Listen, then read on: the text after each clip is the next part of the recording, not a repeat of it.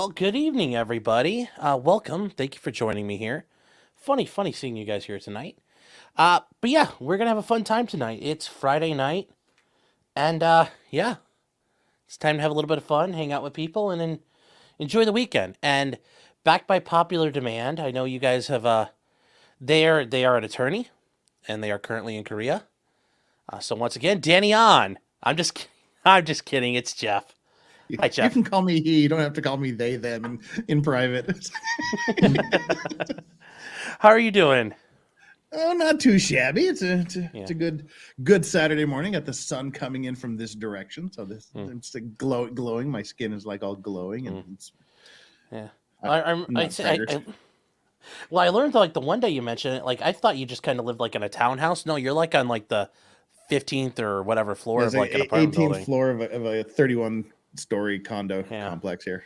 You got like the perfect, so if you ever lose it, you got the perfect opportunity to start like just mowing people down from your balcony. Exactly. You got the ocean out one side and the mountains on the other. So Yes. I can do that. And How's Kimbo, your evening going?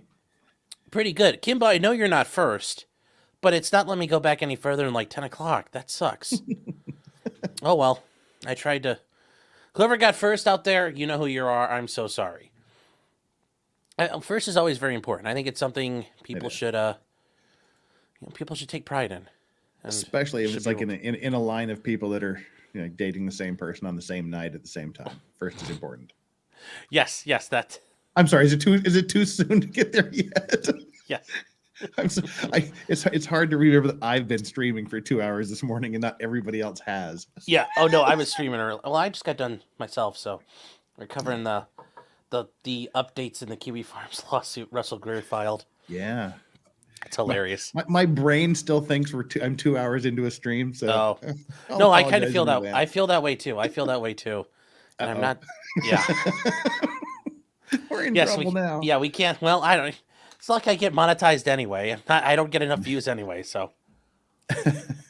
Well, you don't revel in your 8 cents per view that we all get for our videos. Yeah. Oh no, I know. Yeah. I love how people think we're like pulling in Mr. Beast money and stuff. It's like, well, you go to the end list, you're like, wow, that video I spent 5 hours doing, I got 8 cents on it. Yeah, no, it's great. Yeah. No, it makes you feel good, and then you find out later it's like this is not suitable for advertisers. You're like, yeah. Oh, on top of it. But no, I even have a.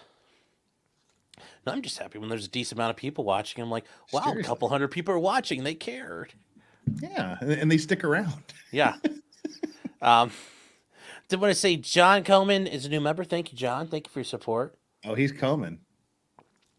Stephen Cooper is a new member again. Thank you, Stephen. And then Unhung Hero for $2. Oh, I'm gonna come. He always does. Well, don't come. Don't come. Not first, anyway. Well, 5th is okay. Yeah. You're here for the pirate talk. Okay. Well, we're not like yard kind of talk. Yes. How are you doing there, Joe? Yes. So, guys, this is Legal Vices. I'm sure most of you know who he is. I'm sure some of you don't. His name is Jeff. He's a Pisces, right? Or are you an Aries? I'm a Cancer. You're a Cancer? Okay. Well, don't say that. People on the internet are going to be like, yeah, you are. It's like, but I'm Cancer too. Yeah, that's pretty much like I'd say that people are like, yeah, we knew that. Yeah. But what's your sign? So, Brandon's a fat, drunken Clyde. Let's hold on. Clyde, come here, buddy. Come here. Come on. What's up, Brandon? Let's go, Brandon, in the house. Up here. Dude, you gotta, I'm not chasing you around. Come on. Hey, Jess. Moxie Dame. What's up, Jess? Come on, I've got treats up here for you. And your socks are lovely to rock, too. There's a treat up here. Come here. Whatever. Okay. You can hear him click-clack away. He was here. Anyways, Jeff is an attorney. He was an attorney. He got his, went to Utah or Utah State, right? University. Well, Utah State for undergraduate, University of Utah for law school. Okay. Is that a distinction? Like Utah is better than Utah State for law school, or no, Utah State doesn't have a law school? But they don't. Oh, okay. It would suck. Okay. Yeah, there's only University of Utah and BYU in Utah for law schools. Okay, and then you ended up being in Korea doing law, but you already had previous experience in Korea. Yes, I started out my wonderful Korea life as a 19-year-old squeaky clean CIA agent looking Mormon missionary. Did you want to go to Korea, or was that kind of like? Well, what they do is if it's all volunteer. Mm-hmm. Mormon missionaries don't make anything else. They live off their own dime for the entire 2 years or whatever. It was 2 years back then. I think it's 18 months now. I don't know. I haven't darkened the doorway of a church in ages. But you just say, okay, I want to do this for 2 years of my life. And so you submit your application, and then they by prophecy tell you where you're needed in the world. I think it's like, they throw the dart at the dartboard or go, where can we get some money? And then they say, would you like to go to the Korea Busan mission? I'm like, sure. They just basically, here's where you've been called. Do you want to go there or not? I went, sure. Let's find out where Korea is on a map. I thought it was down by Hong Kong, but turns out it's not. So it's not like you get the preference. Like, I want to go here or here or here. It's like, Korea would not. I want to go to Monaco. Exactly. It's like, wait, sure. No, it's just like, do you want to serve? You've been called to the Korea Busan mission. All right. Like I knew about MASH. That was pretty much the extent of my Korean knowledge. Which actually, is pretty darn accurate in the Korean countryside. The backlots of LA do kind of look a lot like the they do? north, like the northern part of South Korea. Because the actual MASH unit from MASH is just south of the border, up camp. Hell's up in Weijingbu. I can't remember what the name of the camp is now off the top of my head because I thought about it. If I wouldn't have thought about it, is it the camp where the guy who got murdered with the axes? Oh yeah, there's actually Camp a good Boniface. book. Yeah, Camp Boniface. Yeah, there's actually a good book, like an entire book written about it called the Panmunjom Axe Murder. I think I've read a lot about it, but yeah, it's interesting. Like people don't know a lot about that story. Like, literally. Since World War II, that is probably the closest we have come to a third world war over a damn tree branch. Mm-hmm. And instead, it just ended up in a bunch of people being hatcheted to death by the North Koreans. Yes. Mm-hmm. Well, I mean, when they went to go cut down the tree, they basically deployed the entire military to go cut it down. No, they did. I mean, they were deploying fighters from Mountain Home Air Base. They had bomber. Yeah, they had bomber like B-52s flying like nearby as they cut it down.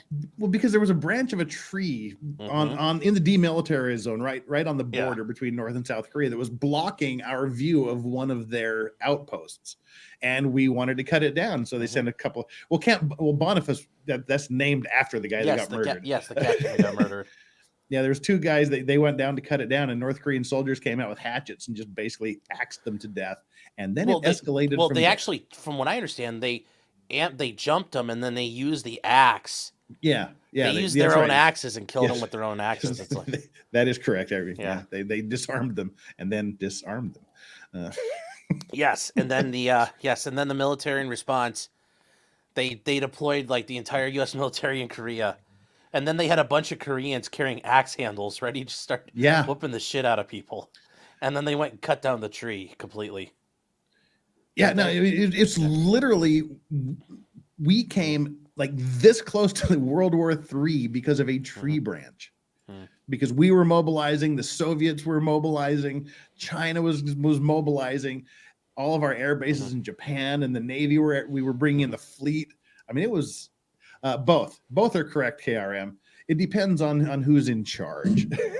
It was a B. Then they went to the McEwen-Reischauer romanization, and it changed to a P. And then some other Koreans, we don't want these foreigners to tell us how to spell our names in English, so we're going to invent our own romanization. And then it went back to a B, and it's just it's same place. Yeah, Pusan and Busan are the same place. Yeah. Do they have rooftop Koreans in Korea? No, because we have rooftops. They just don't have the guns to go. Yeah, they don't have guns. I was about to say. But the rooftop Koreans are sort of held in a high regard over here. Oh, they are?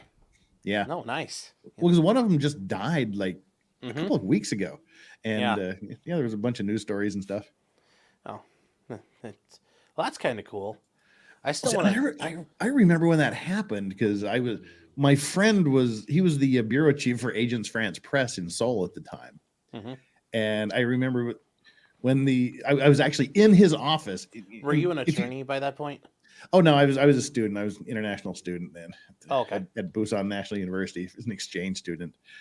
But there's if you're going to be where like a major international news story breaks, be in the office of a major news organization when it goes down. That's pretty cool. We were just sitting there. We were like, oh, though the verdict's in, not guilty. Wow, that's kind of a surprise that they were found not guilty. Just literally beating the living tar out of another human being. Why are they pulling that guy out of the dump truck? Oh no, what are they doing? And then we wrote it off. And then 30 minutes later, the news wire, like it was teletype machines that they were basically like eternal fax machines where it just continues to print out the news. It just started going crazy. And then you're like, oh my God, what's going on? And then suddenly the TV goes on and LA's in flames. Yeah. And then about an hour later, they're in Koreatown and the dudes are just standing up there, just boom, taking pot shots. Yeah, they're like, why are these Korean guys expecting? The Korean guys are expecting the roofs, Jeff. What are they doing? You're like, that's not what they're doing. Yeah, because see, that's the cool thing is just we're not just the Koreans aren't just the people that run around holding their Glocks sideways. It's mandatory conscription here. Literally virtually every Korean male that's over the age of 25 has done a few years of military service and knows how to use weapons. Yes, and those Koreans were in the military when it was a military dictatorship. Oh yeah, exactly. Yeah, so Korea has not always been big on democracy on either the North or the South. Yeah, no, I think what the first non-military guy elected probably would have been 92, 91, 92. Well, that was after the CIA killed the one president. Yeah, allegedly. Yeah, right. Yeah, no, so you went to Korea as a missionary, and then you're like, I like it, or you kind of like, this is a cool place, or? Well, I always wanted to be a lawyer. I was always the nerd kid. The other kids are playing cops and robbers, and I always wanted to be the judge, the sentence the robbers to jail. So I knew I wanted to be a lawyer, but I was leaning more towards like being a public defender because I always wanted to do criminal defense. Then I came here as a missionary for 2 years. Kind of learned the language, so I might want to consider possibly some sort of international law. Then I went back to Utah State to start my second year of school. And just as soon as I got there, Busan National University made a sister relationship with Utah State because the head of the psychology department at Utah State was a Korean that graduated from Busan National University, so he needed to score some brownie points. And they signed, of course, which just means that everybody in Korea wants to go to school in the States. But do we know anybody in the school that would possibly want to go be a guinea pig for a year or two in Busan, Korea? Yeah. And my advisor said, wait, I think I might have somebody in mind. Let me go talk to him. And 6 months later, I was back here for a little over a year, as an exchange student. And during that time, I met him at the tail end of being a missionary. There was another guy that was here as a missionary that had come back and was working for the biggest law firm in Seoul, and then he came down here to Busan. So I met him briefly when I was a missionary, and then I came back and got to be better friends with him while I was here as an exchange student. And so I thought, as long as I've learned Korean, as long as I know a guy here, maybe I'll want to come back and be a lawyer in Korea. And so I was kind of weighing both options in law school. And I had my big wall of shame where I put all of my rejection letters from firms around the world on my wall. And then like a really horrible thing happened. So in law school, you were going to do the international, once you got the law school, you're like, I want to do international stuff. Well, I still wanted to be with the public defender's office. That's where I did my third year. In Utah, we can do a third year. It's called a third year practice rule where we get to go and actually do a practicum at the public defender's office. We just have to be under the guidance of a real lawyer. And so I did that. But a real practicing attorney. Yeah. That's the important part of the program. Between 2L and 3L, while the O.J. Simpson trial was going on. Which you were just wrapping up. Yeah. I was here because the other lawyer I met, I'm like, I think I'd like to come and be a clerk. They're in Korea, and he's like, oh yeah, sure, get on over here. I'm like, oh, that'd be sweet. So cool, yeah, I'll clerk at your firm for the summer. He's like, yeah, sure. So it ends. I jump in the I jump on the plane. I get to Korea. He's like, I won't be there for the first 2 weeks because I'll be on vacation. So I'll see you when I get back. So I get there, wake up the next morning, walk into the law office where he worked, and went, "Hi, I'm here." And the senior partner says, "And who are you?" I said, I'm your clerk." He's like, "My what? We don't need a clerk. Who are you? Why are you in my office?" I said, "Well, he said that." He's like, "Well, he doesn't hire anybody around here, and he doesn't have any say in this, and he didn't say anything to me, but we don't need a clerk." Like, but dude, I just flew 6,000 miles in here for the summer, and he's like, "Not my problem, pal. Sorry." But I do know a guy up the street that talked about maybe wanting a clerk or somebody. Let me give him a call. So he called and said, "Yeah, he wants to go talk to you." So I walked like a mile up the street. And he says, "Yeah, we'll keep you on here as a clerk." So dodge that bullet. Clerk for the guy for a summer. He's like, "But we don't need anybody here. So we're not going to hire you. Just thanks for clerking for us." I went, "Okay." So that's when during 3L, I was trying to do all the please hire me on at any public defender's office, or please give me a job internationally. And I had the big wall of shame in my living room where I put all my rejection letters. And then it was in the middle of January, and I got a phone call in the middle of the night because nobody can figure out time zones. And it's like, "Well, we've just merged with another office, and we're going to start focusing on international and maritime issues. Do you want a job when you get out of law school?" I went, "Yep." And there we go. So I've been to Utah known for its amazing maritime program. Yeah. So I've been here, like, all told, about it'd be 36 years in September. Is it with the same firm? Yeah, I came here full time to live and work. Guess it would be I graduated in 96. So yeah, it'll be 28 years in awesome. August. Same firm. Yeah, only work for. I'm a one firm man because it's easy. It's easy to stick with the devil, and I'm very risk averse. As long as they keep putting money in my bank account, I'll stay there. Well, and I assume the legal world is not as volatile there as it is here.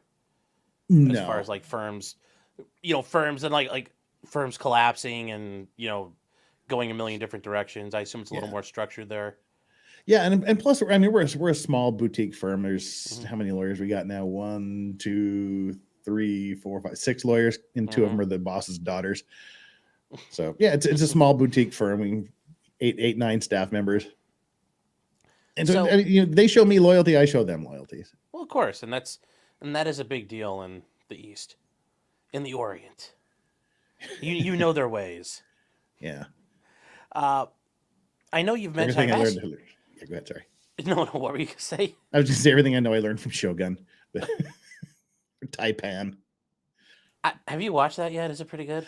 I haven't had time. Oh, okay. I thought you meant that Shogun. No, the book and the Richard Chamberlain version. Okay. Well, Jeff, you're gonna be like, I watched the movie. I watched Shogun of Harlem. Yeah. That's a cool movie. I like to binge watch, and right now I'm in 3-body problem mode. So as soon as 3-body problem finishes, I'll do it. What's 3-body problem? Oh, that is like, do you like hard science fiction, like Asimov and things like that? Sometimes. It's really, really cool. It's by a Chinese guy. It's a series of books called The 3-Body Problem, about our first contact with a race that it's the dark forest. One of the books is actually called The Dark Forest, where the animals try to hide and not be seen. The animals that stick their head up get eaten by other animals, and we stuck our head up, and someone said, "Oh, look, here's someone we've never seen before. Let's go after them." And it's very, very hard science based. It's really, really cool books. And they just released a series on the first book on Netflix as an 8-part series, which is really well done. Bookie 298 has a 3-body problem. Oh, I'll have to. That sounds interesting. Oh, okay, really Brandon, what's wrong with my audio? Nobody else is complaining. It sounds good to me. Yeah, I'm not sure. So, oh, yes, Boogie 2988 has a 3-body problem. Yes, as a fat guy, I can make those jokes. Yeah, I'm allowed to do that. That's our word. I tell you, if I call you fat, you're fucking fat. Yeah. So I know you've mentioned this before, but to you're not licensed. Your license is out of Yes, Utah, Utah. and you Yeah. keep it current. You do the CLEs. Yep. Yeah. Oh, yeah. I got till June to do 12 more of Well, those bastards. I keep realizing I got like I think I got like 18 to do by the end of the year, so I got to get them done. I start my CLEs when they go, you're 4 months past your due Oh, date, and we're gonna suspend oh, your license if you don't have them done by oh, next really? Thursday. Oh, So I'm like, all oh, right, I guess wow. I got a week to do like 24 hours of CLE. Well, see, that's why the ones that the state bar has, you can watch them, and they got the little viewer, and you can speed them up like 1.5 times, so you can get through them kind of quick Yeah, instead of well, them you, talking Utah, very slowly. yeah, Utah has a 6 hour. Now they've since they went from 24 hours every 2 years to 12 every year. Oh, wow, Uh, that's tough. Yeah, so because now I can't procrastinate for 2 years and just Well, spend 2 days. But it has a half of it, hmm 6 of the hours have to be in person meetings or like on online deals where they actually oh, take roll. But live. yeah, but Oh, I get to take advantage because I'm not there and there's a time zone problem. So I get to mm, do all the online stuff. But they've got the codes mm, buried in there where you have to like look for the code yeah. somewhere in the 1 hour, and then you have to write it down to get your credit. But Mm. I found that if you just drag and click really, really slowly, most of the time you can catch the code and you can Well, do an uh, hour in about 30 seconds.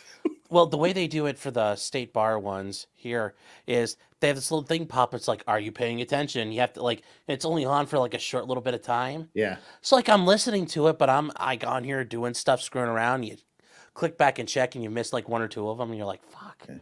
Was And it such a. the ones I do? It's a TRCL or something like that. Mhm. One of these online CLE providers, but they have an audio cue and a visual cue. Mm, It's at the same time, and there's only one per hour. So like I mm, said, if you just like click and drag the mouse across, you can kind of see it pop up most of the time. And mm. you know they're never going to put it in the first 10 minutes because people would stop listening. So it's always somewhere in like the back half. Yeah. So you can kind of just scroll through and get your code word for that installation, and then you're done. How to cheat on your CLEs, not by us, because we've never, Yes. this is all theory. We've never No, done that's to be fair though. Like that's every attorney cheats on their CLEs. That like when you go to CLEs, they say we'll give you the code at the end because they know what happens if you give them the code at the beginning. There's like one or two people left who are like, I'm the good guy, and like 300 people have just left. Well, and So, it's like the same guys that are always there. And you know you can literally smell the cigarettes through your monitor. hmm You got the tie off to the side, half the hmm buttons are undone. They got the cup of coffee. You know, this dude yeah. just smoked a pack of Well, Marlboros. I mean, when I before COVID, when you had to go to CLEs, like I would go to them, and so like I go to a couple of them that were like all day events, and some of these attorneys are like dressed up like they're going to court, and I'm like, I'm wearing like jeans and a t-shirt, and I'm just Yeah, like, hey, what's up? yeah. I'm so glad I don't have to do I, those I will because say they're COVID has been expensive. helpful. Yeah, that too. They're like Yeah. 50, $150 for some two hmm hour lecture on some shit you don't care about at all. hmm So I got like $70 a year and I get all mine done online. hmm But they don't, it's nothing I care about because Yeah. I did find one maritime law deal. Oh, this should be hmm interesting because the title of the course was Maritime and Equestrian Law. So how do you not take that Yeah. class? I have no How do idea. those work together? Oh, I don't know. Oh. I really don't mm. know. Oh, Can make a lot of there's the boss phone jokes call I right was now, but telling you about earlier. all right. I need to dip for a couple of minutes, take a That's phone okay. call. I'll be right back. Sorry, That's the all right. Yeah, office. no, it's all good. Yeah, Jeff's got to take care of that. He's I don't know. Apparently, like there's sea monsters or krakens attacking a boat, from what I've heard. The Voss joke's incoming. Yeah. So is it seahorse law technically? You're a funny guy, Sully. I mean, there's. You're a funny guy, Sully. I like you. That's why I'm going to kill you last. So I promise to save you for the last. Um, classes are awesome. Slacker lawyers. Looks at the fat guy in the Korean. Well, some of them are good, but a lot of them aren't. I mean, some of them are just boring and awful. But that's some. But people the other way to get CLEs is by presenting. And that's people are like, I'll present the stuff I know, and it's like nobody wants to hear it. So, Poseidon's the god of horses. No, he's not. So, then why take those classes, Sean? Why, Sean? Answer the question. I don't have to answer your question. Nobody wants to hear about how to derail trains. No, sadly, they don't. They don't want to hear about that. Hold on 1 second, chat.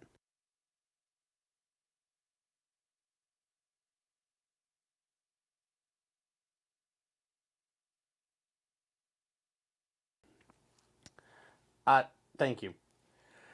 Oh, I don't know, chat. Should I have a goal tonight? Should we have a goal tonight, chat? Praise the goal. Well, anyways, let's go. Brandon for 1999 says fake dog noises. Clyde is fine, guys. Don't worry.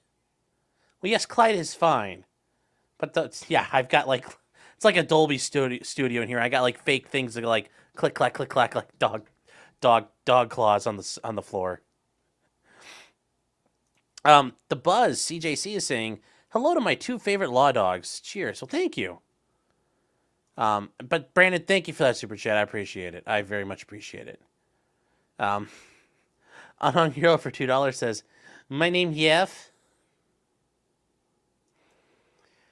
Oh, and Stephen Cooper is saying for $5. Fun fact: Moon Jae-in, I don't know. Jeff will know who it is. Was one of the Black Berets there? Is that like a South Korean president or somebody? I mean, Jeff will probably know who it is. The Pie Case says, Ken Lee, a rooftop Korean, is now a federal judge on the Ninth Circuit. Yes. And he wrote a majority opinion striking down the large capacity magazine ban. Yes, he did. Yep, that was pretty cool. You know, history influenced one of those judges. And Diamonds and Henna has cat in a box. My cat traps are working. So hey, did the sorry boat about sink? that. That's all right. The boat sink. You tell him just sink it. Yeah, please. Scuttle it. Or just let it go. Yeah. We'll pay the insurance. Wow, sorry about that. No, and JSD says royal family cancer or one of those lame cancers. How did you hear about that? Apparently, The peasant cancer. Yeah. Well, no, Kate Middleton came out. She's like, Yeah. She has like cancer. It's like, I was like, oh, so they didn't kill you after all. It's like, you're alive for now. It's like, yeah, Kate, we're gonna take you to a hospital in Paris. We just have to drive through this tunnel really fast to get there. Oh dear. And we're gonna tell the press that family. Well, take your father-in-law with you. They're all right.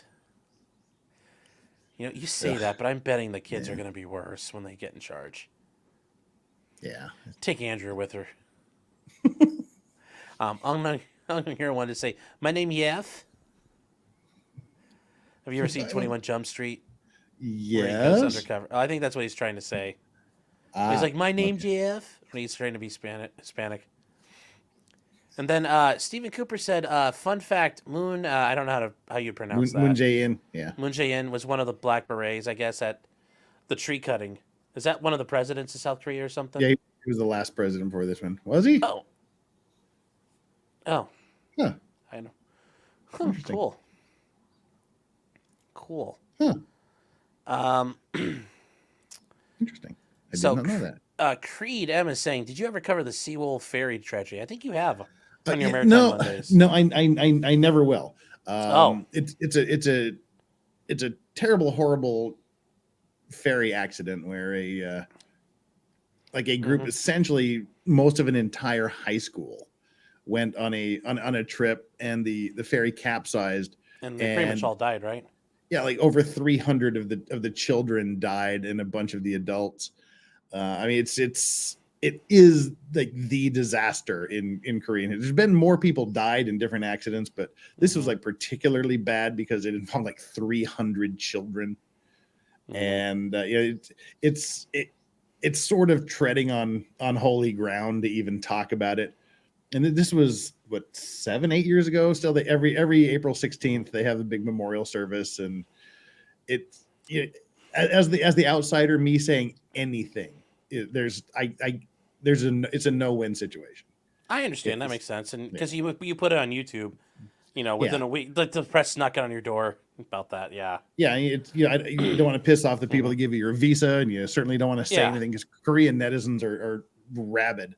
Yeah. And even if you say like, yes, it was bad, and you're gonna piss off somebody. So Yeah, there's a great channel called Brick Immortar that he does a lot of maritime like accidents and big structure like bridge collapses and building collapses. yeah. He's done 2 videos on the Sewell ferry incident that are Mm-hmm. some of the best videos out there on the subject. You should do it. You should when he does another one, you should go on, but like have your face blocked out and use a voice analyzer and be like, yes, here's what happened. It's like, Yeah. Yeah. Has Jeff covered the Sampung department store collapse? Well, Is that's that not really a maritime accident, but no, but that happened like in like the 80s, right? That was in Seoul. 94, I want to say. I remember watching those shows as a kid, and like that happened, and I was like terrified of going in the mall. I'm like, is our mall gonna collapse? Well, that was actually Brick and Mortar, the channel I was talking about. That was actually Yeah. his first video he did about the Sampung department store. But yeah, it would have had to been, it was 91 maybe? God, it was 91, 90, because I had met my future ex-wife at that point, but I don't think we were married at that point. So it would have been 91 to 93. But we actually thought her brother was in the department store that day because he said he was going to that department store. And then suddenly you can't raise him by cell phone. So we actually thought for several hours he was in that department store. Ooh. And that's when we learned some things that really changed the, well, in theory, it really changed construction safety because they were cutting, they were saving wasn't money it corner by cutting? Oh, all of the corners were cut all of the way. I mean, the rebar, the concrete reinforcing rebar, they would just shave a few meters off of it because who needs that extra few meters? And the I-beam supports were a little bit smaller than they should have been just to save some money on steel. And then they decided, well, you know what this building is missing? An Olympic-sized swimming pool. We should add a floor on top. I didn't know about that part.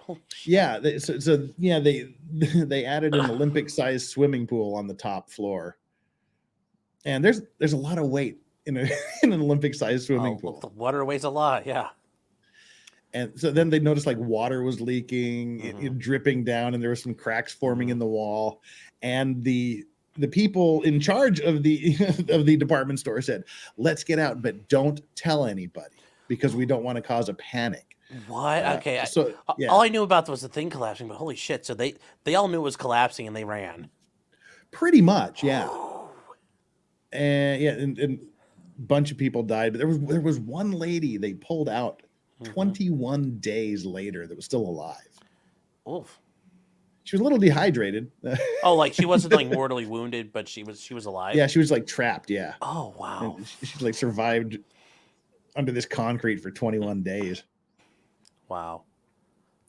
I'm assuming that was the only one. If you remember her, I'm assuming that's. Yeah. Oh. Well, I mean, it was still like for a couple of days they were pulling people out, but yeah, 3 weeks after, that's kind of a thing. Yeah. Yeah. Brimstone says, "Can you believe Sean is 20 years younger than Jeff?" I don't think I'm that much younger, but I'm yes, 54. I am younger than Jeff. I think you're exactly 20 years because I'm 54. I'm 38, so. I thought you were 34. All right. No. No. Thank you. I'm flattered. My age. Let's go. Brandon says, "What's your grift? Let's hear it." It's the goal, chat. Are we going to meet the goal to go all night? Praise the goal. And Sniper says, "Two of my favorite people." Salute. Well, thank you. Yeah. Sean, and who's the other one? I look behind you. It's Yoda and Strawberry. That's who they're talking about. LK says, "Have you talked about the ATF affidavit and the Brian Malinowski incident?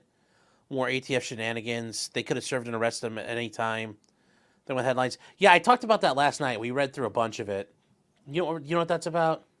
Nope. I know nothing about this. The director of the Bill and Hillary Clinton National Airport in Little Rock died during an ATF. So the ATF raided his house at 6 a.m. He returned fire because he probably thought they were breaking, And when was Intruders, this? or if he was really based, he realized they were feds, and he decided to like, okay, I guess we're doing this, and he elected to kick first, so he kicked, and they returned. He wounded a guy, but they wounded him really bad, and he died later. Their affidavit doesn't look really good. Like he bought 150 guns in the That's course too of dark. Sorry. he bought like 150 guns in the course of a year and a half, and like some of these guns were showing up at crime scenes or in criminals' hands. Like Oh, sometimes lovely. sometimes it was a couple hundred days afterwards, but one of them was like 30 days later, Hmm. and they had they had video of him like in an undercover thing, like he's just selling guns that he buys, which this doesn't make any sense. The guy makes so much money because he's director of an airport. So he's selling guns, and then he sells like a brand new Glock for like $750, and I'm like, okay, yeah, he's scalping people, but he turns around and sells like another gun for $120. Like, I don't understand how he's making money doing this. Like him personally, he's just Yeah, going around he was. selling. Yeah, he was selling. Kinda Yeah, weird. he was buying like, he bought like 150 guns in a year and a half. Like, yeah, there's some issues there, but he worked at a place where he couldn't have a gun, and they arrested him like first thing in the morning. They tried to serve the warrant on him. Hmm. So, And this was just yeah. recently? Yeah, it just happened a couple days ago. Oh, okay. So yeah, they did him dirty in that regard, but when you read the affidavit, you're like, I think this guy was breaking the law, and it's like, they might be infringements, but come on, man, you can't do what he did and like not expect to get caught. So yeah, you gotta go through Ollie North and send him south. Yeah, you have to send your guns through Mexico, guys. Although he did do really good because part of their affidavit was like he was breaking surveillance. And he was running red lights, which is a very good counter surveillance tactic. Doing dangerous traffic maneuvers because the police will not want to do them. Usually. Except for when they have you on camera with your license plate doing it and they can just go to your house. Yeah.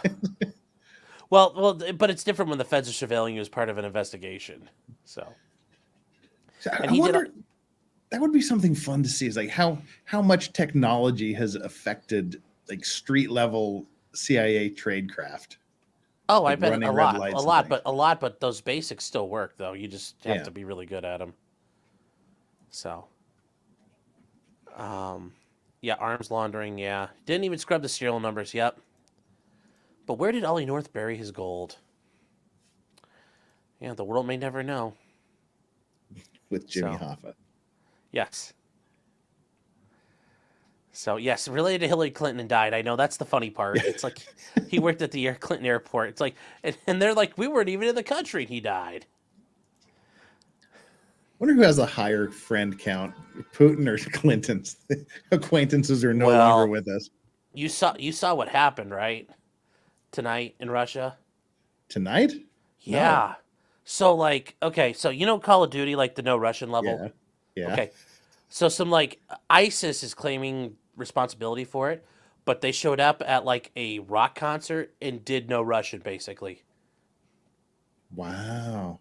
And there were people, like, there's footage of them doing it. Oh, no. Like, cell phone footage. And they're just... guys walking around with, like, an RPK, just... Yeah. Wow. And there's, like, 4 of them, and they're just moving along and doing it. And there's, like, a bunch of them were trapped in the the big theater where it was happening, and it was on fire.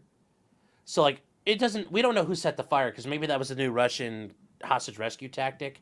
Instead of pumping fentanyl gas in and killing everyone with an OD, they're like, you'll see, Ivan, we just burn them out.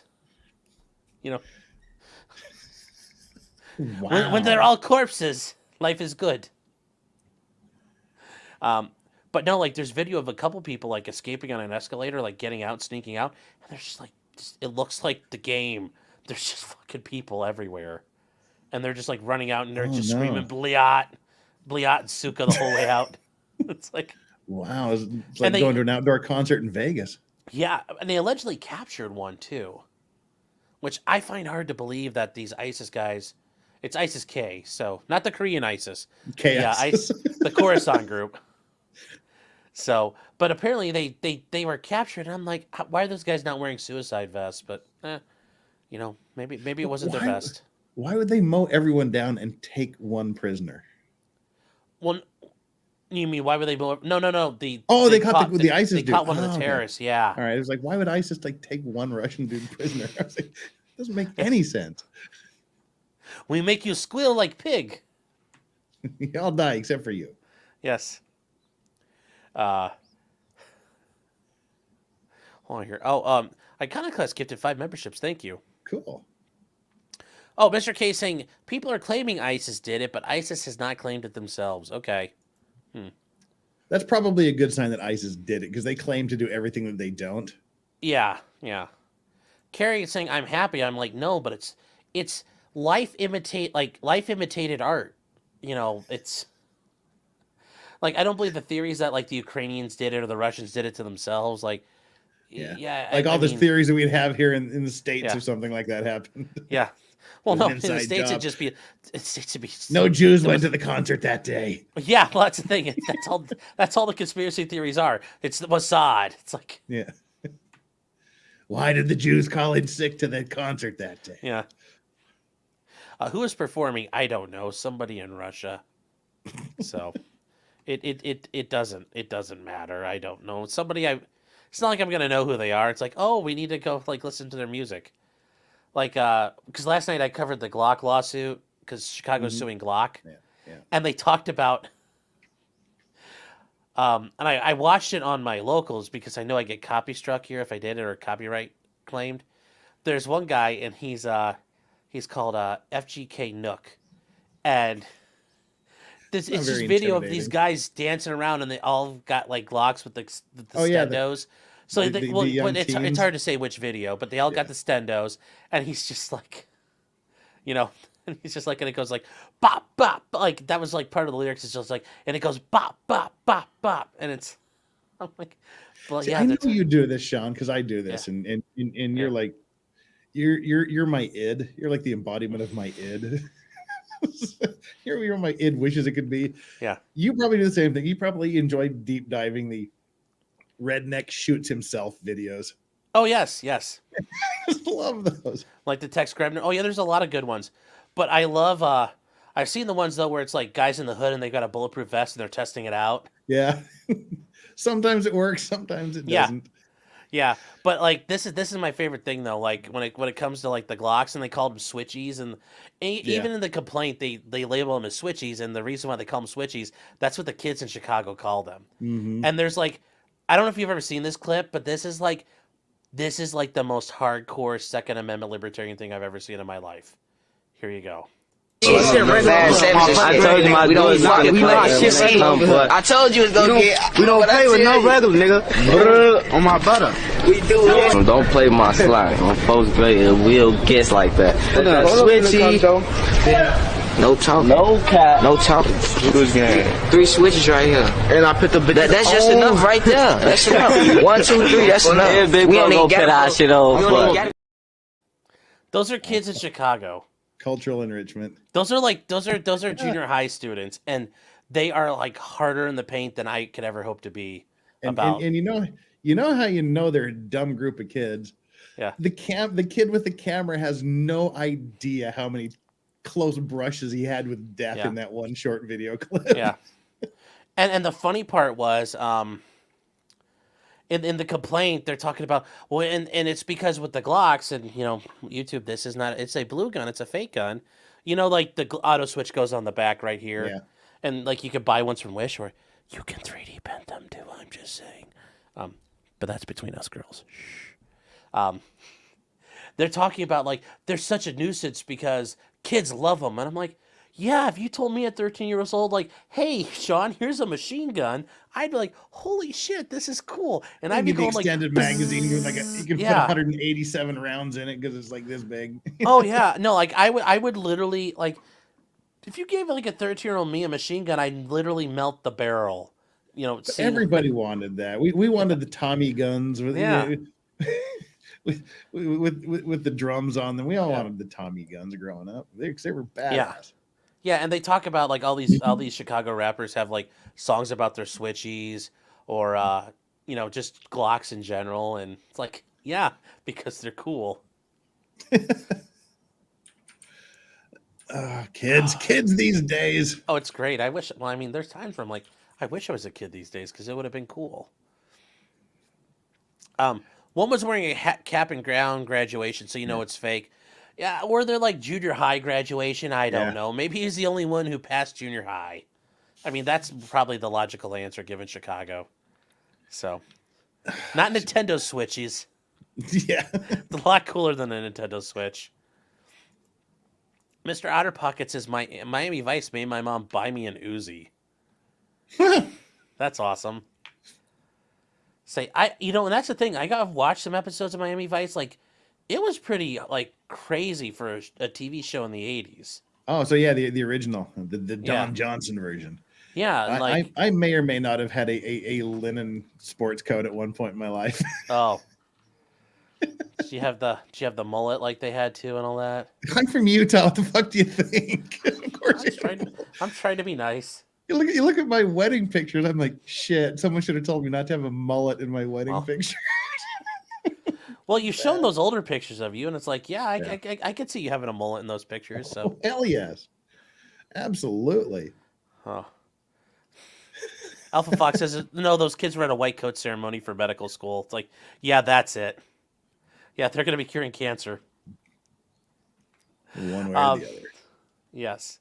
So we kind of got a little sidetracked there. Oh yeah, little bit. Sorry. So no, it's fine. So you're an attorney working in Korea. Can you be licensed as an attorney in Korea, or how does that work?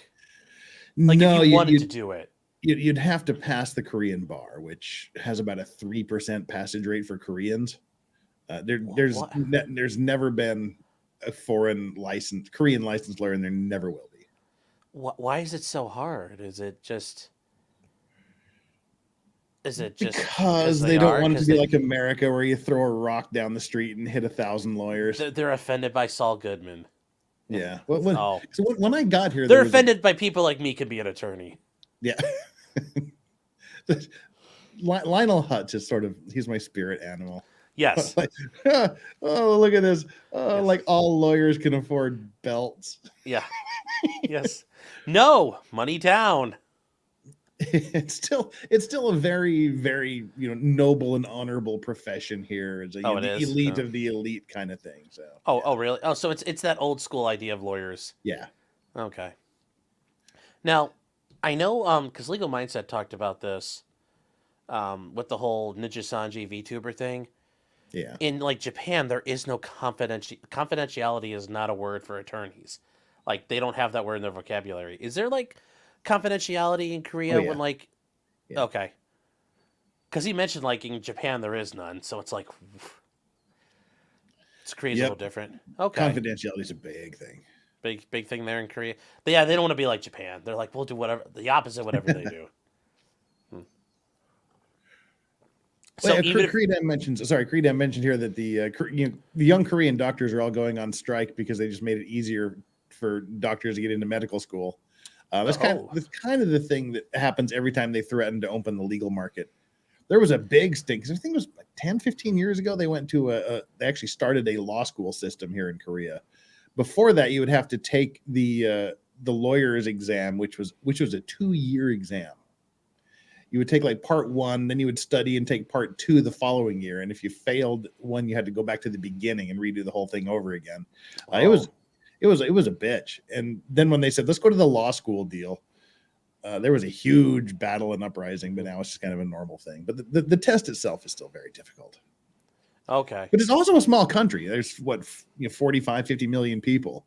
That's it? And I thought there were a lot more than that. No. And it's still a very unlitigious country. It's getting more and more litigious. I mean, I know you're not probably lying, but I just have to like. I think it should be about 50. Because this is the thing with 2.0. When she says something to me, I still look it up. She's like, "Do you think I'm lying?" I'm like, "No, I just don't believe that's like." Yeah. I thought there were like 100 million fucking South Koreans or 51 million people. Yeah. I thought there were like a gajillion of them. Nope. I mean, there's like twice North Korea's population, but Vietnam has almost 100 million people. Yeah, well, I mean, Korea is geographically very small. North and South Korea combined is almost exactly down to the square mile the same as Utah, same size as Utah. And the Oh, 38th really? parallel runs straight through Utah. So southern Utah is South Korea, and northern Utah is North Korea. North Utah's the best Utah. Yeah, no, I mean, there's what 10, 12 million people in Seoul. There's about 5 million people here in Busan, counting the suburbs. And Oh, wow. this is almost Busan is almost geographically the same size as the valley I grew up in, with 100,000 people in it. So there you go. it's like I tell people when I go back, is it very crowded? I'm like, take everybody in the state of Utah, times it by 2, and put it here in the valley. That's kind of how it is. Oh, geez, that's a lot of people. Seoul, I believe, is the highest density in the per world. square meter in the world. Yeah. Yeah. But I mean, there's still like a lot of rural areas in Korea, right? South Korea, right? Yeah. Because there's a lot of farming. Danny's talking about how she's like doing Little House on the Prairie right now. Yeah. So I was the one stream she was on. She's like Sarah Plain and Tall.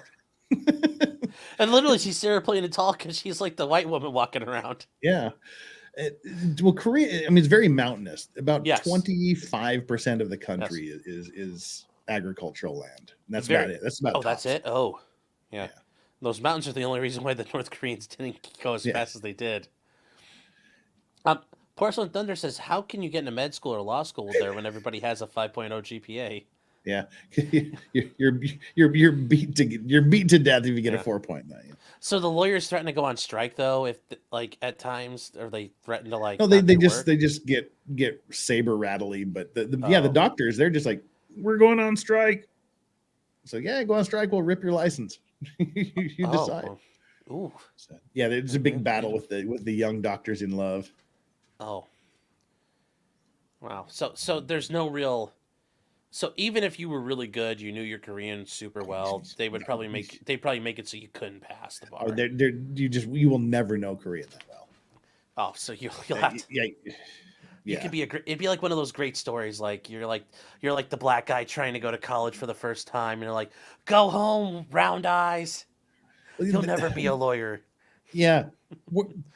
Where like foreign lawyers are now in Korea, the most you can have a foreign lawyer in Korea,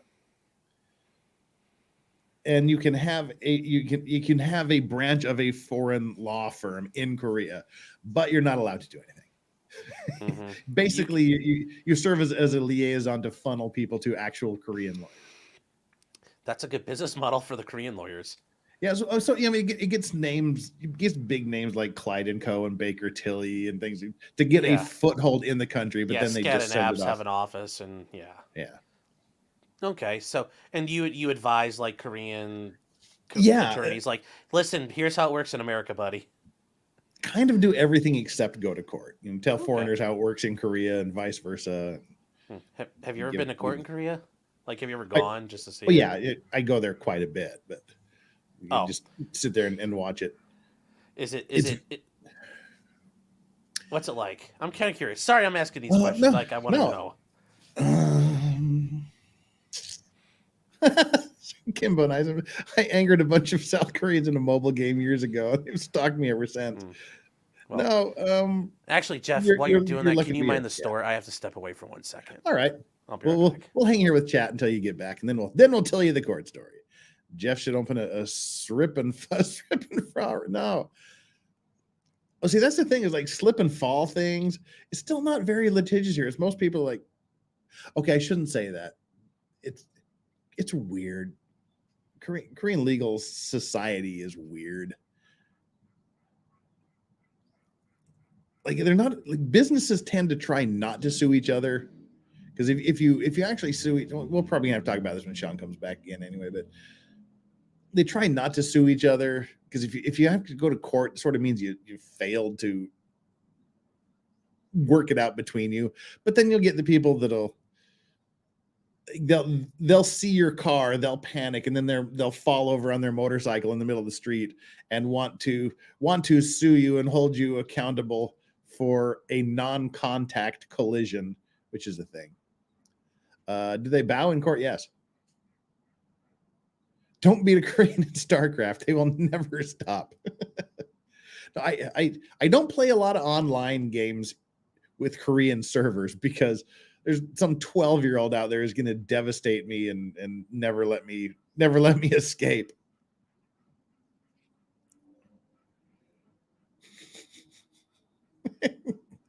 Apathic. Brother Vice has come back to church. Sunday's only 2 hours.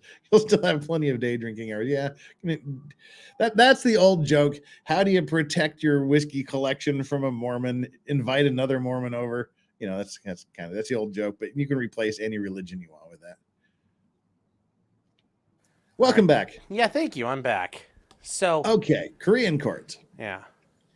Depending on the type of case and the amount of money involved, it can either be a single judge or a 3-judge panel. And again, they have like the presiding judge that'll write the position things, but the courtrooms look basically the same, except the judges' chairs are a little more ornate. They're kind of throne looking, usually like purple crushed velvet with some woodwork around them. They're kind of the same. They still have the bar, the gate, where you board the ship and submit yourself to maritime law. Yes. You cross the railing of the ship. Yes. So yeah, they have the bar, and it's usually separated. The defense is usually on the right, the prosecution or the claimant's usually on the left. Have you ever gotten to go inside the bar, or do you have to sit in the gallery? Yeah, when I used to translate, a lot. Oh, but then it's just sitting next to the guy. But yeah, never get to sit actually at the table. It's very, very formal. I mean, very formal, because it's Asian. Why wouldn't it be? Yeah. It's kind of medieval. You never turn your back on the judges when walking out of the room. You just like bow your way out of the room. Kind of thing. So it's like in the Last Samurai, when you leave the emperor, you have to like bow on the way out. Kind of, at least like acknowledge their existence and just kind of maybe do like about a 3/4 kind of crab scuttle sideways out the door, that kind of thing. And I mean, because every time I want to say something, I think, oh no, well then there's people that don't. But by and large, you should dress very, very nicely on the witness stand and in court. But there's always the people that don't. Well, nobody's showing up in Lululemons and a wife beater to testify, right? Yeah, well, sometimes they do, and you're just like, but also you can look too good. We have to tell, especially for Russians always want to look good. They always want the nice suits and things. So we're always telling like Russian defendants and things that just don't, because they're like, I will have a brand new suit made. I said, no, don't wear a brand new. You're supposed to look miserable, like you're suffering and you don't want to be in jail anymore. Don't come here with a perfectly tailored suit and power tie. You don't look like you're having a bad time. Oh, really? That's like, you have people that are involved in industrial accidents and things. They want to wear this. It's like, no, just wear your work clothes. Wear some grungy trousers and a parka, and just look really cold and sad and hungry. Bring your hobble in on your crutches. Yeah. Don't go, I have dignity. I can walk into the courtroom. No, you're paralyzed from the waist down. Act like it. But I mean, some of the big rules, like you never cross your legs in court. That will get you murdered by the judges, because it's very disrespectful. So like even if I'm under the table and I just cross my ankles. No, you can probably get away with crossing. Oh, you mean, but like cross your knee, bring your knee up, and all that. Oh, okay. Yeah, it's like showing the bottom of your foot is culturally very rude. Oh well. You just don't loosen the tie. Keep it buttoned up. Oh. Are you allowed to object to things, or is that like, no, you're not allowed to talk? How dare you interrupt? I figured you could object, but it's like, well, I mean, the cool thing is procedurally, say you're going to you're going to give your direct or cross examination of a witness. You have to submit your questions in advance. Like here's the questions we're going to be asking our witness, or if you're on cross examination, here's the questions we're going to ask on cross examination. Okay. And there's a little bit of, I mean, you can add more and clarify and training, but you do need to submit just kind of the general questions. And you can't just go off the rails. Yeah, not like completely. You can veer off and ask follow-up questions and additional questions. Sure. These aren't the questions we're asking. Yeah, or you're like, oh, Your Honor, he said something different. Doesn't matter. You're stuck with these. It's like, yeah, and I mean, we value live testimony, people swearing to tell the truth, and your documents not so much. We tend not to believe the documents in the U.S. court. Yeah, and we want to hear them testify. It's exactly the opposite in Korea. They're like, okay, we know people are going to lie on the witness stand. We want the sworn documents. We want to see the documents. So they're much more document oriented than testimony oriented. Well, I've seen as much bullshit in affidavits as I've seen like on the stand. Yeah. People like, I feel like people like, so like, I feel like when I've read affidavits, I mean, the police are like, nobody ever gets charged of perjury. Screw it. Nothing's going to happen. Yeah. Oh, so they're all big on the documents there. Because they're like, it says it on paper. Nobody writes down lies. Yeah, it's just notarized. Yeah. Why would it be a lie? So sovereign citizens would love that place. The notary's that important. That was one of the first cases that I ever had with involving Russians. It was a big fishing case, and we're like, you've got a crappy case. You're going to lose it. You're going to pay hundreds of thousands of dollars. He's like, well, what can we do? Like, nothing. If there was some document explaining this that was issued back in 2004, he's like, well, what exactly does the document need to have said? You must tell me, how should it look? What does this? Who should it be signed by? Yeah. Can you give me an example of one?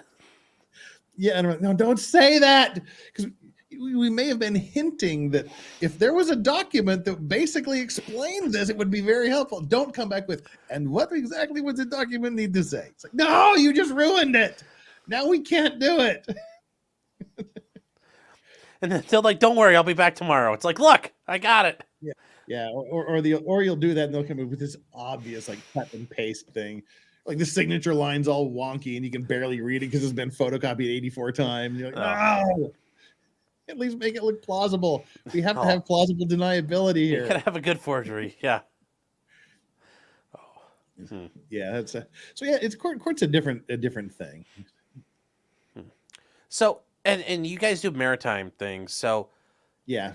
Like and I kind of I've asked you some of these questions before, like when we because guys, the cool thing is with StreamYard, when it stops and you guys are gone, it's kind of like like you hear about like the comedians when the club is done and they talk and do whatever. Like we talk so much shit about you guys. Yeah. Oh my God! Thank God all the viewers are gone. Now let's talk about the cool stuff. Fucking peasants. So Unknown Hero says, do they allow telephone notaries in Korea? Oh, that's actually a very good question. Because you understand the joke. Yeah. Okay. Just making sure. Yeah, but it actually is a good question accidentally. Which I mean, we have chili law, when we also have the turtle queen, the Hales thing, where Florida judge just couldn't. Well, I mean, it's your neck of the woods. It's Ohio. Yeah. Have you seen that hearing where the judge is like, "What do you mean you got to go to notarize a document? We can notarize them all over the world, right here from this courthouse. We don't give me this shit. You need to go to Ohio to notarize a document." There's some of that, and like I get the judge is a scumbag there, but I kind of get the feeling. My personal feeling on that, there's just assholes colliding in that situation. Yeah. And just some of the like the crazy lady says a bunch of sussy stuff, but the Hills to me are saying a bunch of sussy stuff. And I'm like, my bullshit detector's like, well, no, there is some of the, does this hurt? Does this hurt? Yeah. This hurts? Are you sure this hurts if I keep doing it? Does it hurt more? But yeah, I'm just talking about like the Florida judge could not wrap his mind around the idea that somehow he couldn't notarize a document in Ohio from the internet in Florida because Florida allows that, where Ohio doesn't. Yes, right? We don't. Well, no, it's all the only.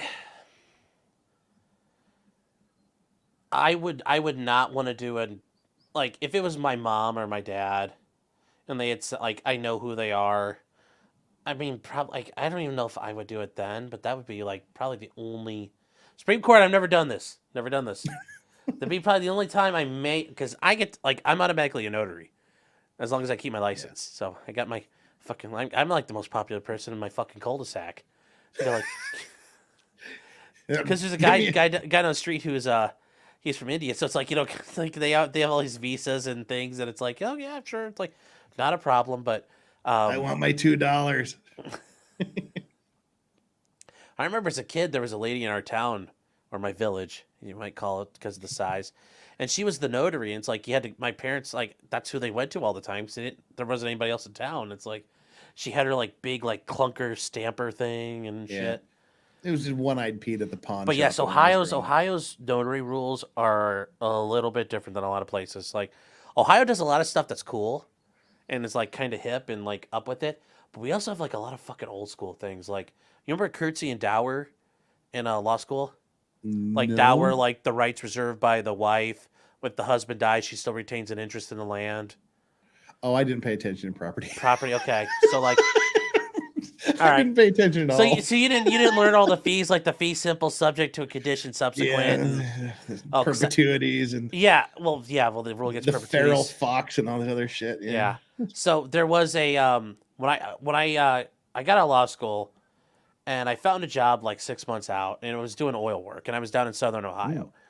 And the neat thing about Ohio, and it's still kind of the case, we don't have like every time there was an oil thing, it was people found oil in a particular like formation of rock, but we don't have pools of oil. It's all shale based. Well, they think if you go like all the way down to the bottom of the geological maps, as far down as you can go, they think there's like actual oil, but they can't get it. So like in Ohio, it's the Wild West because we don't have like 175 years of drilling law. So there really aren't any laws on things. It's whatever happens, happens. So I was working. We had a law firm. I had a law firm, and we represent the drilling companies, and we represent everybody from like XTO, like Exxon's drilling arm that was starting to foray into Southern Ohio, to Hillbilly Bob, who doesn't actually like he's got a drilling rig on the back of this like old Ford Edsel truck. Was shooting for some food and up come the ground. Yeah, come a bubbling pretty much. crude. But mainly he buys up like these old leases. Yeah. He buys up all these old garbage leases that are barely they generate like 5 cents worth of oil or gas a year, but that means they're still valid. And then he sells like to somebody up the road or up the stream for like $5 million because he's got like half the county. He bought all these leases for years and years on end for pennies on Got to the fund dollar. the cement pond somehow. Well, some of those people, like there's some of those people like they screwed over parts of the county, like they don't leave their house because they don't want to get shot. That's kind of the way it is out in like southeastern Wyoming and northeastern Colorado. Where you're just driving for miles. There's the cattle rancher who's got a giant fenced off area with about 4 cows and just an oil rig just pumping away in the ground. Yeah. And this guy's just somewhere sitting on the Dutton Ranch laughing. Yeah. So a name of some sort. The first oil well was out in Titusville, Pennsylvania. The problem is like you can find all the oil, like there's like booms of leases, and then they all bust out because they realize there's no oil here. But where was I with this? So the firms we had, like they had landmen from all over. Like in our firm, what we would do is we'd actually do the property search. Like we go to the recorder's office for like the drill site, especially. We would do that one because otherwise, like for the other parts of the land, you go to Walmart and be like, hey man, you want to make like $15 an hour here? Start like running title on things. But for like the drill sites and like the frack ponds, we made sure we know who the hell owned what. So I'm sitting there going through stuff and I'm like sitting there trying to figure something out. And some guy walks up, he's like, hey man, what's up? He sounds like he's from Texas. And, you know, it looks like he works for one of the other companies. So like you're covering all your shit up. And he's an attorney working for something. He's like, yeah, it's like, what's up? And he's like, I'm trying to figure out this issue of dower because in Ohio, when you do a deed, you know, like a quitclaim deed, you'll quitclaim all dower rights.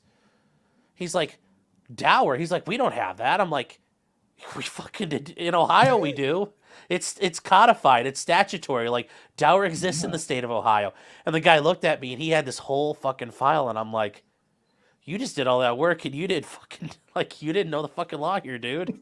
And he's like, he's like, are you an attorney? He's like, yeah, I'm from Texas. They sent me out here to do work. And I'm like, I guess you're fucking doing that all over again. Nice. Yeah, but no, that's the thing. Like, like but when that was it came the to the judge's notary problem. thing. That Was the thing. That was his deal. He just couldn't. He thought Hales was lying. No, because he couldn't believe he actually had to just go. He had to fly all the way to Ohio just to go to his lawyer's office to sign a document. And I want to see, because why they said they won't enforce it, and I want to see, like, I know because they have them, because he's obviously got this protection order. I want to see an unredacted copy of that, because there are reasons why they might not enforce it, but generally speaking, those All should the be judge enforced said without was, I question. don't know what their standard of review for issuing that was. I don't know if it was lesser or more than Florida. So I mean, Generally, like, yeah, those are all the same. yeah. Well, it's really like, no, this judge is. It's an amusing case because one, you have Yeah. you get a lot of cases with a psychotic person, or you Yeah. get a lot of cases with a rogue weirdo judge. Yes. This is both together in the same courtroom, and it's amazing to watch. But I think the notary question is a really interesting question because notaries are handled much differently in Korea. It's serious here. Like, so you can't run off to One-Eyed Pete at the pawn shop and get it stamped. Like you've got your purity seal or something. Yeah, well, like, I mean, first of all, as with pretty much anywhere in the United States, all lawyers are officers of the court, so they can act as notaries. Yeah. And occasionally, some states, probably Ohio, makes the lawyers actually have a notary license, or can you just sign as an officer? I got a stamp. Yeah. Yep, and my stamp's cool because it says my thing. Like, the first time I did it, these people they took it to their bank, and their bank's like, "What do you mean his notary never expires?" And because my stamp says per Ohio law, it never expires, and I had to explain to them like, "No, I'm not joking. It never expires." And and so it's like, if I'm in Utah, I can act as an officer of the court notary, but outside of the United States, the only people that can act as U.S. notaries are consular officials. I'm glad I know that now. Yeah, so anytime people are like, can I get something notarized? I'm like, yeah, if you go up to the embassy in Seoul, have a nice trip. Wow. And Korean notaries are, I mean, yeah, they have all the seals and the flowery stuff and the ribbons and shit. But they are, every single notarization is serial numbered. It's all serial numbered, and you have to keep a copy of it on file. Of every document. For 3 years, I think it was three years or 5 years. And if it's a foreign language document, you can't just notarize a foreign language document. You have to provide a Korean translation of a document. And the notary fees, like if it's a contract, if you're notarizing a contract, the notary fee is a percentage of the contract price. Like a small percentage, but still a percentage. So but when they can make money. Oh yeah, and I mean, because if you're doing a notarization for Samsung, yeah, for like a $70-80 million construction project, oh my God, you're making tens of thousands of dollars in it for a notary fee. Damn. And not only are they serial numbered, but they're also, notaries are audited by the Ministry of Justice regularly, and they'll walk in and they'll go. They'll look at the receipt book and go, I want to see notarization 115789. You got to go, and you have to have like a safe that meets a certain requirement to keep the documents in. Oh. My boss thought he wanted to be a notary at one point. So we actually moved offices into a bank building because it already had a vault in it. Yeah. Where we could store the documents. We still had to shore up the bank vault to make it notary vault. Does he does he use a safety deposit boxes to store the documents? And that's a pretty cheap way. Yeah, we did the notarization thing for about 10 years, and he's just like, F this. He's like, we just can't keep doing this BS. So we got out of the notary business. But yeah, so notaries are very, very strictly regulated here. Ooh. Yeah, it's not like that here at all. No. So and I hate that when people go, you know, I'm closing on a house tomorrow in America, and or my mother needs this power of attorney for surgery or something, and I need to get this done tomorrow. I'm like, not a damn thing you can do. You can you can take a day off work, go all the way up to Seoul, schedule an appointment, hope they can get you in the next few days, or you can take it to a translator's office, have them translate it, take the translation to the Korean notary, and they'll give you the Korean notary, but then they're not going to honor the Korean notary in the States. So you have to send it to the Ministry of Justice. They stick an apostille on it saying, yes, this is a legitimate notarization service. And so you got to plan ahead for notaries in foreign countries. I was going to say, at that point, it just sounds like it's easier. Go find somebody in the fucking yellow pages and get it notarized in America. Yeah. Jeez. So e-notaries and things I think are going to be a big help. As they become more ubiquitous. Do you have to get, are a lot of documents notarized in Korea? Yeah. Oh, okay. So those guys are living high on the hog, it sounds like. Yeah, if they can put up with all the regulations. Oh. Boss just finally said it's not worth it. Oh. So, yeah. No, you were going to say something. I was going to go off on a weird tangent, but Oh. So Eric has a question. Hard-hitting questions. Pork or kimchi wang mandu? Wang mandu is like big dumplings. Ah, I just truth be told, yeah. I was bored last night. Had a little bit of insomnia. Mm-hmm. Didn't sleep because of this stupid case that I got to work on when I get out of here again. I thought, it's 2:00 in the morning. I'm going to go out and get some street food. So I waddled down the street, and it had rained a little bit, and there was a little bit of wind. So all of the street vendors shut down. I'm like, well, shit. I wandered way down the street to get some street food, and there ain't no street food to get. So I stopped in the local convenience store, got some frozen pork dumplings, and put them in the air fryer at 3:30 in the morning. They don't have like a lot of 24-hour stuff in your neighborhood? Well, yeah, all the convenience stores. There are a lot of 24-hour restaurants, like the street food, but they just shut down because of the weather. So I just went to the convenience store and got some frozen dumplings, the pork. Okay, so apparently it's pork is the answer. Startup Lab for 1999, thank you, is saying, ever watch the straw scene from the movie There Will Be Blood? I drink your milkshake. I drink it up.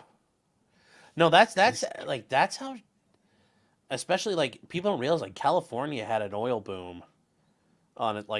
But yeah, I'm going to close my curtain here. Way. Oh yeah, go for it. This big bright ball of whatever this burning thing in the sky is. I'm not used to it. It's frightening me. No, I get you. I get you. Yeah, I'm still here. No, that's fine. But yeah, no. It's There Will Be Blood is a phenomenal movie. It is really cool. It is really really cool. If you guys haven't seen it, I highly recommend it. It is. I mean, Daniel Day-Lewis is just so good at everything. The bloopers in it are hilarious too because he's all trying to be serious and he just keeps laughing. He can't. I've only seen one where they were sitting at one of the dining table things, and I've seen that one too. And you're like, is this a blooper? Is he serious? What's going on here? Yeah. He's great. Yeah. Well, I made a Daniel Day-Lewis joke earlier for Russell Greer when he signs his documents, and I'm like, the My Left Foot guy could do a better job than this. Then somebody said, like, do you think Daniel Day-Lewis can act as Russell Greer? And I'm like, I don't know if he can do the drooling like Russell Greer does. Oh, no. Oh.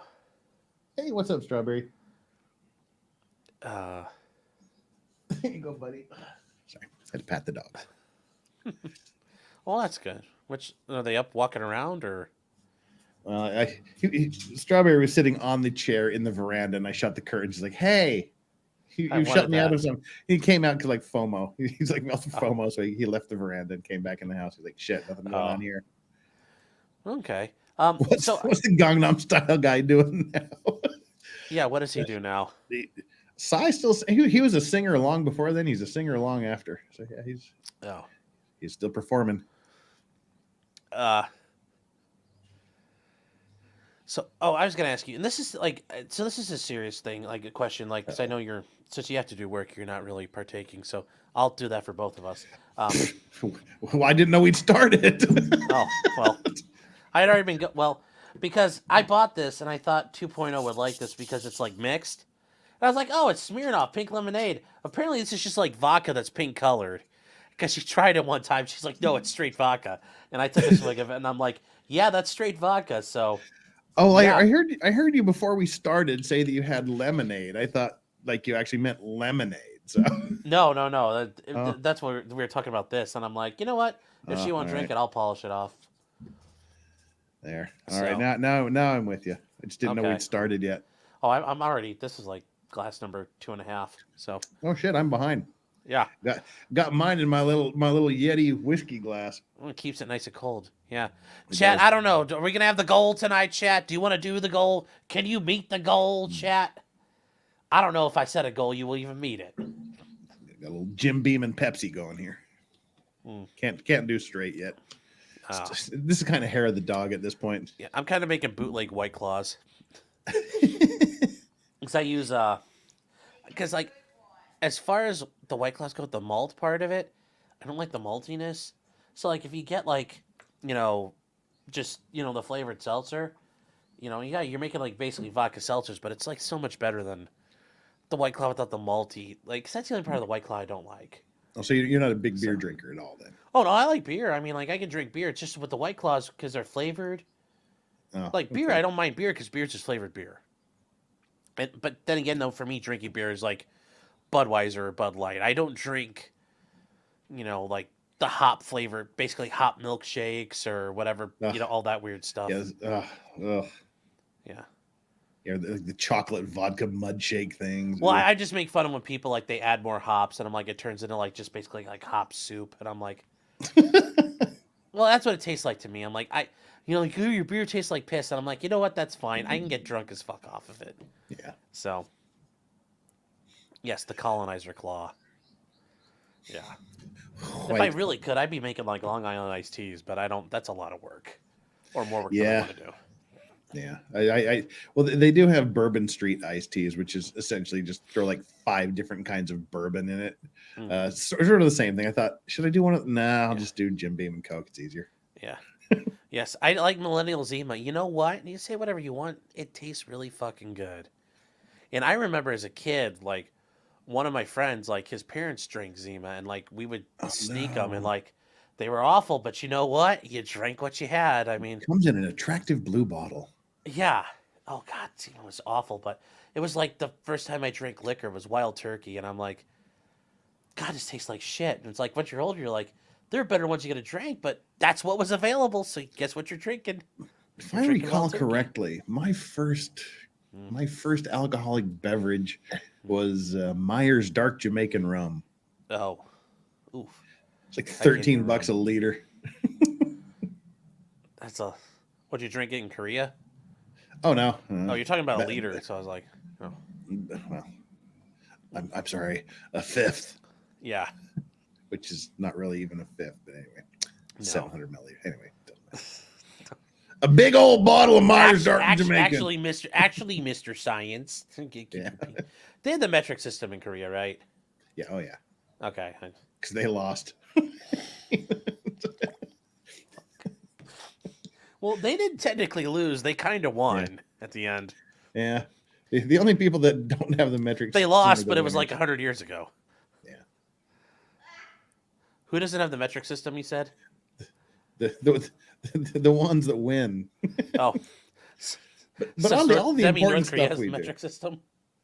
All of the important stuff is we do. I mean, I thought that Saturday Night Live skit that came out a couple months ago was just brilliant.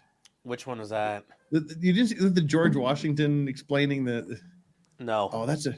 Oh, Sean, that's beautiful. Oh. Just I'll Google it afterwards. Yeah, so if you want it's like George Washington explaining freedoms in the metric system versus the imperial system. It's the only funny thing that's been on Saturday Night Live since 1987. Well, actually, shit, I guess I'll go back to when I was working this job. And then the Saudis basically cut the oil market and killed it.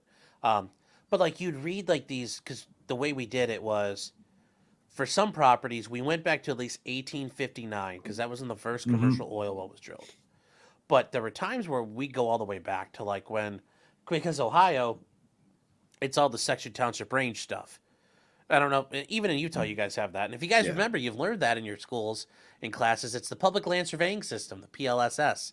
If you're in the colonies, it's all fucked up. And if you're in like South Texas, it's all fucked up. But for the rest of America, it works. So we would go all the way back to when like the government wrote out like warrants for soldiers, like here's your 40 acres, or because that's what they did. And all the way through the 1800s, when they wanted to raise an army, we'll give you land if you survive. Yeah. And so like we go all the way back, and there was a couple times, because Ohio was the Wild West for a while. There are royal warrants from the King of England you could find once in a while. But like we had to sometimes go all the way back to that far.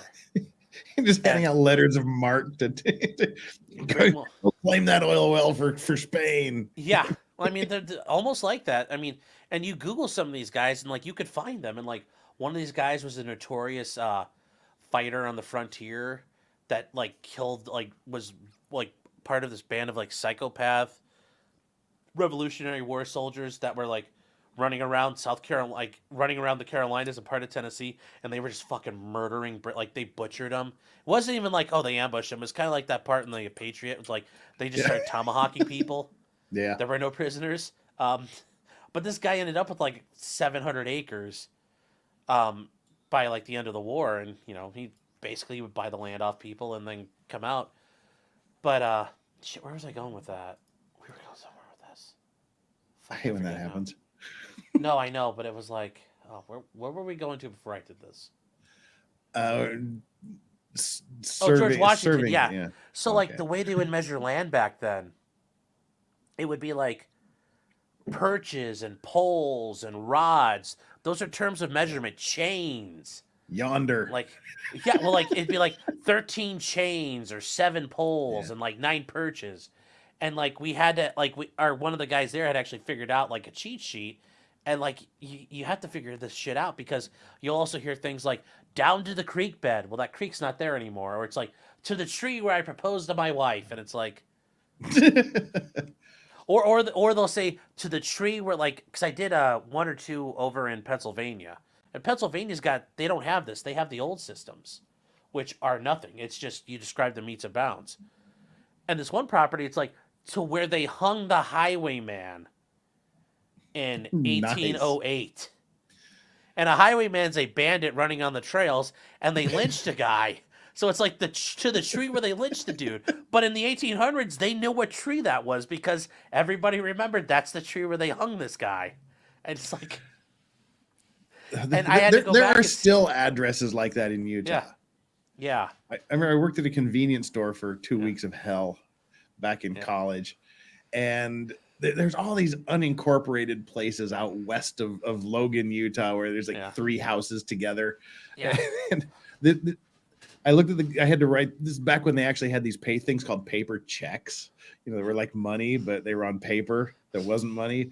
Yeah. And then you always had to write their driver's license number in the upper right corner of the check as verification. So I'm writing the guy's driver's license that's number. Old school, yeah. Yeah, and I saw his address was 13 miles west on whatever the highway was. Turn left at the old tree stump. That was on his driver's license. Left at the old tree stump. Yeah. Because like there's no addresses out there. He literally lives in the middle of a field. Yeah, he lives out in the desert, yeah. And there's no need for directions because nobody else is out there. Yeah, and there's only one tree stump, so it's pretty accurate. Yeah, it never grows again. Christy says that the original 13 colonies are still in the meets and bounds. Yeah, and it's frustrating.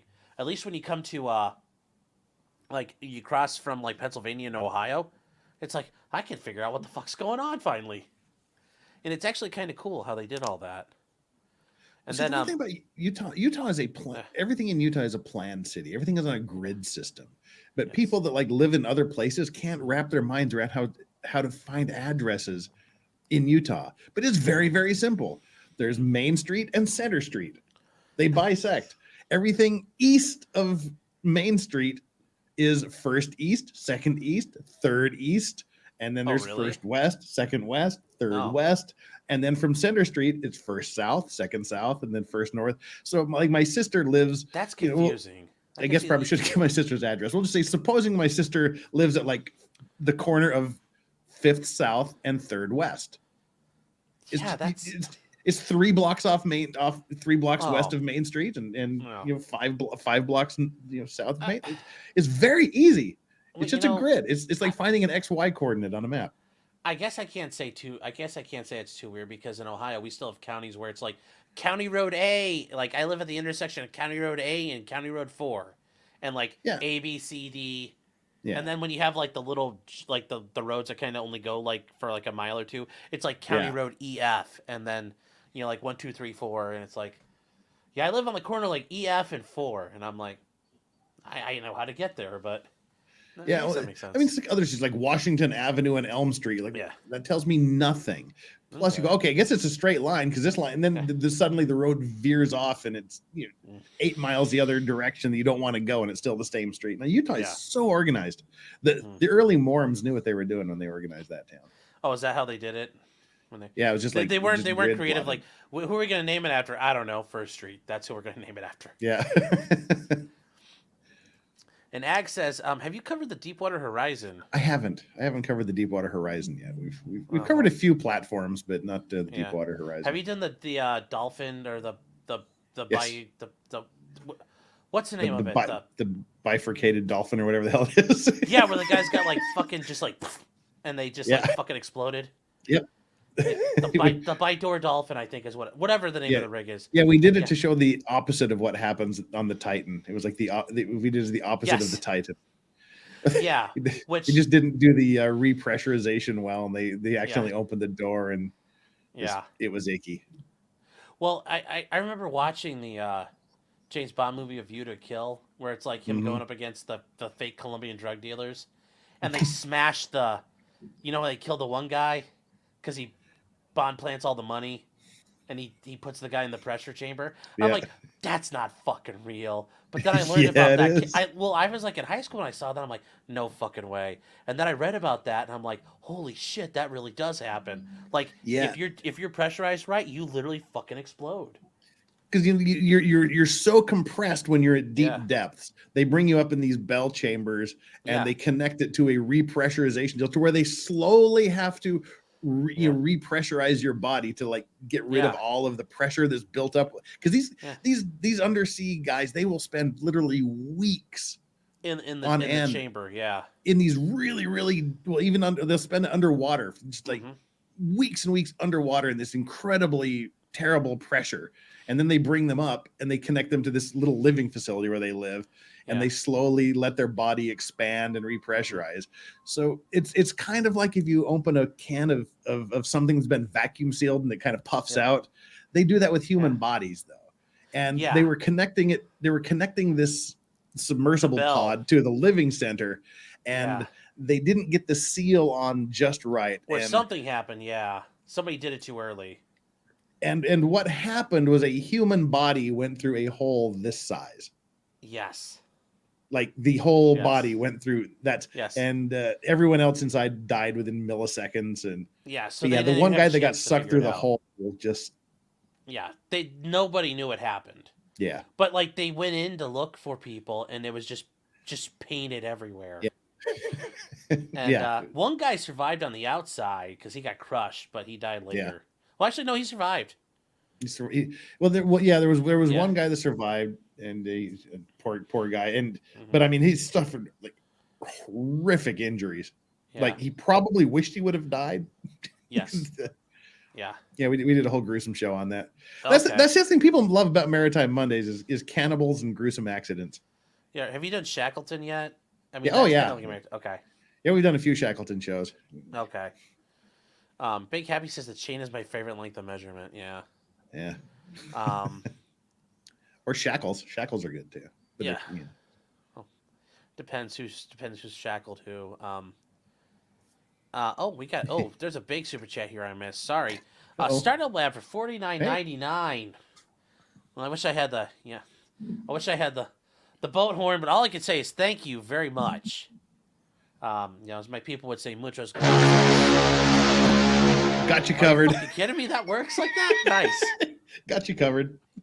Two of my favorite law tubers have a drink on the chat. Vices, thanks for the laughs regarding Poison Oak Scroto dude earlier. Oh yeah, the guy that got graped by a female Bigfoot. Oh, he said he got graped by a female Bigfoot? Oh, yeah, it's so funny. So why he got Poison Oak on his balls? On his scroto. He said, it was like Poison Oak, and they got on my scroto, and she was eating that shit before she gave me the knobber. And I've gotten Poison Oak before. It's bad.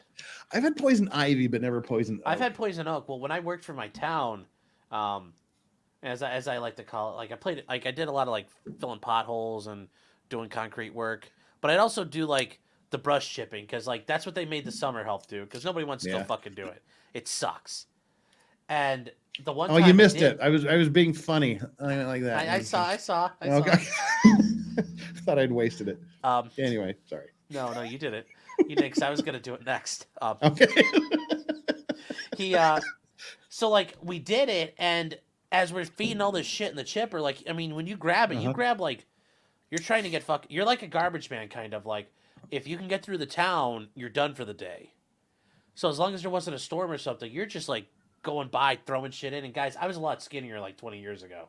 So like you're fucking kind of walking next to the truck and like next place. And sometimes if there were just little piles, you grab a pitchfork and yank it in. Well, I grabbed this big pile of shit and threw it in, and we got done. By the end of the day, I started having like the burns on my arms, like all the way up my arms, and it was fucking poison oak. And thank God I was wearing gloves, but it was like my whole arm on like both my arms were just fucked up by it, and it's not fun. It was when I was a Boy Scout. We were cleaning up a place for a campground, and I grabbed a bunch of leaves and pulled them, and then that's when the Scoutmaster says, "You shouldn't have done that."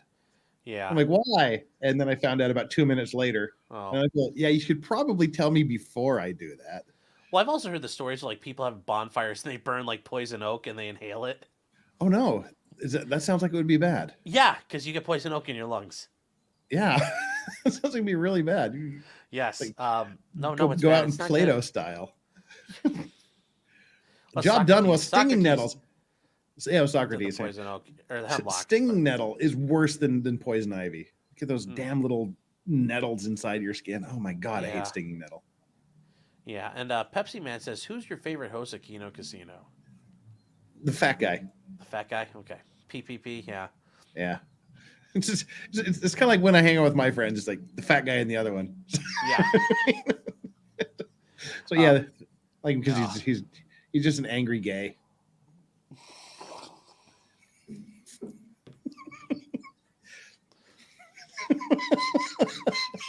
Sorry. The angry gay and the recovering truck addict. They're not gonna like me anymore because they. We love you guys. You're funny. Yeah. We wish we could be you. Unhung for $5. Well, actually, I'll do it. Startup Lab for $49.99.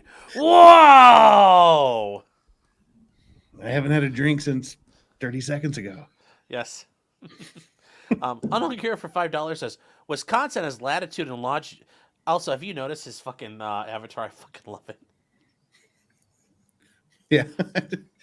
Wisconsin has latitude and longitude addresses in remote areas. Something like 22 North, 3346, County Road C. Good luck figuring that out. Holy shit. Yeah. Yeah. I also learned like Wisconsin still has like Indian reservations and shit on it. Oh, yeah, I didn't know that. Like Ohio surrounded by did. the res. We Ohio got the res. did. Well, Ohio took care of its Indian problems. We fought him in the middle of a tornado and then built a mall on top of it. We just send out agents.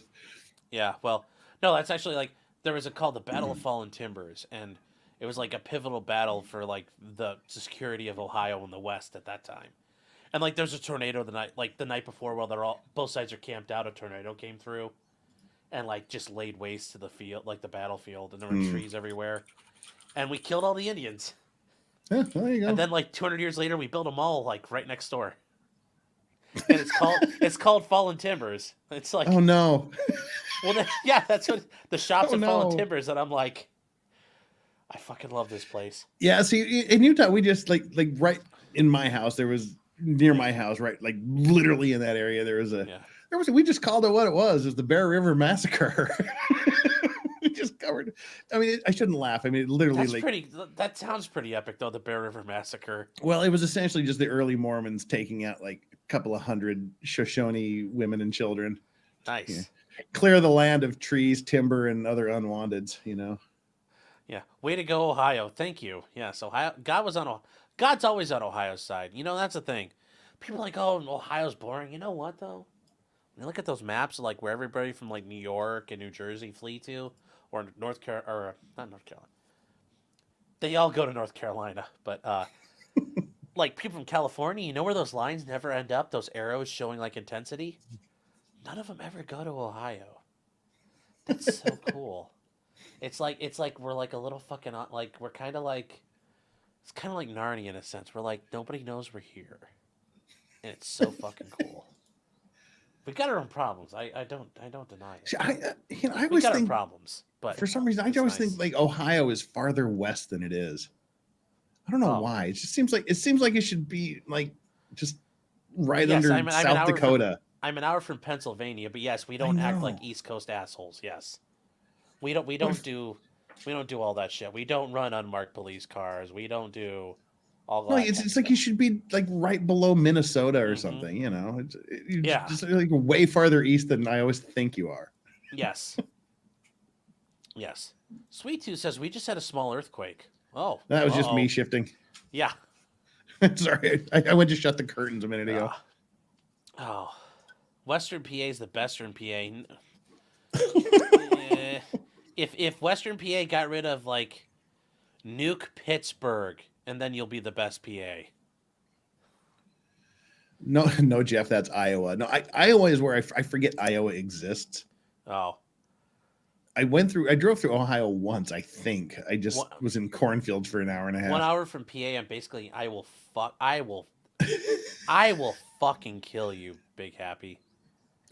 I am not a Yinzer. Do not you can call me a lot of things. You can call me basically every ethnic and racial slur in the book. I won't bat an eye. But you call me Yinzer, I will burn your house down.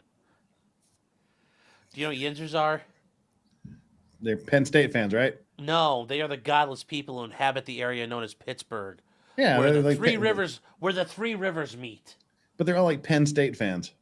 No, Penn State's like farther Really? east. Whatever. No, they're Steelers fans. Okay. They're fucking awful people. I knew there was some sort of football fan. They are disgusting human fucking beings. Like they look I look at Yinzers and people from Pittsburgh like Russians look at Ukrainians. Well, actually no, the Russians consider them like family, but I kind of look at them like Prigozhin looks at Ukrainians like we can get rid of them all and it's cool. It's like sign me the fuck up. Sign me up. Jeff, beware of the cornfields, especially if you're on the wrong side of the mob. See, that was the coolest thing about this drought that's been hitting the Southwest forever. Yeah. Is like Lake Mead starts to drop, and suddenly, like They found all barrels. these containers full of bodies show up.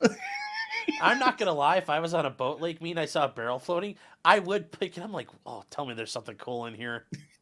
Oh, body great. You shake out the barrel and just bones. You're like, fuck this, and you keep going till you find like you shake it out on your deck of your boat. And it's like, oh, there's a watch. Cool. Like those magnet fishers, Yeah. those magnet fisher guys. Oh, I hate those guys. Like, I found a gun. I told the police. Why would you do that? Like, or you hear about these guys like in Eastern Europe. Like, I found like a railroad car full of explosives. It's like, I went to the police right away. Like, Yeah. I found an unexploded landmine. oh no, Great. no. Have you seen those guys out? They go like metal detectors in Eastern Europe. Have you seen those channels? Well, they hop along on one leg? No. What? No. So guys, Chad, if you've never seen this before, there are these channels and like they would go around like Poland and stuff, and there's like metal detecting. It's like beep, beep, beep. It's like woo, woo, woo, and they start digging, and like everyone like once in a while they just take a shovel and it's just like clunk. And they start digging. It's like an unexploded like Panzerfaust warhead or a landmine. I've seen them mortar. do that in Vietnam. There's like they still Yeah. do that in Vietnam. Like, Yeah. but they're actively searching for Oh landmines. well, yeah, that's. Not, But no, these guys are like just digging. They find guns. They find like helmets. But like every once in a while, they're finding like live unexploded ordnance, and they're just like digging. It's like chunk, and I'm like, I don't like. Why aren't you like being very like? They don't die. And I'm thinking like the moment you do that, it's like clunk. And they're digging hard, and it's like, why aren't you exploding? Like it's just. See, I mean that's the cool. I mean, when you think about like the vast swaths of Europe are just eternal battlegrounds. Well, in France, yeah, that's an issue. Like they have they call it the rock harvest or the iron harvest, and like when the bombs come up, the farmers take it and they drop it off on the side of the road, and the French army comes by and like picks it all up and takes care of it. It's like. But then again, though, like. You hear about these stories like, oh, like Gustav the farmer died, and when they cleaned out his garage, they found he had like an 88 millimeter anti-tank cannon because he was in the resistance, and like, they weren't letting that shit happen again, or they found like the Panther tank in somebody's garage, and it's like they take it away, and I'm like, God, why do you not shine upon me like that? Because I'd be like, hey, like I'm digging through the woods and I find like an abandoned rail car full like Browning automatic rifles. Like, God, I shall keep this secret between. I'm like, how many children do I have to sacrifice for you for this? I'm like, I'll make Abraham look like a bitch. Like, how many do you need? I'm like, let me keep this. I never get the cool stuff. See, But the guys who do the magnet fishing, like, oh, I pulled up a gun. I'm like, I'd keep that mother. Like, is it operable? No. Then yeah, fine, give it you away. get like But, a Walther P38 or something really cool. I don't like care what that. it is. It just does it look like it can run? I'll take it back and like. Well, then you send it to the YouTubers like, I'm restoring this gun here. And they clearly destroyed it just so they could restore it, you know? Well, I think some of those guys are in Europe, so it doesn't matter what they do. Yeah. There's one guy though. I think he's in Italy. He's restored some of them, and it's like they actually worked. And I'm like, nice. For me, like deep diving Yellowstone and watching the Hannah Gutierrez trial, I felt like when I finally get back and when I finally retire and go back to God's country to die, I'm definitely going to add like a lever action rifle and a revolver to my collection. From watching like Yellowstone, all that, I just want to like. Even like going to court, just riding around in my car, it's like, yeah, I got the lever action with me. It's like, I want a lever action. Like I want to do like the cowboy shit, and it's like, yeah, see, and I never. But then it's like, then I'm pissing like it's like, but I want nods too. Yeah, I want a switchy. Yeah, well, yeah, you want. You don't have one because I'd be wrong. You want one. Well, I have the 3D printing because it's for educational purposes. Much like I have a Willoughby submachine gun plan for educational purposes. I want like to go bigger and better. I think I was getting like a 357 like revolver. It's got like a big or like a Desert Eagle. Yeah. with the exchangeable barrels, yeah. Because I mean they're so impractical, but they do look like badass guns. If someone sticks a 50 cal in your face, you're not gonna. They're so cool. And like Tony. My very first gun was a bolt action 22 with like a six round magazine in it, and then I went to like a single shot 20 gauge shotgun, and then my dad asked me if I wanted like a lever action. I'm like, why the hell would I want that? But now I really want one, and it's all Yellowstone's fault. It's absolutely Yellowstone's fault. Well, I will say though, like and it's funny because have you seen The Highwaymen with Kevin Costner and Woody Harrelson? So, like, you know that part where they end up killing Bonnie and Clyde at the end? Mm-hmm. That's how that went down. Like, only two dudes had, like, automatic weapons. Like, everybody else, like, one dude's rocking, like, a Winchester 1890-something. The other guys are shooting, like, the primitive semi-automatic rifles that shoot, like, pistol-caliber rounds. Like, it wasn't, like... Because I've seen the Warren Beatty version of it. Yeah, where everybody's got Tommy guns. Everybody's got Tommy guns. And it's like, yeah.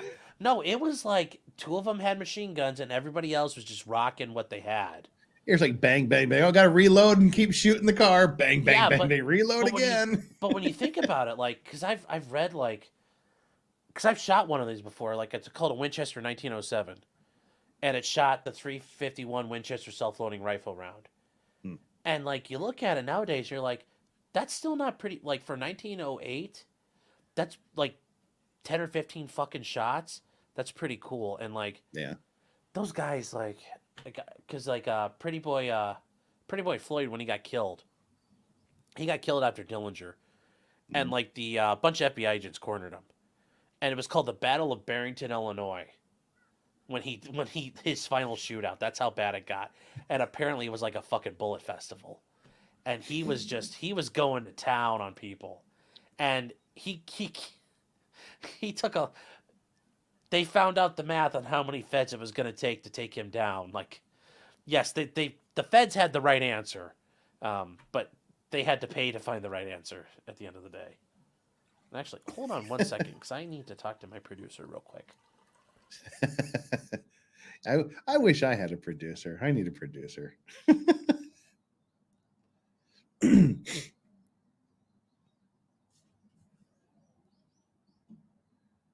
Sorry. No. And Steve Trammell for $2 says, in Michigan, we call Ohio the bridge to Kentucky.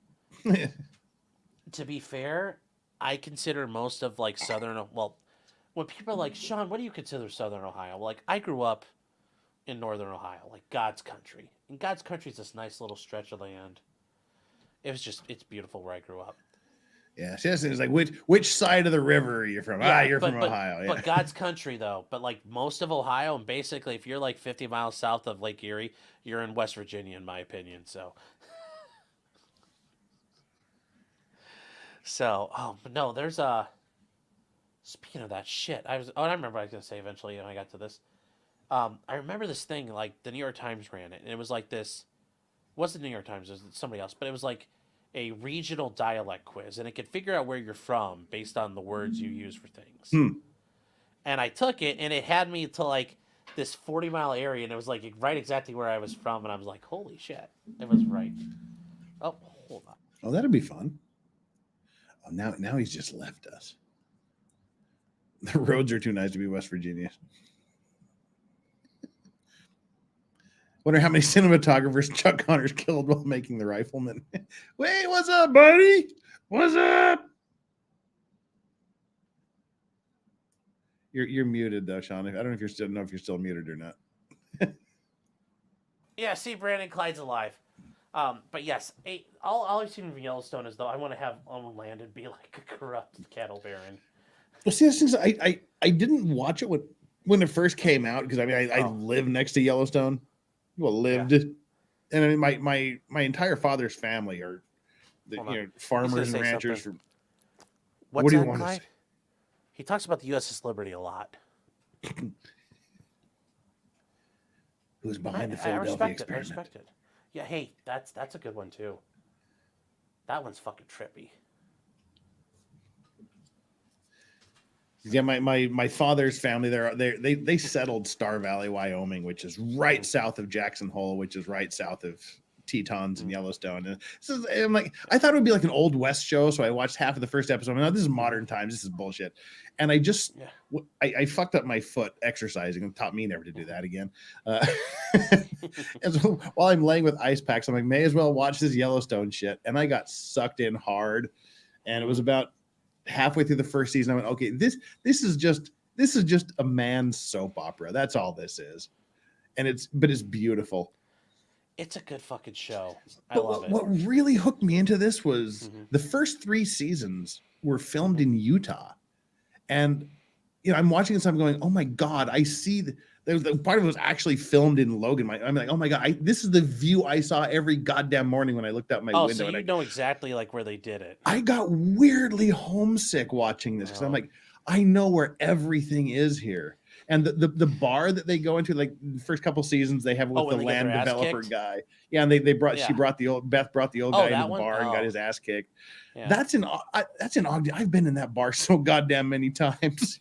It's in Ogden, and where her corporate shark company was. Yeah, that's in the middle of Ogden, and Ogden is such a shithole. That's like the one decent street in Ogden, and they used it for filming. The one without heroin addicts walking around. Yeah, I got weirdly homesick watching that, and I'm like, oh my God. Did you show up the next day to work wearing a cowboy hat and like, howdy, Chinaman? I do that every day. I mean, that's me anyway. Oh. I see, people think I'm putting. No, that's. I grew up with horses and on farms and shit. And I just kind of I kind of keep myself alive there with the keep myself alive. Sorry, I went Queen. But no, I wear my cowboy hats to the office every damn day. Oh, so is that part of your like appeal when your Korean boss like, look, we have cowboy. He say howdy all time. Yeah. Say howdy, Jeff. You want the non-partner? Yes. Yes, he real root tootin'. He want me partner. He no partner. He call me partner all the time. And the Koreans just laugh and they're like, yeah. No, that's how they sell. It's like, look, we have all kinds of Americans. You want a round eye? I'll give you a round eye. Yes. But I realized it was just Yellowstone is nothing but a man's soap opera. It's like man's version of like Dynasty or something like that. Yeah. When there's like 8 people in town, but every episode like 14 people die. 14 like how many bodies are buried at how many skeletons are there at the train station? Yeah. It's like every episode at least 3 people get thrown off this cliff. Eventually, they throw somebody off, and he's like, ah, and he only goes like 5 feet because there's so many bodies. Yeah, like a pile of skeletons down there. Yeah. It's like, we just had a massive gunfight with 47 bikers. We just buried their bodies on the farm, and nobody asked questions. Yeah. Well, that's the thing. Like, eventually, some family's driving from like Wisconsin, and he's like, "Dad, I gotta pee," and then like the kid gets out, and he's just like pisses, and like he doesn't find like the pile of bodies where he's pissing. It's like, well, and then they just kill him because he knows where the bodies are. I guess it is. I guess it is a soap opera for men, but that's all it is. It's I great, enjoy the fuck out of it. It's like fucking good. Well, the Kevin Costner and all the other guys' hats were made at this hat company. Yeah. It is like they literally make cowboy stuff. Like they make saddles and chaps and the hats, and you can get those hats are like $650. I know, that's the thing. I was like, I want a hat because like not Kevin Costner's hat, but Rip's hat. Like Rip's hat is awesome. I didn't know that's called a shovel front. Yeah, but that's like because like I don't like the other kinds of cowboy hats. But I'm like, yeah, like the shovel front on them, kind of like that. Yeah, but his is a little more like pointed in. I'm like, well, I mean, his is like more curled up and things. Well, I'm talking about more on the front. It's kind of like more pronounced. I was like, fuck, I want a hat like that. So I googled it. It's like $700. I was like, oh, not doing that. I get all of my Western hats from millerhats.com in Houston, Texas. But I looked at it. It's like there's the cheapo hat where you get like the one man on like the corn stuff or whatever. The shitty hats, and it's like. Maybe I can afford one. That's of those. what that one is. They're for summer. You don't want to wear the big felt hats in summer because you'll die. I don't know. If I had a cowboy hat, I'd wear the shit out of it. Oh yeah, they're great. I mean, you don't need umbrellas. They block the sun. You don't need sunglasses. They're all purpose. The Cowboys knew what the hell they were doing when they made cowboy hats. They had the designs have not changed in like 200 years. Mm-hmm. Yes, and Unknown Hero for $2 says Jeff is thinking of Iowa. The same thing. I know where Iowa is, and I know where Ohio is. I'm just thinking, but for some reason, I just think Ohio just feels like a Western state to me. Well, I mean, when you drive from like Ohio to Iowa, you're like, I didn't notice any difference, except when you drive by Chicago because there's a lot of tolls. And that's murders. Like the only difference there. Say that's it though. Like that's as far. Well, actually, I don't know. Is Kansas City farther west than Iowa? Because I got to the river. Kansas City's on the river, isn't it? I don't know. Mississippi River. I don't know.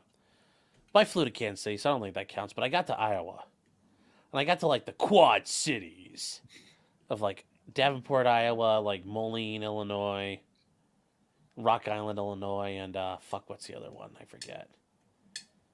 And I got there, and I was there when they had the Pontiac Fiero North American Fiero Collectors Association meeting, and it was like just a whole thing of Pontiac Fieros, and I'm like, I can't believe people like collect these, but they do. Darcy says get a good Stetsons are way overrated. That's just a name brand thing. Yeah. It's like you can go buy a brand, you can buy an off-brand thing that for $2, and they throw a Gucci label on the exact same thing and charge you $4,000 for it. Stetsons are fucking overrated. But yeah, like I was like, I want to I fucking want a fucking hat. I was like, go to millerhats.com. The hats were like between 150 200 bucks. They're great hats. That's where I get all of my hats. They're great. I might.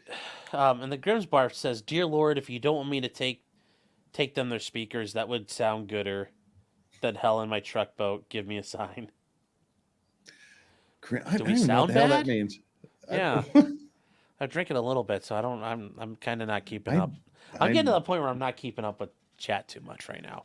It's Grimm's Bar too, so there is that factor. As I say, chat, like if you want to try to do the goal thing tonight, I don't know. Let's set a goal, but Quad Cities is on the Mississippi. I know it's on the Mississippi. That's why I said the river. Like, I'm not thinking there's like a fucking like little like dildo creek or something. Like, I know. And I know where Ohio and Iowa are. God damn it, we're not fucking stupid. We're lawyers. Yeah. Ag says both are on the Missouri. Wait, is Kansas City on the Missouri River? Because like, I went to Kansas City. Oh, that was the other thing I was gonna say. Disaster wise, Kansas City. Oh, hold on. I gotta get the super chat done first. Chicago has a switchies. Ohio has car bombs. Yep. And I can go to where Denny Green got killed because it's still there. It's a parking lot. The Paldo Estuary. The Baldo estuary. That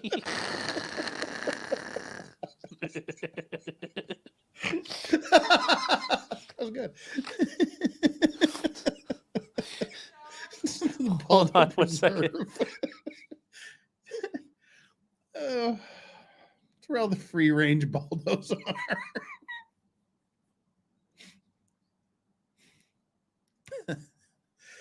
Oh shit. Sorry, I had to consult with my accountant / producer. Yes, let him get a hat. Come on. You get a nice big Darcy black- for $20 is Jeff. Do you still have a Harley? No, I killed it. Do you miss club life? Yes. Like what club? Like Club Med I or was what? I was Like, the president of a motorcycle club here in Korea. Oh, you were? Like, were you guys like, Yeah. the Banditos and like Seoul? Well, Tell me something. Like, you were the band. Like, it's got to be the Banditos or like Outlaws. Come on. No, we were it was our own club here. It was the Rotten Dead. No, we may have done a few collection things for clubs and things like you did toy runs just like the yeah, Hells Angels would do. Yeah, we did toy runs. Well, yeah, but they were also transporting meth when they were doing toy runs. No, we just did regular toy runs. Oh. Just, keeping up appearances. So like, how do are there Korean biker gangs? No, the Koreans are much too nice for that. I was gonna say, are they like on their little Hondas? Like, oh my God, riding with Koreans are the worst because they stop at all the traffic lights. Did you ever Harley in Korea? Yeah, I had a Harley and a Vegas 8-ball. I had like 2 street. You had to scare all the Koreans running up with your Harley and just like. Oh, I had the loudest fucking pipes. They were just awesome. It's like people in the apartment complex were like, "We don't want you parking up on ground level. It makes too much noise in the morning. You should park down in the parking garage." I'm like, "You don't want me to have these pipes echoing in the."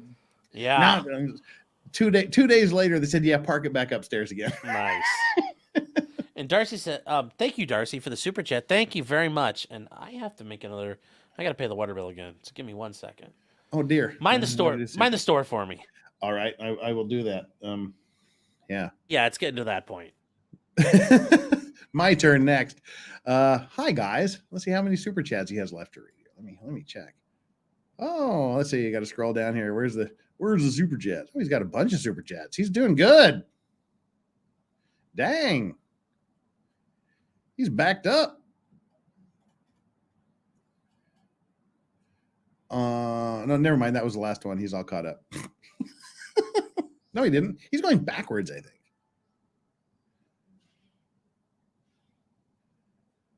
Lead attorney can set you up with a super producer. Oh, AV, she's my girl. I love me some AV. If he wasn't such a gorgeous, handsome, tall black man, I'd steal her in a second.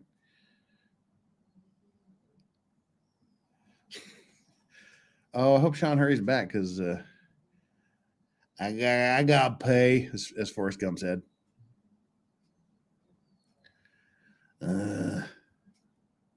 Hell. What are we going to talk about, chat? Dadgummit. Jeff, you should be sponsored by that company. Miller hats? No, yeah, you'd think, but when I went to Anime Matsuri last August in Houston, Ozzy Overloud and I took Hayden with me. We went to visit the mothership, picked up a couple hats at Miller Hats, and I was gonna pitch the idea of, hey, tell you what, I will advertise the shit out of you if you just give me like one hat a year. But like just as I was getting up the nerve to pitch that idea to the guy, he was on the phone. He's like, yeah, okay, yeah, when? Tomorrow? Yeah. Oh yeah, sure. Oh no, Stevie Nicks can come in anytime she wants. Oh yeah, well, yeah, oh yeah, well, yeah, we'll see her tomorrow night at 5. I'm like, yeah, he doesn't want to fucking talk to me. He's got Stevie Nicks coming into his fucking store tomorrow. Yeah. Yes. He doesn't need my dumb ass. Thank you, Jeff. I appreciate that. And Job well done says, buy Jim's hat. Yes, buy a hat for your hat. A hat for your hat. Oh, sorry. That was an accident. But speaking of accidents, I'm going to go before I have one. Yeah, that's fine. That's great. Yeah, guys, hat funded economy. Buy a hat for your hat at shopify.medicare.com, I think. I don't know. Just start Googling Shopify and Medicare. You could buy Mr. Medicare a hat. You can buy a hat. Well, you don't buy the hat for him. You buy the hat for yourself. He gets the money so he doesn't die. So if you don't want Jim to die, buy a hat. Guess a Baldo notary. Yeah. Mr. Scott J80 said, if you read my previous chat, Kansas City's on the Missouri River at potentially criminal. Okay, well, fuck, it is? Huh. Oh, that's what I was going to say. I was there. Oh, by the way, we're getting a little drunk here. I got to do this because I was told to make sure I explain it. Okay. So we can do the gold, chat. We got the gold to go all night. Jeff doesn't have to make it with us. We'll go. Just like Elvis says, we can make it till the morning. You know. It's like the song goes. Oh, hold on a second. I just heard a pretty voice crying. Looked again and saw that it was me. Yeah, kind of how Elvis sings it. But anyways, that's like probably... I'm not a big Elvis guy, but that actually is like a really good song. We can make till the morning. Fucking slaps. Especially the way the guitar comes in at the beginning. Anyway, so I guess we're going to try to go all night, chat, if you're up for it, chat. Are you up for it? You got what it takes? Sean, I think you just asked a question I had. I was going to ask, how long do you plan on going? I don't know if we can meet the goal. If we can meet the goal, chat. At least for 30 more minutes? Oh, yeah. Yeah. Okay, because the boss called whilst I was relieving myself, and I do need to write a letter or two, and it'll probably take 30, 40 minutes. Oh, that's okay. I got it. When you come back, though, remind me. Okay. The Kansas City, like, where the hotel collapsed, like all the walkways collapsed. Okay. I was at that hotel, so I'll tell you about it when you come back. Sweet. Yeah. All right. I will be back ASAP. I apologize for dumping on no, this. that's all good. You got to do it, man. You got to hustle them bucks. I get it. Got to keep the job. Yeah. Yep. I'll be right back. Well, right back, I mean 30, 40 minutes to see. Yes, that's all good. I'll be here. Don't go anywhere, chat. I'm coming. I'm coming back. I'm coming again. Yes. Coming again. Well, don't come yet. Don't come on the work. Come back later. All right, guys. The Balditos. Yeah. Yes. Yes, the Balditos. The BTK Angels. That'd be a great name for a gang. Nick is banning people on Rumble? Oh, that's not cool. We don't do that, chat. We run Somalia rules here. Although, to be fair, I'm like Mohammed Farah Adid, so I kind of am like the warlord, so like what I do say goes, but like generally I kind of like... I'm like Bane. It's like, yes, be merry, raise hell, the city is yours. And shot, the goal. I don't know, what are we going to do for the goal, chat? Got to come up with something. I got to challenge you, but I don't want to make it ridiculous. Make enough to buy a cowboy hat for your cowboy hat. Well, that's a lot. Remember, YouTube takes 30%, so that's a lot of fucking money if you do it. Nico, what's the best Korean fried chicken? I don't know, but we'll save that. And there was another thing here. Rabbit Stick said, lead attorney, he could set you up with a super producer. You know, loved lead attorney. I haven't had a chance to talk to AV to the 7th, but lead attorney's good dude.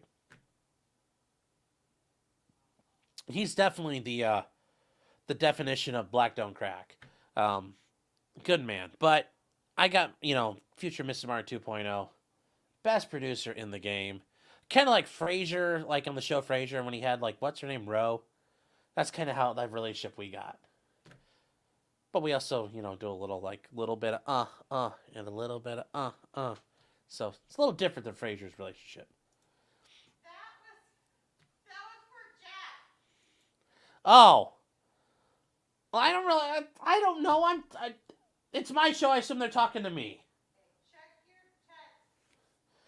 text. I did check my text. Don't worry. I got you. I'm going to pass out on stream. Oh, don't you. Oh, honey. Honey. Don't you worry about me. I got this. It's not happened yet. It won't happen ever. So. Um, just Shauna's chattel. That's right. My chattel. My chattel, like you're my property. And so that's what you guys are. My chattel. Oh, okay. So it's medicare.myshopify.com. It's close enough. Close enough. You guys can figure it out. Yes, Janelle, reach the. Yes, Janelle, reach the goal. Yes, we meet the goal all night. All night. Yes. All night. All long. So long. It's so hard. But what is the goal? Has Jeff made any of the future Council of Future Conflict guys? I'll ask him when he comes back. We'll start that one. Well, I assume. Well, I mean, technically, like the mindset's been on Future Conflict, but he's been on in a while. So, are you talking about like the main the normal people? Hold on.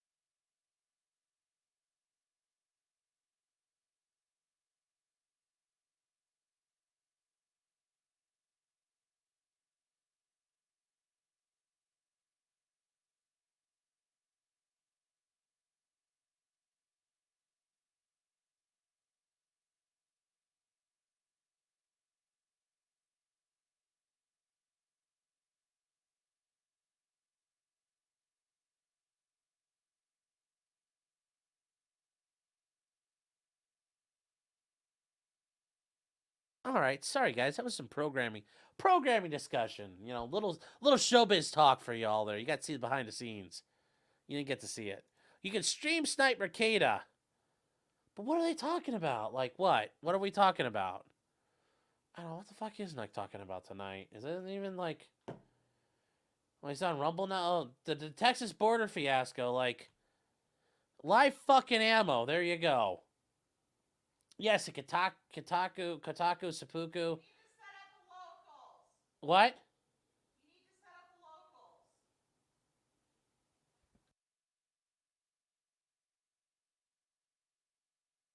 Oh, okay. All right, fine. You guys want locals. All right. Potentiallycriminal.locals.com. You guys, we can talk about all kinds of things, like all the Minecrafty shit that we can talk about. Like, you know, what's it like to actually derail a fucking train? Like,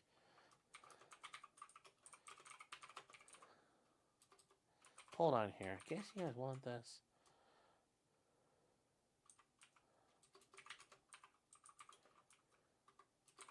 Okay, chat. So what is the goal? What's the goal? Praise the goal.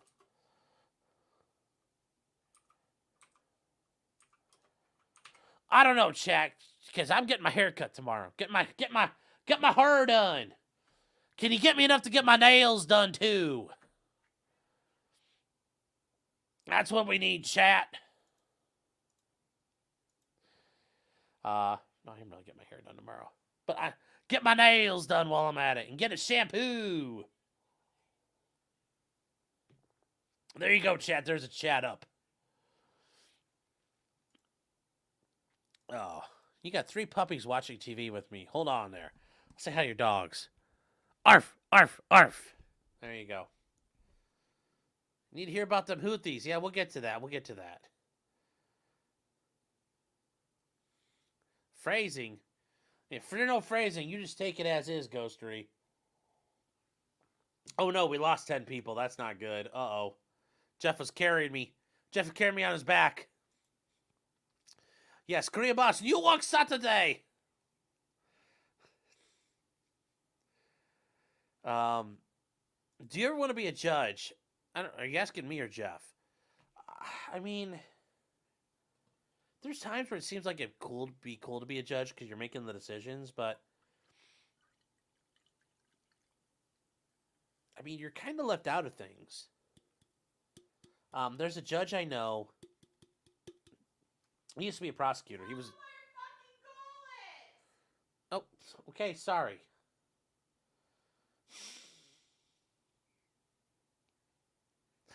Damn, people are getting.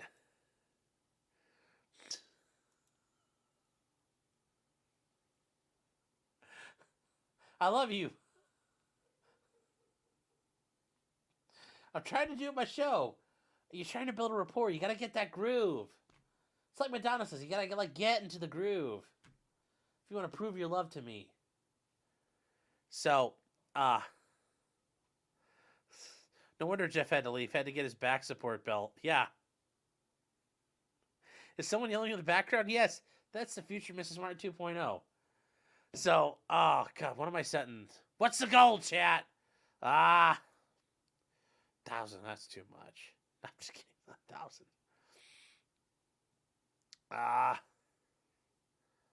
Well, wait. Have we had any updates with this yet? Oh yeah. Okay. Carrie for 199 says set up a locals chat. Gotcha. Benjamin says, "What's your best deer?" I saw the Hanson buck today. The Hanson buck? What? Like, does that mean like you saw one of the members of Hanson naked or what? A Hanson buck. Hanson buck. Like, my name is Buck, and I like. Oh, you saw the Hanson buck. Oh, like the world record typical Hanson buck. Okay, sorry. What's like? So like no here my best year like I'm not really good when I go in the woods. Like I kind of have like the ADHD issue, so like sitting still is kind of hard, and I'm always looking around or standing up, sitting down. Like it's really hard to stay still for me.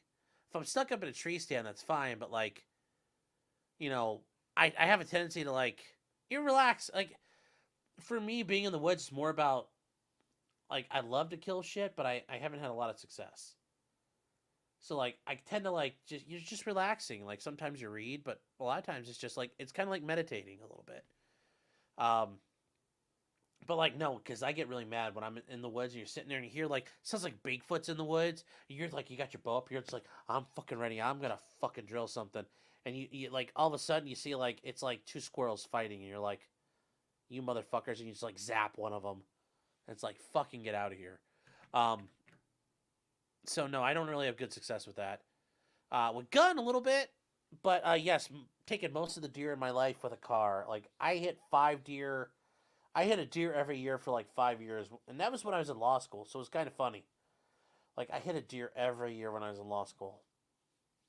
And some of you are saying, "Wait, law school's only 3 years." When you go at night, it's 5. And actually, it's probably shorter because a lot of the night students transition. But I couldn't do that, so I was stuck in the night program till the very end. So I did 5 years. So 2 and 2.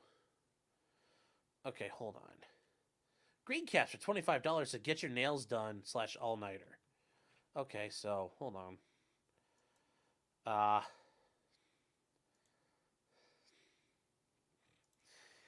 Oh, where's the banner?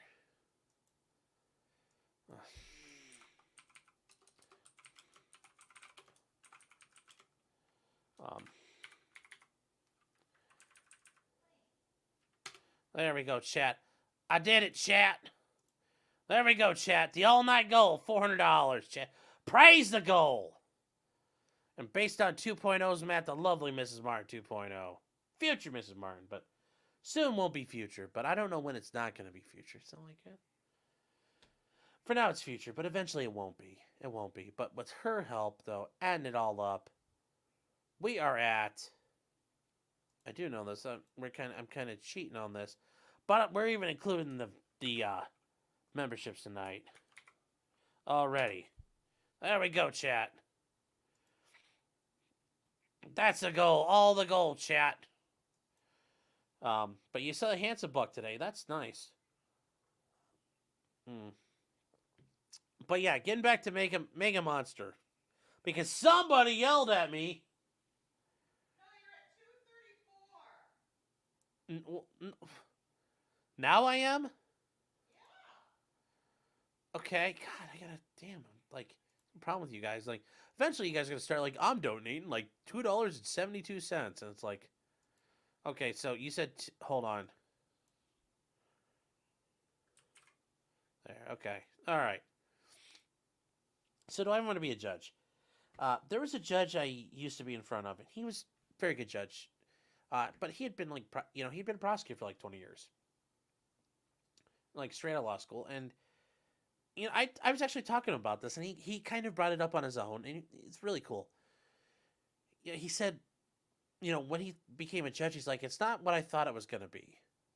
And he said, like, I knew, and he's like, but I knew it was gonna be different. But at times, when you're a judge, you're kind of like a little kid, and the attorneys are acting like, the prosecutor and defense attorney are acting like your parents. And he says, he's like, what I mean by that is, we only tell the judge what we want the judge to know. So there's things like, even though you're opposing parties on a case, sometimes, like, involving the defendant or co-defendants or other parties involved in a case, we don't, like, there's shit we know that we don't tell the judge. The judge doesn't know everything. Even when we go to trial, there's things like, we're like, okay, I'm agreeing not to talk about this or that because it really hurts my guy, and this, like, there's some agreements that get worked out sometimes. But he says ultimately, no matter what type of case it is, even civil stuff, there's a lot of things he doesn't ever get to know. Now, generally speaking, he understands probably some issues and things that are being held back, but he says he doesn't know for sure. So that's one of the kind of the frustrating things. He says you're kept in the dark a lot, and you only get to know what's being shown to you. And he struggles with that because he's like, it's hard to do because I know what you guys are thinking. I know what you guys are doing. But I have to act as though I don't know. And he says that, sometimes is crazy because he also wants to know what's going on there. I mean, yeah, sometimes it sounds like need to be a judge. But then there's that issue of you're not in the fight anymore. You're kind of like just the referee. So it's a whole different mindset. And then, I've had judges, like, I've asked judges this before, and they've agreed, yeah, at times it's rough. It's, kind of heavy as the head that wears the crown. You're sitting there in the middle of, like, a trial, like a civil trial, where it's like a lot of things are at stake, or a criminal trial where there's a lot at stake. And you've got to make the right decision, or, like, something happens, objection. And you've got to make that call, like, right then and there. Now, you might be able to say, counsel approach, but you're still having to make that decision in the next, like, 2-3 minutes if you let some argument go on. And they said that's tough. It's really tough. It's very tough. Fuck says, use your highlighter and circle your favorite justice. Okay, that's on locals. I can't say circle the black one because that doesn't help. But yes, Clarence Thomas, my favorite. Because Clarence Thomas, if he had the option, if you could tell him he could do it, he'd walk out of the Supreme Court taking a gas can and just, like, fucking shaking it out everywhere he goes and throw a road flare in at the end and hop in his RV and drive off. If he could eliminate government, like, function, that's how he'd do it. Justice Thomas delivers the opinion of this court, and he's like, I'm burning this motherfucker down. And he's just like, ka-shunk, ka-shunk, ka-shunk, ka-shunk. And then he just sits there and sparks a flare, and he's like, whew. That's how he'd handle it.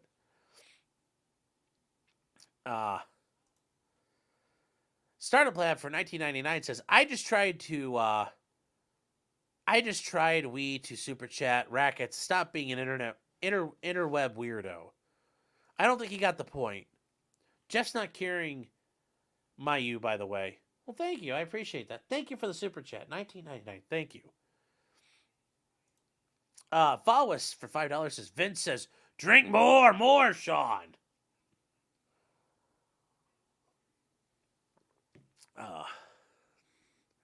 Egalitarian says, I could tell you have ADD because you couldn't focus on setting a goal. Tip your barber extra. Well, I have, like, ADHD, but I've also been drinking a little bit, so that makes it even harder to focus. And KJ gifted 10 memberships. Thank you, KJ. And hold on one second.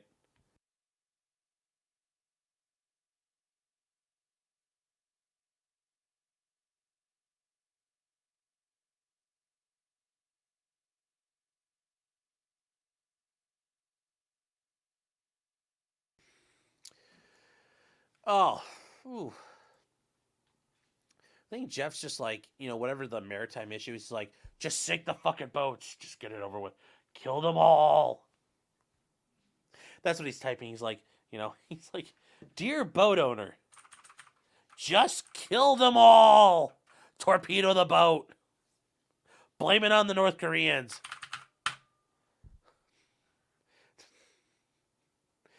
Do I think Putin did the thing in Moscow? No. I don't think so. I don't think the Ukrainians did it either. I think ISIS, they're fucking ISIS guys. They like fucking killing people. I mean, ISIS, watch Lawman do the math. Joke's on fucking you. I'm not doing the math. 2.0's helped me do the math right now. So, yeah. Fucking felted. Like, BTFO'd. Yeah. Actually, more like BTFO. It's more like gaped. What beef would the ISIS have with Russia? It's a target they can attack. I'm sure that ISIS... Well, in Syria, Russia is still helping Syria to an extent. Not a lot. Not a lot like they used to, because most of that, infrastructure is being in Ukraine right now. But, they were doing bombing raids all the time. And remember, 4chan helped get an ISIS camp wiped off the map. If you guys don't remember that story, some ISIS guy was talking shit, and 4chan, and people on 4chan, and I remember it happening, figured out, geolocated where this ISIS camp was, tried to give the coordinates to the U.S. military. U.S. military wasn't giving a shit. Forwarded the coordinates to the Russian Air Force, so the VKS showed up, and fucking, fucking did I think they had a backfire do it. Well, I had to backfire a couple, fullbacks, but whatever. And just fucking bombed the shit out of it and fucking wiped out the ISIS camp. So, the internet, the autism on the internet has, caused some fucking problems. The ISS is Mossad. No. The ISS is CIA. Read about Timber Sycamore. And why John McCain's over there jiggling their dicks back in the day. And why all the weapons from Libya, what happened to all those? We took all their weapons and gave them to ISIS. Because we thought that was a good fucking idea. Yeah, brilliant fucking idea out there, huh? Yeah. So, startup lab for $49.99. Wow! Holy cow. That's a red label altogether for you, man. Damn! Thank you. I truly appreciate that. Thank you very much. Says, for your future Mrs. Meyer 2.0 and the Doges, the doggos. Hold on here. Clyde Bear. Hi, buddy. You guys hear the click, clack, click, clack. Hi, buddy. Come here. Come on. Come here. Clyde, come here. Come here. Buddy. Hold on. I got your treats. Come here. Come on. Come here. Look. Come here. Come on. Clyde, up here. Up here, Dingleberry. Come on. Clyde, jump. I'm not going to chase you. This is what you want?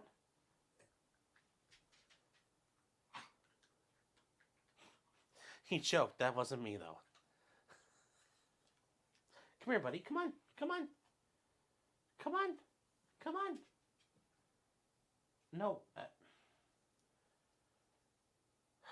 He's running away from me. Hi, buddy. It's okay. Come here. I love you, Clyde. Good boy. I guess he doesn't want to show up. But thank you, Startup Lab. Holy cow. Very generous. Thank you so much. Oh, yes, the ISIS did Mossad. Well, ISIS did the Mossad. Well, wouldn't it actually be Mossad did the ISIS? Yes, Russia announced that the military action in Ukraine is a war now. I know, they're not fucking around now. So. Clyde, yeah, you can hear him. The McCain was a dog. Yes, he was. My friends. Clyde learned to take the bribes. Only one perfect March Madness bracket remains. Oh, wow. chase him. Do I look like I'm chasing a fucking dog? Hell no. Hell no. So.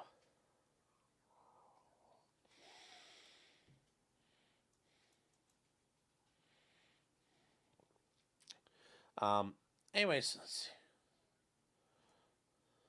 Did Ty Beard ever actually join Nick? Because, like, he's just talking about the same fucking, like, didn't he, like, so he interviewed the guy, and now he's still reading his opinion? Like, how many days in a row? Like, fuck. God, imagine we had to read something that's, like, 100 fucking pages. It'd be, like, part 10. I don't know, chat. Is he done already? Fuck. Really, he's done already? You should text him, see if he'll come on. I mean, wow. Okay, Jesus. Got that fucking stamina, chat. Stephen Cooper for 420. 420, blaze it! Yeah. Clyde is an excellent name. Yes, it is, but to be fair, Clyde is not the name we gave him. That was the name that he already had. We were looking at dogs, and,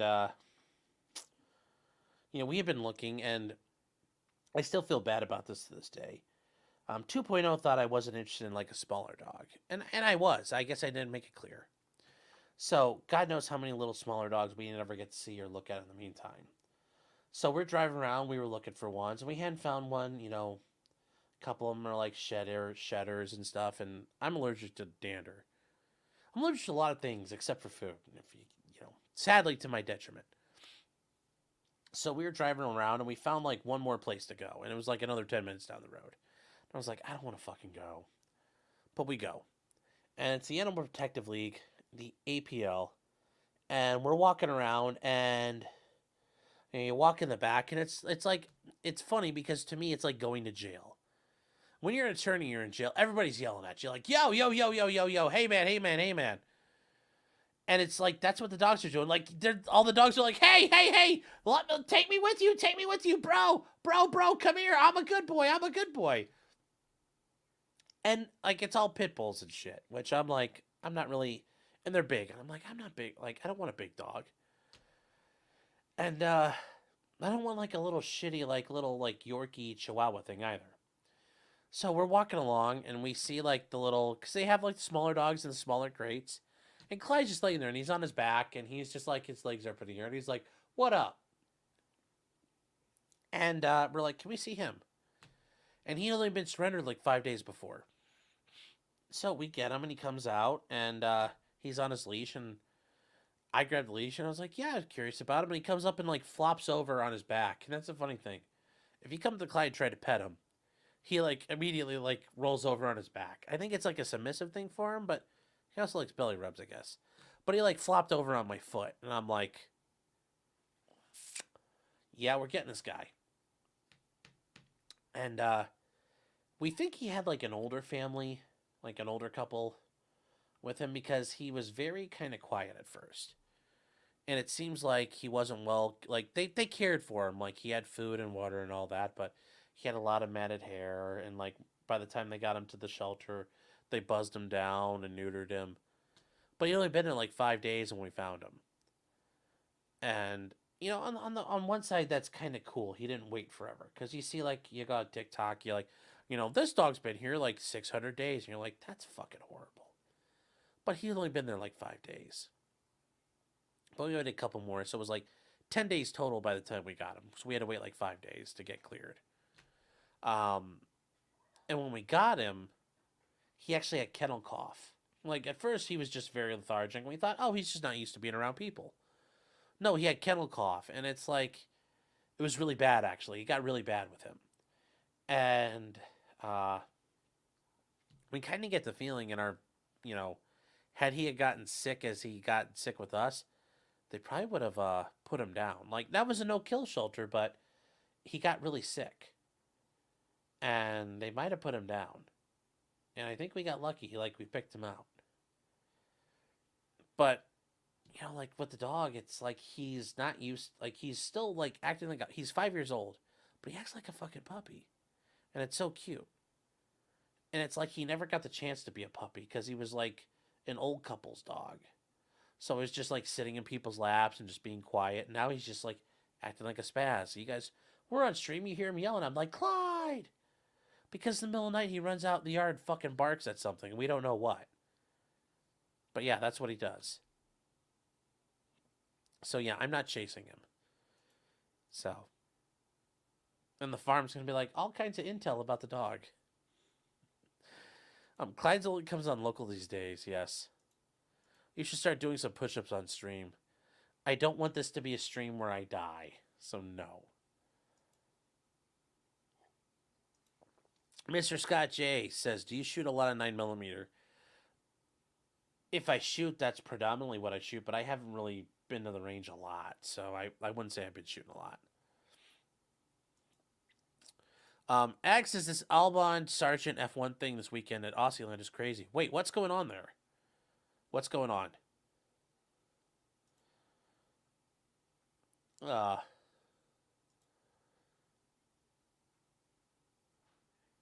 Nick takes too long to do opinions. Yeah, he does. I'm like, I understand that shit, man. You gotta fucking turn and burn on that shit. Just fucking plow. Like, you can get through it, give your comments, get it done. Like, I went through all those Russell Greer things. Pound them out, man.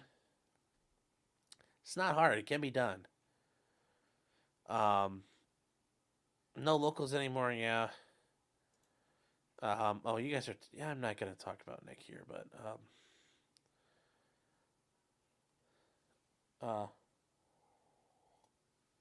Oh, Ty canceled last minute. Where am I at with the goal? I don't know. Hold on. Where are we at with the goal? $74. From 400? Yeah. Something's like 326, right? No, you're 330. Well, hold on. You said I'm $76 away. 70. Yeah, I know, but now you're saying 70. No, 70. Okay, so I'm at... Okay. I'm putting it down. I'm putting it down. Really? I got that far? You're telling me this is the right number? You're at 330. Okay, she says, all right. All right, just making sure. Oh, God, I'm trying to catch up. Rip Harambe. Sean's allergies do not include butter. I wish they did. I wish they fucking did. The breed of peace, yes. Pitties are sweet. They are, but they shed and shit. And I'm not deathly allergic, but like it's bad when I'm around dogs who shed. It can be really, really bad. So no, I don't want that. You know. So Clyde sounds adorable. Clyde's an amazing fucking dog. I've been really lucky in my life. Dogs I had as a kid to when I was an adult, when I got married, the dog I had, Maverick, probably the best fucking dog I've ever had. Amazing fucking dog. So sweet. I've been really lucky. And 2.0, the dog she had previously, they're now gone. They're no longer with us. But I've been lucky to be around people who have great fucking dogs. And it's awesome. It's awesome. Clyde has old war stories when he forcibly removed faces of ATF agents. That would be awesome. So, yeah, he was very underweight when we found him too. If you guys remember those early streams, he looked all like raggedy and shit. Yeah, he was not good looking.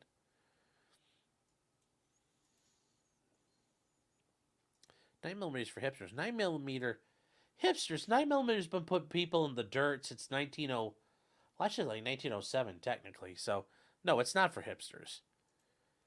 Longer than 45's been putting people in the dirt.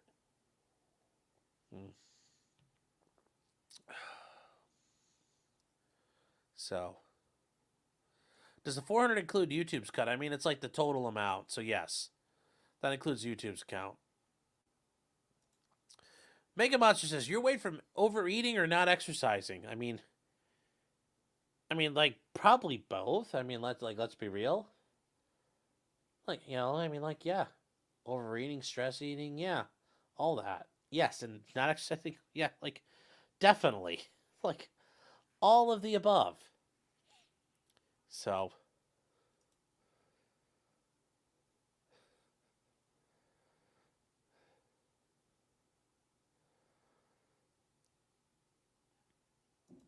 two world wars, yeah, that was two world wars a long time ago. Knock your boomer shit off. What do you like to eat? What don't I like to eat is the question. So, I don't know. You guys are saying invite people on. Jeff's gonna come back. Yeah, I don't like avocados. Fucking nasty. Guacamole's horrible.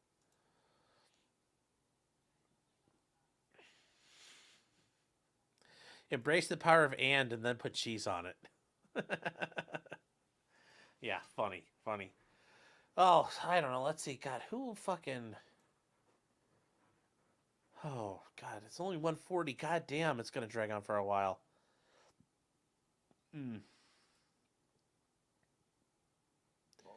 Charlie says, oh my God, you weren't joking, Charlie.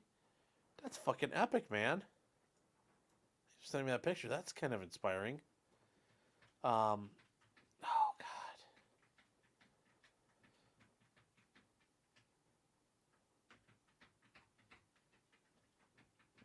Wow, that cat is taking a really loud dump.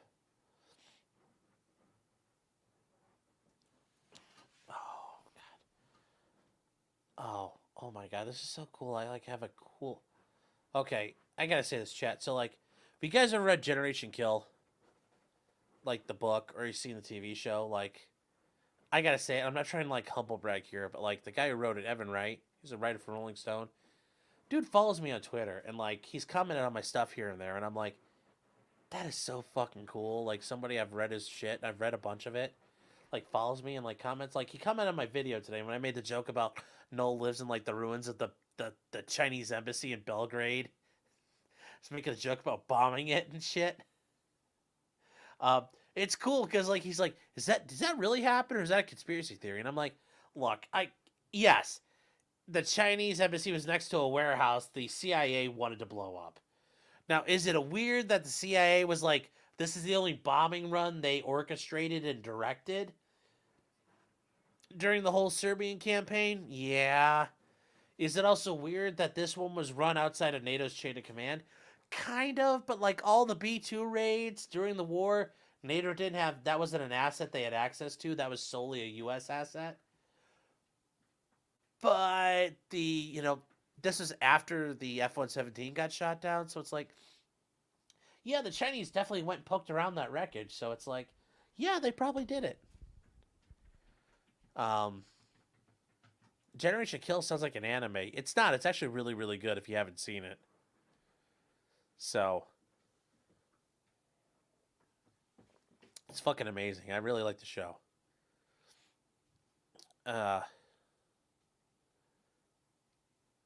So have I talked about the slutty cop chick yet? That's not helpful, Charles. Which one? But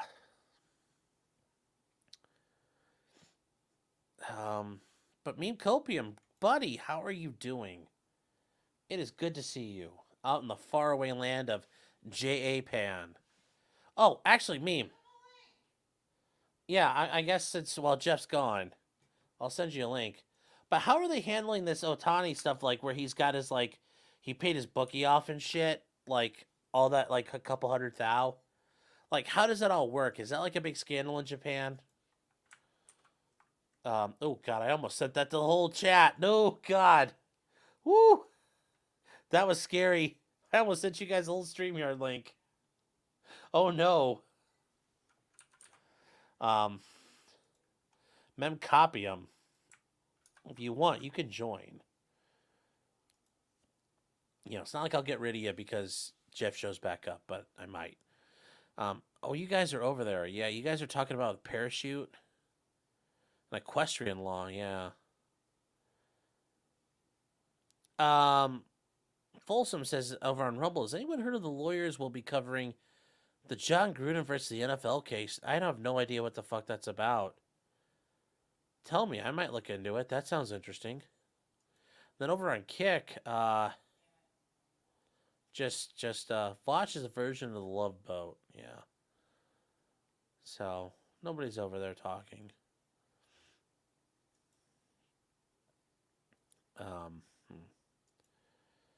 Wow. Um,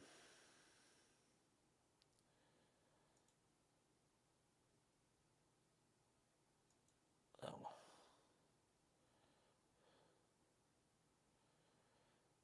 Oh, what am I doing here?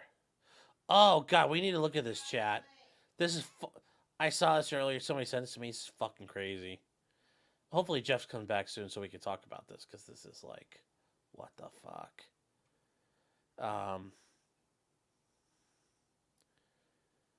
Do it, pussy. What am I doing? What am I doing? Oh, Bad Weather Biker says, actually, hold on. We got a couple we got to catch up on. KJ's like, I'm going to be funny. Startup Lab for 1999. Jeez. Thank you. I don't mean that like I'm mad or like upset, but it's like the way some of you guys do this, it's just, like just blows my mind at times, but in a positive way. So Sean does a shot. Can the chat get him to the rest of his goal?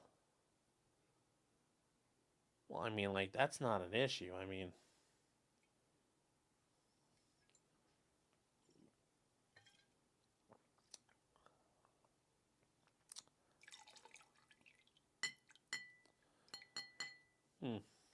that's empty. See you, look, chat. So, maybe that'll get you to the goal.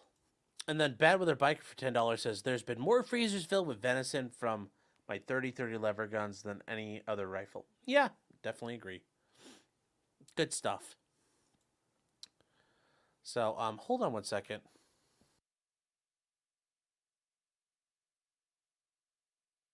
All right, well, she's doing math.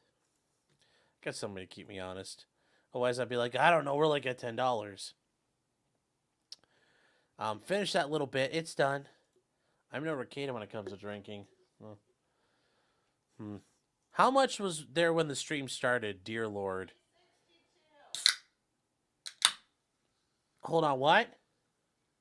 362. Okay, hold on. Oh, you're saying lick it? Okay, hold on. Also, when you pour it, you don't have to lick it if you go like this. And you turn the bottle. Like you've had some level of sophistication and training in life. It's easy. It doesn't drip. Not saying you have to be classically trained. You just have to be not like a, dirt floor savage. You just go, whoop. And you go, whoop. Just a little bit of a twist. And it doesn't drip. I mean, I learned that as a kid because I used to pour like wine for my parents. And I was like, how do you do it where it doesn't make a splash? And my parents taught me. And it's like, haha. It's like the fucking dark arts. So, oh,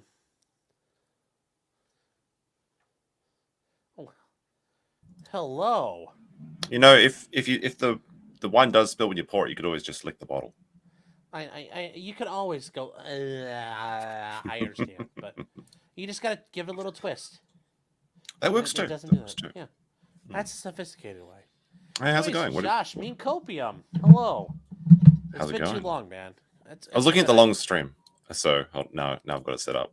When you've got like two things open. I was looking at the delayed stream, so it was like kind of confusing. Yeah, it's going good. It's like 3 p.m. Saturday in Japan. Just doing some stuff. Well, you're the same time zone as Jeff, right? Yeah. Korea and Japan are the same. Yeah. Does he at work? What's he doing on a Saturday? He's got, apparently something, I don't know, the Pirates of the Malacca Strait or something happened. Something happened where a boat has a problem, so he's got to deal with it. Oh, they ran over a dolphin, I guess. Yeah. There's a weird thing happening recently in Japan where whales keep like and it just like appearing in the bay. Like washing up on shore, or they're just in the bay? Yeah, like in like the Osaka Bay, there was like a sperm whale just like floating there for some reason. It's kind of weird. It's like almost like Death Stranding or something. Oh, were they dead or are they alive? Oh, they're just dead. They're just like whales just come to Japan to die. I guess since Japan's not whaling as much in these days, they're like, we're looking for the forest. Yeah. No, we miss you guys. It's like all the emo whales are coming to Japan. I don't know. It's just a weird thing that's been happening recently. There was a giant squid actually that washed up in the bay too recently, like a live one. Like it was like on the death's door, but like a diver jumped in the water and started filming it. It was like crazy. Like why would you do that, especially within Japan where lots of bad tentacle things happen. Yeah, no, that's what the fuck. Yeah, it was quite weird. Quite weird. No, that's weird. But anyways, yeah, how are you doing? It's been a little while. Yeah, pretty good. Been pretty busy lately. I'm preparing a sort of a business proposal thing, and keeping with my travel stuff and everything as well. It's almost spring though. I'm ready for spring. I'm so sick of winter. Yeah. It's almost the sakura season, which is be nice. Oh, good. Hope it goes well. Your business proposal. Yeah, me too. Yeah, I feel bad though, because like there's so many times where you do like, yeah, I'm doing my stream, and it's like 6:00 on set or on Friday morning, and I'm like, I just woke up, and it's like I feel bad because I wish I could do them. And it's like, well, I have to do is a Friday. I'll have to stream at a proper time or something. No, it's like I gotta find a stream where I can just come on with you guys. You and Max are getting like tanked, and it's like get tanked at like 7 a.m. on a Friday. Hold on one second. Yeah, I think she said, "Is that Josh?" It is. I don't know. He's muted. Well, we can say anything we want, chat. I'll know when he's back. Apparently, you are super loud or something. I don't know. Am I? I don't know, but I'm gonna fix it. Edit mic settings. That's weird. I usually have StreamYard settings, but I don't know. Apparently, you're too loud. You're too boku. Must be this microphone. It's too good. Yes, that's too good. It's too good. So yeah, like as far as like the Otani thing, is that like a big deal in Japan? It is. Max was trying to tell me about it last night, but I'm not really that into sports. But Max actually has his own channel where he did, I think, 2 videos on it. He thinks it's a really big deal. Yeah. So is it Japan? Is it that he was gambling, or is it that because he was an athlete gambling? Well, as I understand it, or at least as Max was saying, he didn't gamble on his own sports matches or didn't gamble on his own, I guess, baseball. But they lied about what they were doing, and I think it was kind of, it's like an embezzlement thing or something. Like they gave the money to his like translator, and his translator took the money, and then they said like, oh no, he has the money, but then he's like, no, we actually never said that, sort of thing. So it's, I don't know, it's almost like money laundering or something. I really wasn't too focused on it because, like I said, I'm not very much into sports. But there's some weird stuff about Otani actually. Like he's kind of like this like big celebrity and kind of playboy, but like he's kind of like unmarried, doesn't seem to have a girlfriend, and like every time he goes somewhere, he just takes his translator with him. Like to all these like influential parties and things. So are we sure that's they're a bit weird gay? too. I mean, I don't know. It's possible. I mean, it's kind of the whole Sebastian Vettel thing. Like, he always had his like translator or his like PR person, and everybody's like, "Are you sure Sebastian's not gay?" But interesting. Okay, because I heard about it and I was like, like my first thought was, you don't know who Pete Rose is, do you? You ever heard the name? No. Okay, so he played for the Cincinnati Reds, and he bet, but he never bet on his own team. Banned from baseball forever. Like, he tries to get back. Every time something happens, he's like, hey, you didn't fuck these guys over as bad as you fucked me and let me back in. And baseball's like, no. He's been banned from baseball forever. And he can't get in the Hall of Fame, nothing. And, I'm too much of a nerd to know any about this stuff. The only like sports gambling stuff that I know about is the StarCraft match fixing in Korea. The StarCraft match fixing. Yeah. Okay. Those are great games. Have you ever seen them like play? Like in the stadiums, the people go crazy. They go nuts. I went there once. Well, I know there were great. stadiums, but I never heard of the match fixing. Yeah, it was. I'm trying to think who it was. I think it was like either Life or someone. Like he was banned for life, ironically. I remember the stories about in Korea, people were dying because they played like StarCraft for like 100 hours straight, and then they just like died, stuff like that. But no, I never heard of the match fixing. No, it was a big industry and a big upset. Maybe it was Jadong. I'm trying to remember. At this point, I can't remember. Okay, bring my mic closer. Okay. I got my. That's why I got my producer. It sounds fine on my end. Maybe it's just I've got a good pair of headphones. Okay, well.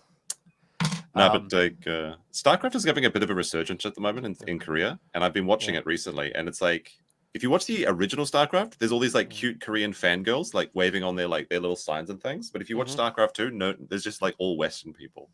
Oh, So it's very that's sad. Very sad. sad. All yeah, it's all just weeaboo. Well, and technically in Korea, what do they call weeaboos over there? Korea boos. Korea boos. Okay. Yeah, it's a pretty easy That's- one to remember. Yeah, that's not very like I thought it'd be a funny one to remember, but God, There might be a Korean word for it. I'm not sure. You'd have to ask Danny. Jeff. And she is one, right? Jeff will come back. He's out doing stuff. So He's doing an all-night goal. Can we hit it? yeah, can we hit it, Can chat? we hit it? Praise the goal. Oh, See, I love that you know what I'm talking about. Mm-hmm. Have you been following like some of the stuff in the sector recently? I mean, like with Vickers going bankrupt, or which parts? Yeah, some of that stuff's pretty funny, but I think for me the funniest one was like the conspiracy theory that like Cog dressed up as his own wife to make curry. Oh yes, I saw that. That is I'm so like, funny. Oh, that my is, you goodness. know what though? Like I saw the pictures and I'm like, They caught him in the reflection of the pan. you don't have to tell me what your so name is. good. You don't have to tell me your screen name, but like you're on the farms, right? You have to be on the farms. I read the farms, but I don't have an account. Oh, you don't have an account. I'm just a lurker. I spent years for lurking, but I will tell Mm-hmm. you so much though. Jumping in and actually having a name is so much more fun. Like it's I like heard there was I some have sticker seen. drama or something. I have climbed to the top of the mountain and it is beautiful. I have seen, but yeah, I saw that thing with Cog and his wife so is him. funny. I'm The actually, reflection, like, he's got like I the believe Peaky it. Blinders cap and the thing. Yeah. I believe it. Yeah, I totally believe it. I think he believe did it too. I believe it too. And guys, if you know what Cog is, yeah, he's yes, part of the sector. Mhm. He's making waves. He's making big waves. The biggest waves yeah. in the sector. Yeah, he's making some moves. He's making some moves. Mm. Garrett Pace for $20 says goal. To quote the great Vincent K. McMahon. And Bad Weather Biker says never go full Ricada. And then Greg for $10. I've left him speechless. So, that's all Greg can say. Thank you, Greg. Is How his long have you volume been fixed? Are going? you guys like done with that? Is it better? Is like everything good? Offshore wind farms are killing the marine mammals. Okay. Are they chopping all the birds up too? Yeah, well, there's some places like here in America where they're killing the bats because bats are like flying into it. I'm like, when I heard that, I'm like, wait, bats do like the fucking echolocation shit. So how can they not do like the beep boop thing and they see the windmill and they fly around it? But yeah, it's killing birds and bats out here. Mhm. So I like fly my drone around like when I get the chance. I haven't done it recently, right? Yeah. But I remember watching this really funny drone video where some guy was like going up to like one of those windmills. yeah. And there was just some dude that was just sunbathing on one of the things. Like he was like an engineer, and he just took all his clothes off on the top of it. You know, like that little part they have there. So this guy's just up there all buck naked and like they caught him. Yeah. Mhm. Ah. I'm not sure. I'd feel embarrassed if I found that. I'd be like, I don't want that. That's no good. No, it's always fun, like That's looking funny. for stuff when you're flying around. Like, I remember one time I was flying around these islands in Japan. I just found like these like beach Yeah. deer that were just like, you know, I guess they like the salt in the ocean or something. So they go down to the beach and get some. It was really cool, really nice, very beautiful. Do you ever like when you're playing with your drone? Do you ever pretend like you're like running around, being like, you like pretend like you're like a Russian or Ukrainian, like drop like you see somebody sitting on a bench, you're like, boop, you're dead. So what I did actually is one of the like money schemes that I had was like selling stock photography and Yeah. videography and stuff like that. And it actually does pretty good, but like these days not so much. But Yeah. there was a power plant in New Zealand. It was a geothermal power plant, but it has those big like cooling silos. It looks like the American style nuclear power plant. Yeah. I was flying my drone around that, and then I took that Oh. footage and I green shifted it, and then I had like little numbers, like just like you know like 4, 7, 8, like repeating like you know deep in like little thing, like little box Yeah. around their thing, and I uploaded it as like terrorists attacking nuclear power plant, and I made hundreds of Oh. dollars off of that video. Oh, I was gonna say I'm surprised you can get like a visit from like the police. Like, what did you do? No, it's in New Zealand. There's no nuclear power in New Zealand except for the secret submarines and the French people that attack the Rainbow Warrior and stuff. Well, that wasn't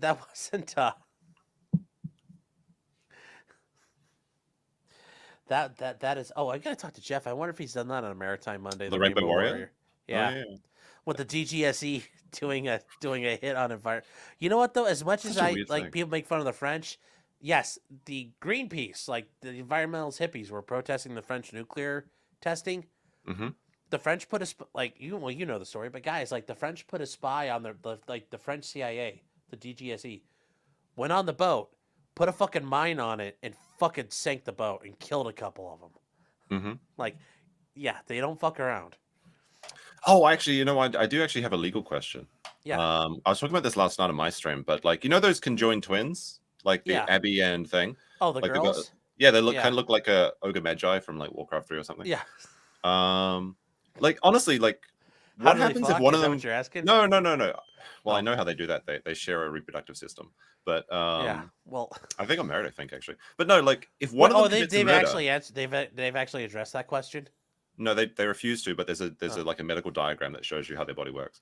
Oh, okay. But if they each control one arm and one leg, so one of Yeah. them could commit a murder. What actually happens in that situation? Can you put one of them in jail by depriving the liberties of the other one? Like this is an actual legal question. I really would like to know. I think you run into a problem because now you're depriving two people of their life and liberty, and you can't expect like what are their names again? I forget. It's like Abby and Abby and Gabby. Okay, whatever. something like that. Yeah. So Jill and Susie. Yeah. You can't expect one to stop the other. Like there's no obligation to do that. Mm-hmm. And if one literally can't control the other, like, because I think that the way I understand it too is like they literally can't stop the other side from doing something. Yeah, so they have like if they one each control one arm. They each control one arm. They have so to like coordinate to do things. if the right side's gonna be like no I'm like this is fake, it's not real, Mhm. but and this is how you get around it because it's a fake. It's safe to you too. Did you 3D print that? What? Did you 3D print that? You can't. You can't say those letters together. So Oh, no, sorry. this is a bought item. It's called a blue gun. It's a safe gun. So like one of them, Stabby says, I thought they did porn. Like, oh No, my they god, didn't, they could They're- write their. They're could actually Yeah. a 5th grade teacher in Minnesota yes, now. I know, but like if they wanted to do porn, like they could literally name their price and probably get it.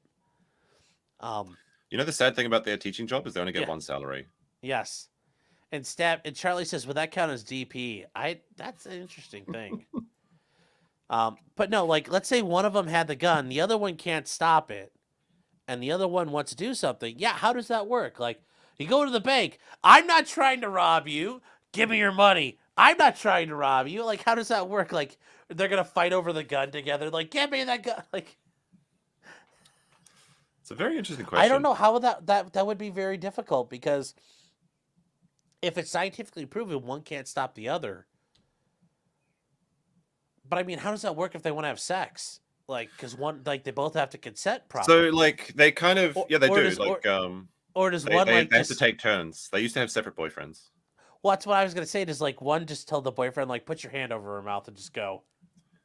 You know what's really kind of funny is they have 4 lungs, Yeah. but they share a circulatory system. So one of them could just Yeah. hold their breath forever if they wanted to. So think of the implications. What? Oh. Sorry, I'm trying God. to ruin your wholesome No, stream. no, you're not. You're not ruining anything. One of them, like, they could do the Fozzie Bear routine forever. Like Oh no. the ghetto gaggers, like they would win the they win the challenge. I didn't know that. No, it's actually really interesting. I mean, obviously, it's a Yeah. very rare condition, but they have Oh. like 4. They have like four lungs, but the 2 Mm-hmm. of them are combined. Kind of. They have 2 stomachs, but then 1 digestive system and 1 set of reproductive organs, So like they would take and turns and 3 though. kidneys. 3 kidneys. Okay. Yeah. So the way it works, they want to have sex. They have to take turns. hmm So like, does that count as Eskimo Bros though? Technically, because it's the same. I don't know. Yeah. So like, let's say one of them like black guys though. So it's like one of them just gets hollowed. One like getting hollowed out, and the other one just wants like a normal size guy. It's like you're ripping off the. Yeah, that's not good. They're kind of confusing. Like, what if they have children? Who's the mother? Yeah, like who goes in the birth certificate? That's actually really. Oh, are you laughing out there? Did you hear her? Yeah, I can hear the laughing in the background. Did you ever hear about the woman who had 2 vaginas? Yeah, This is not a yeah, yeah, like she, the old timey pictures of her. She had like 2 sets of legs and stuff. No. This is a current woman. Oh, She well- actually has an OnlyFans. Well, no, there's like an older, like she was like a circus freak, and she had like two sets of legs, like she had like two sets of like hips and everything, Hmm. and she had two vaginas, and like she actually was very candid about it. She said like her husband liked fucking one, like he preferred one pussy over the other, and it was like a whole thing. And she said like the one he preferred actually hurt her a lot, but she actually was fine with it, and she even ended up having kids and stuff. But he had to like fuck the right one to have the kids. But so a girl As on opposed to the left one? OnlyFans. Well, I think they were like front to back. I don't think they were like left and right. I don't No, remember no, the story. there's like a woman now. Like I think She's she's got like two in her pussies. 20s or 30s. Or like, Yeah. no, it's like one set of curtains and then two vagina holes. She has one of them for her boyfriend and one of them for her work, though, apparently. Like unironically. That there's no way that works. Like, how does she like that guy doesn't actually know. He doesn't know which really one knows. he's in. Like, is there like enough texture? Like, did she get like a skin graft done where there's enough texture difference? Like, the one guy knows the difference between the two. Like, how does he know? How One does of he them know has which been one he's in? one of them is been spaced out more. It's been worn out, I guess. Well, that's from, what I mean. Like, one the of them's work hollowed at out. France. Like, he eventually like it's like when you're. You ever like walk along and fall through a hole? Like you step through something. You're like, oh, whoa, oh my god, oh, I fell in the work hole. Sorry. You pull back out. You're like, sorry, that one's hollowed out. You're like, this one's mine. You pull in the wrong parking space. Yeah. That's Do you too know, big for my car. You can actually, it's very rare, but you can actually get double pregnant too. Like if you're already pregnant, it is possible to. It's like a 1 in a million chance, but it is Yeah. possible to inseminate and then have a secondary, like, I guess. Yeah. What is the case of Fraternal twins. yeah. Yeah. No. Like you can be pregnant at one point and then you can get pregnant later. It's super rare. Actually, Meme, can you hold on 1 second? I gotta take sure. a step away for a second here. Hold on, I'll be right back. Yeah. Can you I'll buy read the store? chat. Yeah, sure. I have so many questions. So do I. Well, I'll try and answer some of the questions for the chat now. Oh man, how's it going? You're only $6 away from the goal. Can some Chad put $6 in so Sean has to go all night? That'd be good if you could come back and see some extra ones. Multi-zygote? That sounds like it. I think that is correct. What is this Chinese finger trap? Oh no.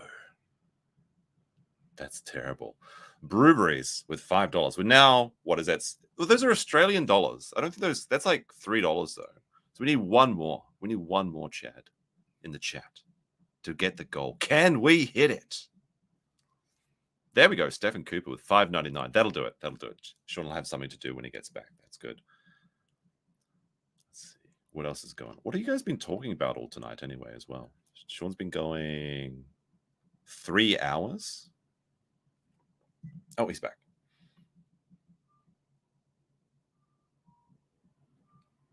But now he's muted.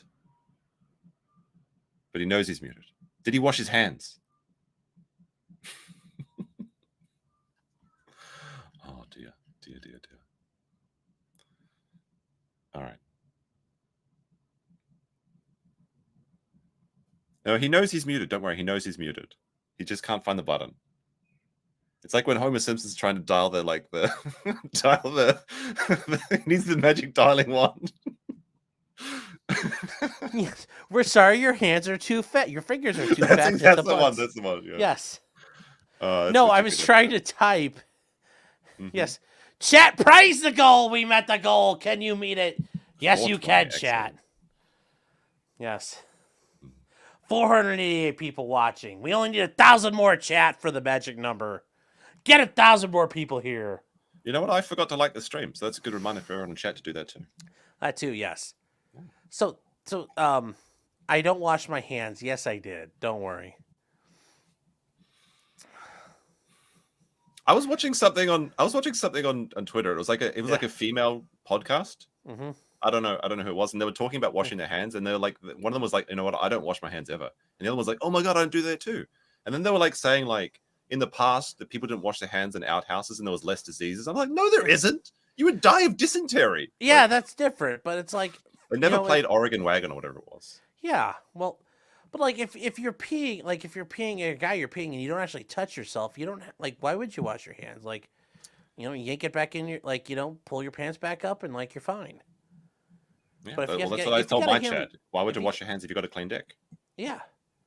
But I do understand the idea that yes, your hands are dirtier than your dick normally. So yes, if I'm touching my, That's you true know, though. so that's the idea. Like you should probably wash your hands before you pee, because you're getting like your dirty like dick beaters all over your dick. That's Yeah, true. Benjamin says the offshore wind farms are killing the marine mammals. And Startup says, I should live stream the solar eclipse on April 8th. I'm in the path of it, I think. Yes, I am. It's I'm coming envious right of over that. me. Yep, it's coming all over All me. the solar eclipses always seem to go over America and Africa. There's never anywhere I am. There's always just like the dumb lunar eclipses. Well, it's because they started ritual sacrifice in Europe, Asia. So, Yeah, Burberry Oregon Trail, what I says was thinking of, yeah. for $5 dues, five Those are single Australian, dollar though. dues. Yeah, the dollar dues. Those are actually on parity with the yen now. So that's like 500 yen. Oh, That's enough to get a bowl of ramen over here. A good one too. you know, here's the funny thing: I've never had ramen. I still haven't had ramen. Well, ramen in America is not ramen in Japan. Like ramen Well- in America is like those little noodle bowls, like the Yeah. noodle cups sort of things. Mhm. If you get like an actual good, like I can send you a picture next time I get ramen or something. It's really good. Well, like I've Sure. also seen in like Japan, like the egg thing people have, where like the egg gets all twirled up and shit. Oh yeah. And like they have eggs on their ramen too. Like it all looks good. I've just never had ramen. Well, people eat eggs raw here quite a bit. Like the chicken Raw? standards in Japan are like really, yeah, like it's pretty common to have like just raw egg over rice.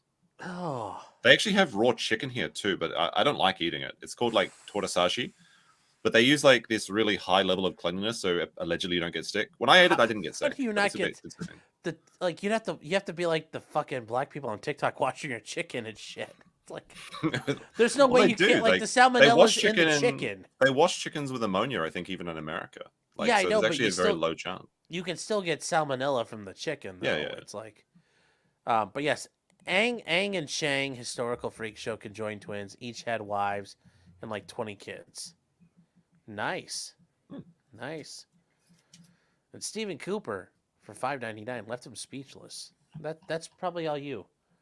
Left him It's speechless. possible. It's possible. Yeah, you're that good. Salmonella finds a way. Yes, they have a raw pork dish in Germany. Ugh. Oh, there's actually a restaurant in Tokyo, and they Mhm. only serve raw eggs, and they've got all these different colored yolks and things. So you Mm. just go there, you get one bowl of rice, and then you can just get as many Yeah. raw eggs as you want for like $5, and you just like crack them open and just like slurp up raw eggs. It's Ooh. weird. It's very weird. I mean, that said though, I like raw pork sounds bad, but like I've eaten. You ever eaten kibbe? Kibi? Yeah, it's like lamb meat. raw. I don't think I've eaten raw meat until coming to Japan. I've had Okay. raw horse, I've had raw beef, I've Mhm. had raw chicken. Raw horse is actually pretty good. They call it like sakura niku because it looks like pink, like the sakura flowers. It's actually pretty good. What? Hmm. Really? Yeah. So, no, but like kibbe is it's lamb meat. It's raw lamb. Like you can have cooked kibbe, but generally it's like it's raw and it's a Mediterranean dish, and you get it with like Is it like in lemon juice or something? Because that yeah, like well, ceviche? but the grape leaves are in lemon juice. Okay, so that kind of cooks it a little bit with the acid. Yeah, a little bit, but I mean it's still, but like that's good. I'll eat that, but raw pork, whew, I would never. Do that. I don't know about that. That seems a bit. Yeah, that's tough for a me. little. I used to like kind of watch the Yeah. freak show that is the raw meat carnivores on YouTube. That's you really weird, You're like talking about, Savage the or Liver whatever. King guy. I haven't seen Liver King. Well, I've seen like a couple videos, I guess, of him, but no, there was Yeah, like well, this. he's not eating steroids. Yeah. It's kind of weird. They're also into like the sun gazing, which is literally when you just look into the sun directly with your eyes open. What are these people called? Well, those are the sun gazers, but a Oh, lot of okay. there's a bit of a crossover between the sun gazers Oh. and the raw meat carnivores. Hmm. It's a very, very weird Hmm. group of YouTube. Are they also like the people who bleach their buttholes in the sun too? There's probably a crossover with them as well. Okay. But the women Like- that like kind of moon the sun, right? Yeah. Egalitarian says, "Why is it raw?" It's delicious. The horse meat raw. I mean, I've eaten horse before. It's really good, but I've never had it raw. So like, it's like sashimi basically, right? Basically, when you eat Yeah. the horse meat. Okay. You know what? I give that a shot. I'll do like give me some sushi like done like horse style. Yeah, it's like pretty famous down in southern Japan, like around I want to say Kumamoto. Okay. Maybe Kagoshima. It's pretty good. Pretty good. I'd recommend it. I'll have to try that. I wouldn't recommend the raw chicken. It's just weird and it feels wrong. I would. You couldn't pay me to eat raw chicken. Yeah. Like knowingly eating raw chicken. The raw eggs is good though. I will recommend that, but not in raw America, eggs is fine because I've had raw. I've eaten raw eggs before. I've seen Rocky. I can handle raw eggs, but like one or two, I wouldn't. If I'm eating rice, I don't know if I'd eat it over that. Mm-hmm. Darcy says I dropped my hard hat in a water puddle at a chicken farm pumping concrete. I refuse to wear it all day. I don't blame you. I don't blame you. Chicken farms are just. You ever driven I had by one pet of those chickens. before? I had pet chickens when I was a kid, but I haven't been to like a big like stock chicken farm like you have in America. Driving by a chicken farm. Oh, if the wind is wrong. Oh. There's a lot of farms in New Zealand, a lot of dairy farms, so I kind of know those ones. Well, dairy farms are fine. Like it's one thing you smell 1,000 cows shitting at once. It's not a big deal. You smell like a chicken farm though. Oh, that'll gag a bag it. Mm-hmm. So. But yeah, that's the worst of both worlds. Having to smell chickens and chicken shit and pump and like doing concrete work. Oof. I am fascinated by the chicken mafia in America. What do you mean by the chicken mafia? Everybody who's raising chickens? Yeah, it's like you have to be like sell your soul to like Tyler Chicken or something, and you have to get these big chicken farms, and if you don't produce like a certain amount of chicken farms, they'll blackball you from the industry, and you need millions of chickens. Like being a chicken farmer in America is ridiculous. It's like a way to throw away money, basically, unless you have like 1 billion chickens producing like in the worst conditions ever. And if you even talk about it, they might lose your contracts. And they have these sort of contests, but if you don't meet the contest like goal, then you get removed from the industry. Hold on, Josh. What are you saying? There's a big scandal with Tyson right now. Yeah. Because they shut down a factory so that they can go overseas. Oh wow. Okay. Oh yeah, the chat's right. Actually, it's not Tyler Chicken. Tyler Chicken's from Seinfeld. It's Tyson Chicken. Yeah, Tyson Chicken. Yeah. Well, I was gonna say a lot of people in America are like getting to the point, even in like very tight suburban areas, are growing raising chickens. Mm.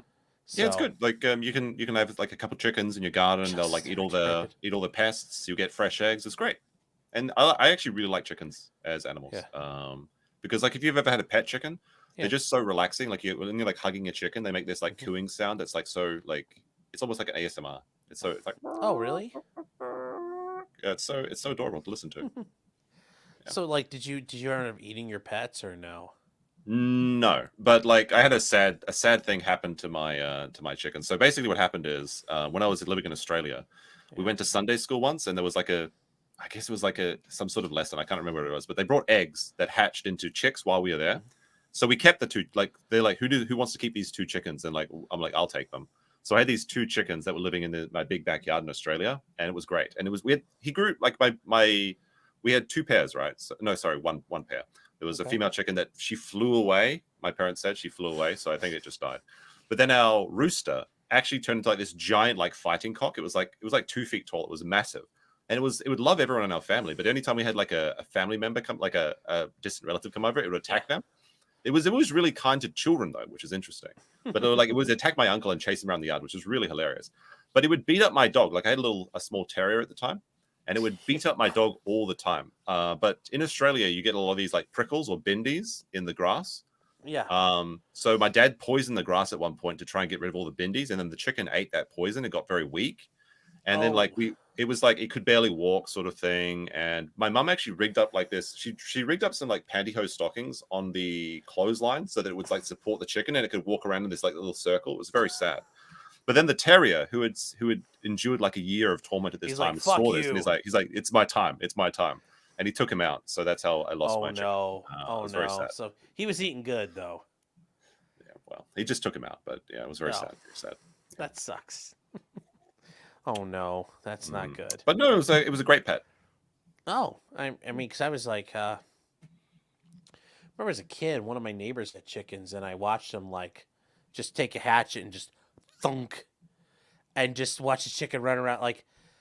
Without the head, yeah. Yeah, like I almost passed. Like I was like 10 years old. I must pass out the first time I saw it. Watching the chicken just run around a circle, squirting blood, and then just like run, and boom, fall over. There's this weird thing you can do if you draw a line in the sand, it kind of hypnotizes chickens. Mm-hmm. I think it's because they were expecting like things to come out of the ground or something. Yeah. And my old, I don't know if this is true. He told me this is true. My old wood shop teacher said that when he was working on his farm, because everyone in New Zealand has like a farm or a family member with a farm or something.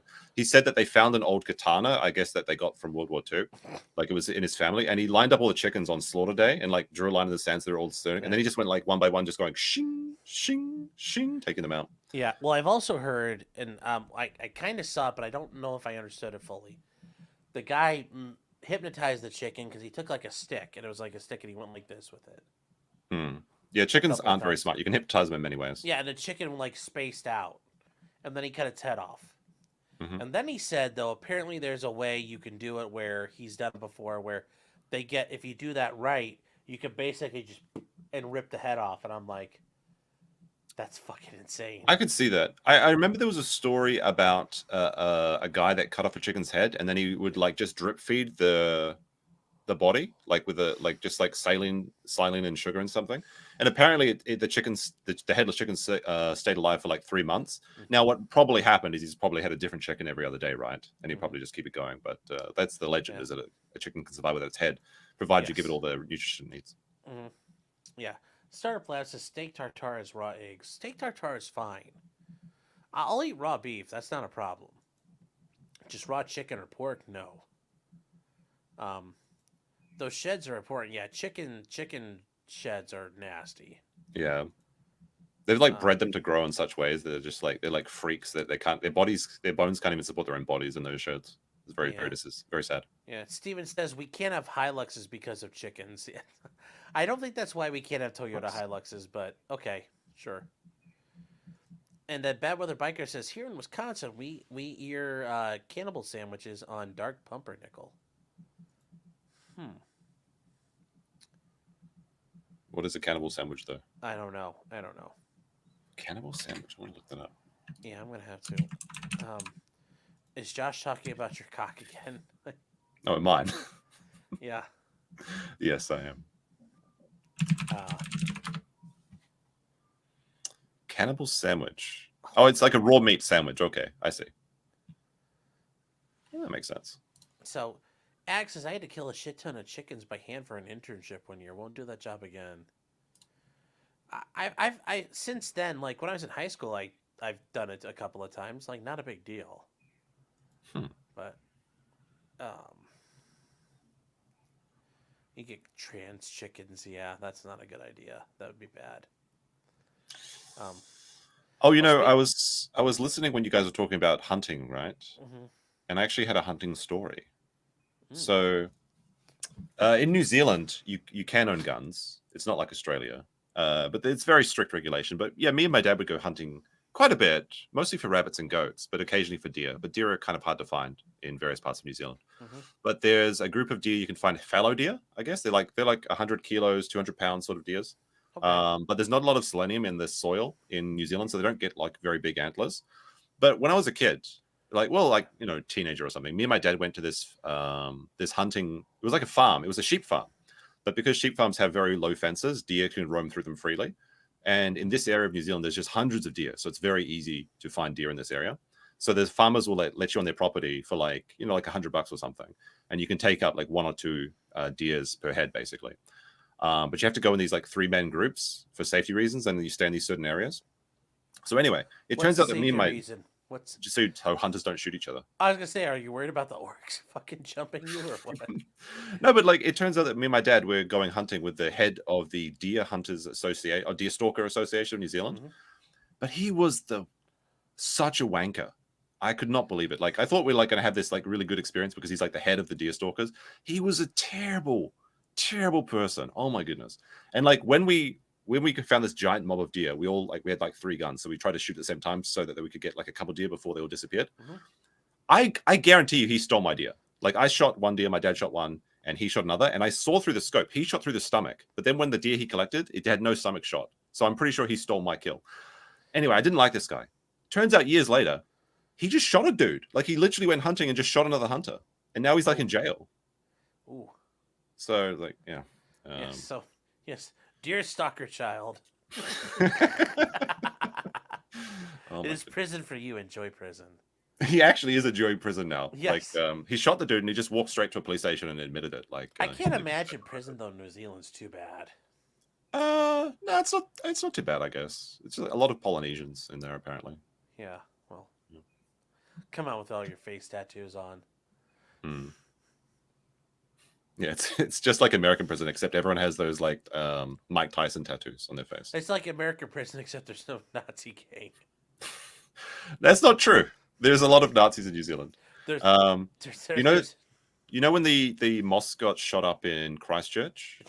Yeah, I've seen the play-by-play on that one. Yes. So I was in New Zealand when that happened, and I was talking about it with my friends. And interestingly enough, there was that obscenity law in New Zealand, and this is when the New Zealand police contacted Kiwi Farms to try and get the IPs of everyone who was sharing this video.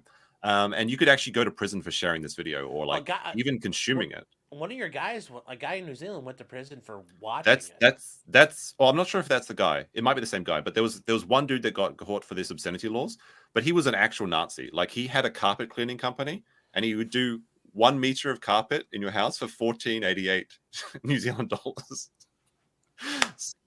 He was an actual Nazi. But is there like did they save the ad? Because I want to see that. I did. It's like it's got like the iron cross, and it says like, is it the final solution to your carpet problems? Yeah, it was like I was looking for it before, I couldn't find it, but it's an actual like he was an actual Nazi carpet cleaner. I'll see if I can find it. It's really funny. Are your carpet prices too high?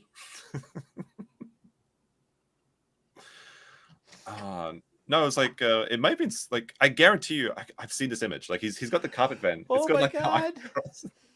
$14.88 per meter or something. It looks like a Nazi guy holding a flamethrower, but it's him holding the carpet machine. Oh, no. Let me see if I can find it. Oh my God. I should probably mute my noisy keyboard.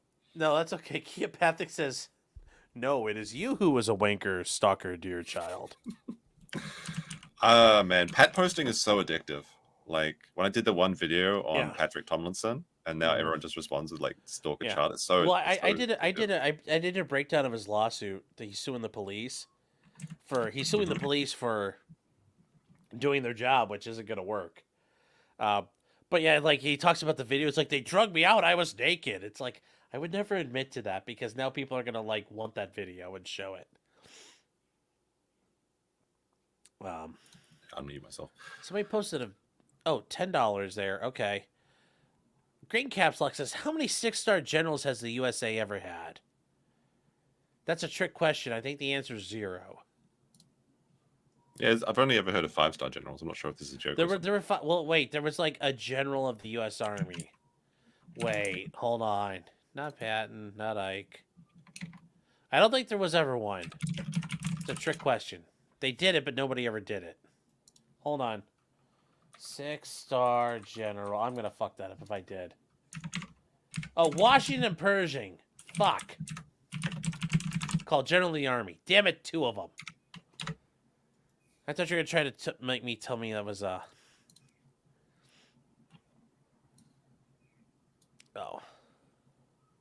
How many drinks deep are you anyway? A lot. I might be drinking a lot tonight. I'm going to do a stream on the final episode of Chris Chan. It's the Barbening's happening tonight on my channel. Well, it's for now, the final chapter. The story still has many chapters to be written. I think it's the last one I'm going to cover, but it's like it's like the end of season 1 on Gino Samuel's channel. Okay. That's what he's calling it. Yeah. And Stabby says, I'm switching professions right now. And then Dolan says, rug Nazis are a known thing. What? There's like all kinds of... like, is that really a thing? Like there's like a white supremacy... Rug cleaning the white supremacy pipeline. There's a lot of skinheads in New Zealand, actually. Now that I think about it. Yeah, they shoot a lot of motorcycle gangs too. Yeah. Yeah. Well, yeah. Which 6-star general is buried in Grant's tomb? None, just General Grant. He wasn't even a 5-star. I don't think. Okay, so. Oh, I remember what I was going to show. Somebody sent me this on Twitter. This is fucked up here. Hold on. Here we go. Here we go. Here we go. Here we go, chattel. My chattel. So, apparently there was like a train wreck out in California. Here's what this says. A lot of train wrecks in America Okay. recently. Oh, this post violated Twitter's rules. Okay, so they're saying that. Owasco, California, a man takes a human leg from a trainal feign. A trainal feign. Oh my god! A fatal train accident, and starts eating it. The Kern County Sheriff's investigating the accident, where a guy got hit by a train and a dude's eating the leg. Here we go. Hey, ¿te la estás comiendo?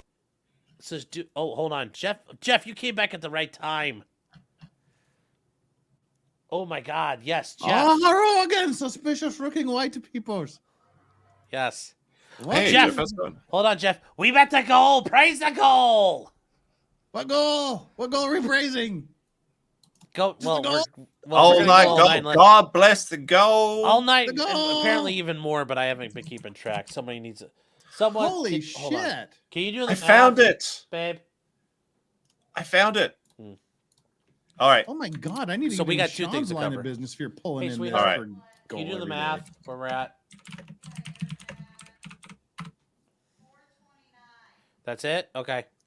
What do you mean All right, that's it? Well, I wanted to make sure because I haven't been keeping track, and I want to make sure I don't short Shit, anybody. I'm doing this wrong. You're pulling in 429 a night to begin with Jeebus. Yeah. Oh, somebody's. Oh, what's wrong on Twitter now? Or Good God. okay, yeah, chat. We're at 429. If you do 500, we'll do Vince McMahon talk for a while. It'll just be Vince the whole time. Oh my God. Getting Yes. wet and wild in the chat, I guess. Yes. Okay, so listen to this though. Yes.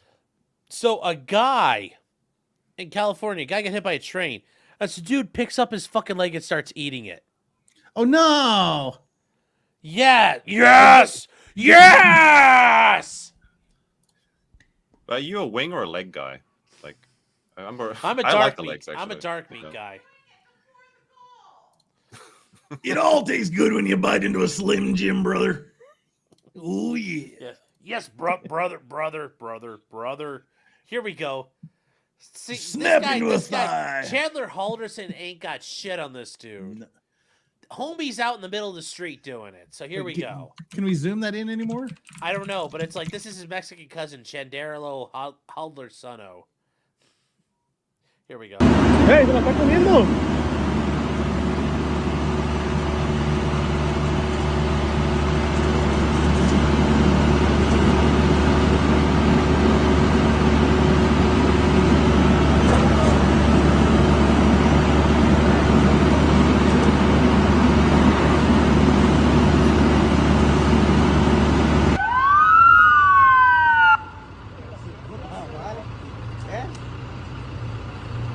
So he just picked up some dude's leg and started munching. Are legs just on the ground in America? Hey, ¿te la estás comiendo? What's that? Are there just legs lying around to Yes, like, yes, just legs lying around Because the everywhere. other drug, he got hit by a train and like a dismembered. nipple? Yeah, no. And you dude's just- like, man, you walk I've around seen California, I've there's seen just- someone dismembered by a train. It's gruesome. Holy shit. Yes, they're rough. Well, Like, oh. yes. no, I was on Man. the train that did it. Like, I was on a train going home one day in Japan, and some chick jumped in front of the train, and I was like, the train got stuck like next to the station, and then as we were going past, I looked out the window and I saw chunks. It was gruesome. Holy shit. Manuel Halderson. That's good. And Oh and my I must God. admit to being a cold son of a bitch because I was on a subway where that happened as well. Someone decided to jump in front of the subway, and Mhm. the only thing I thought was, Now you're mother gonna be late. effer, I had somewhere to be. Exactly. It's like, you mother effing selfish happens. piece of shit. Oh, Josh. That's do what happens in people Asia. jump- You get desensitized. You get Do they? desensitized to Do it. people jump in front of like the bullet trains and stuff? Oh yeah. No, the bullet trains are on a special raised thing, so it's very difficult to do that. Okay. not in So I grid. was They're like, just that's normal the way tracks. to go. You're just like, Yeah, they're Splatter. normal tracks. Yeah, I don't and think anybody's ever done that on purpose. a lot of trains have like the barriers now, so it's harder. Like at certain stations, they have like the. oh, I mean, how hard is it to derail one of those trains? Just ask. Pretty Pretty hard. pretty Okay, hard. because like Just I know how to asking. derail Just trains asking in for a America. friend. You don't even feel anything when your train hits the person, except for the brakes Okay, being well, turned on. because like Now- in America, there's video on how to derail trains. There is. Yes, But if you want to go to the picture in the private chat, this is the van of the New Zealand guy that got arrested for 21 months. So he was the Oh guy my that God, shared yeah. the PewDiePie video. Tell Jeff, this is great. Yeah, so you've heard about this, right, Jeff? Like the No, yeah. Hey, Brent- I still have a train story to tell before we segue back into that. Okay. I can be. Josh and I both have been on trains where people apparently ended themselves. I had a friend who, I mean, he was like, if you'd been in Korea for more than 15 minutes, you'd heard legends of him because he just sort of was permanently drunk all the time, every day. And he was a legend in like Itaewon and the drinking districts. But he actually went in a subway, and he was right down at the entry of this, where like the subway comes out of the tunnel into the station. And he stuck his head to see if the train was coming, and it was coming. It was coming. Ooh. And he got hit in the face by a subway, and he lived. I mean, that's not a way to get ahead in life, but Yeah. I mean, yeah, he was much the worse for Copied wear by a thereafter. train, yeah. But yeah, he got hit. He's like one of the few people I can say he got hit in the face by a subway. And nobody can understand how it did not just take him out instantly. That reminds me of the bodybuilder who tried to film himself outrunning a train and he got hit by it. He eventually died of liver poisoning not too long thereafter, but yeah. Wow. That's silly. Yeah. So yes. Yeah, he got hit in the face by a train. So Josh's story. Yes. Oh okay. yeah. So there's you heard of you've heard of the Christchurch shooter that happened. Yes. What was it? 2021 or something? I'm not sure. Christ wasn't in that church. Yeah. Was he? So Yes, he was. Shit. No, but like, so in New Zealand, this became it became illegal material to share or view, and there was very. I mean, I don't think it was wildly enforced, but there was one guy that was arrested for sharing the video, and he got 21 months in jail for doing it. But he was an actual Nazi, and like he was a carpet cleaner, and like there's a picture of his van in the private chat if you want to bring that up, Sean. Oh dear. It was pretty obvious. I mean, from the beginning, but if you zoom in on the circle, it's like, what do they call it? Like the black sun or something, I think. Like the. Oh, hold on. Well, just okay, the barbarian white, lettering, sir. That's not the white sun. That's called a sonorad. Thank you very much. Yeah. Same thing. Actually, get your Nazi nomenclature right, sir. Well, there you go. But I mean, that's like is $7 per square meter. It's about like $7 American, I guess. Is that a good price for carpeting? I mean, maybe. I don't know. It's the final solution to all your carpeting needs. Yeah. Yeah, there it is. Oh my God. It took me so long to find that. I guess that's Your old carpet will be taken away for extermination and Yes. incineration. Yes. No, that's based. Yes. His friend runs an extermination service. Yes. Yeah. All the chemicals. All the chemicals. Yes. Oh no. Okay. So. Oh, Okay. phone There's call some again. questions here, though. Oh. Oh. I guess we'll come back to him. Stephen Cooper says the chicken tax. Oh my God, I am getting illiterate. Apparently, this carpet cleaner, he also received a $519 fine for leaving a box of pigs' heads outside the mosque in New Zealand as well. So, I mean, if someone gives me a box, that's free meat for me. When you go all in, let's go all in. I mean, the chicken tax is no joke, Sean. Huh? Do you have the cheese tax in your house? The cheese tax? Oh, for the cheese dogs? tax. Yeah, they get their tax. Yep. Got to pay the price. Yeah, well, to be fair, for the dogs, it's more like I tax them, but yes. Yeah. They're not very fat. I love that song. Oh, hold on. Yes, sweetheart. We met the goal, chat. Yes. 500? Hit the goal? Like, what is it at right now exactly? Wait, so how long are you going to go? I don't know. Probably for a while till I pass out. Moshe, how many is that, or where are we at? 500 exactly? Yes, chat, yes.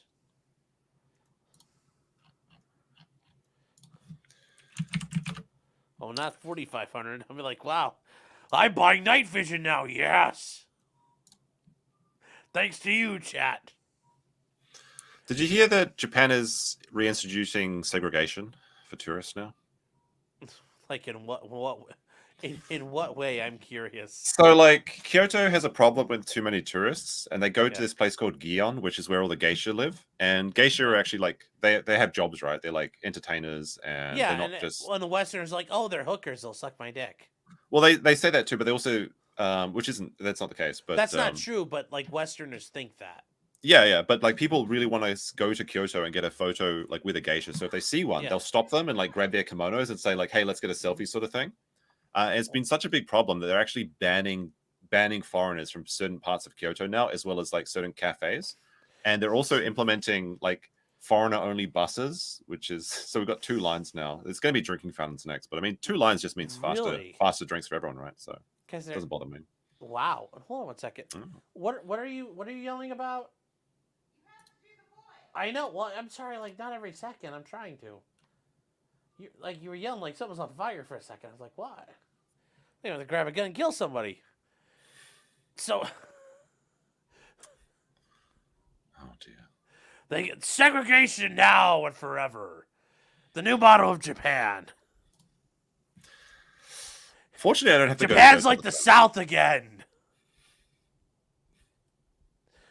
You have to educate them on that. Educate the Japanese on this Confederacy and Jim Crow. They can Thanks. pronounce it. There's no L's in it. That's true. That's true. No L's allowed. We don't take L's over in Japan. Only R's. We don't take L's.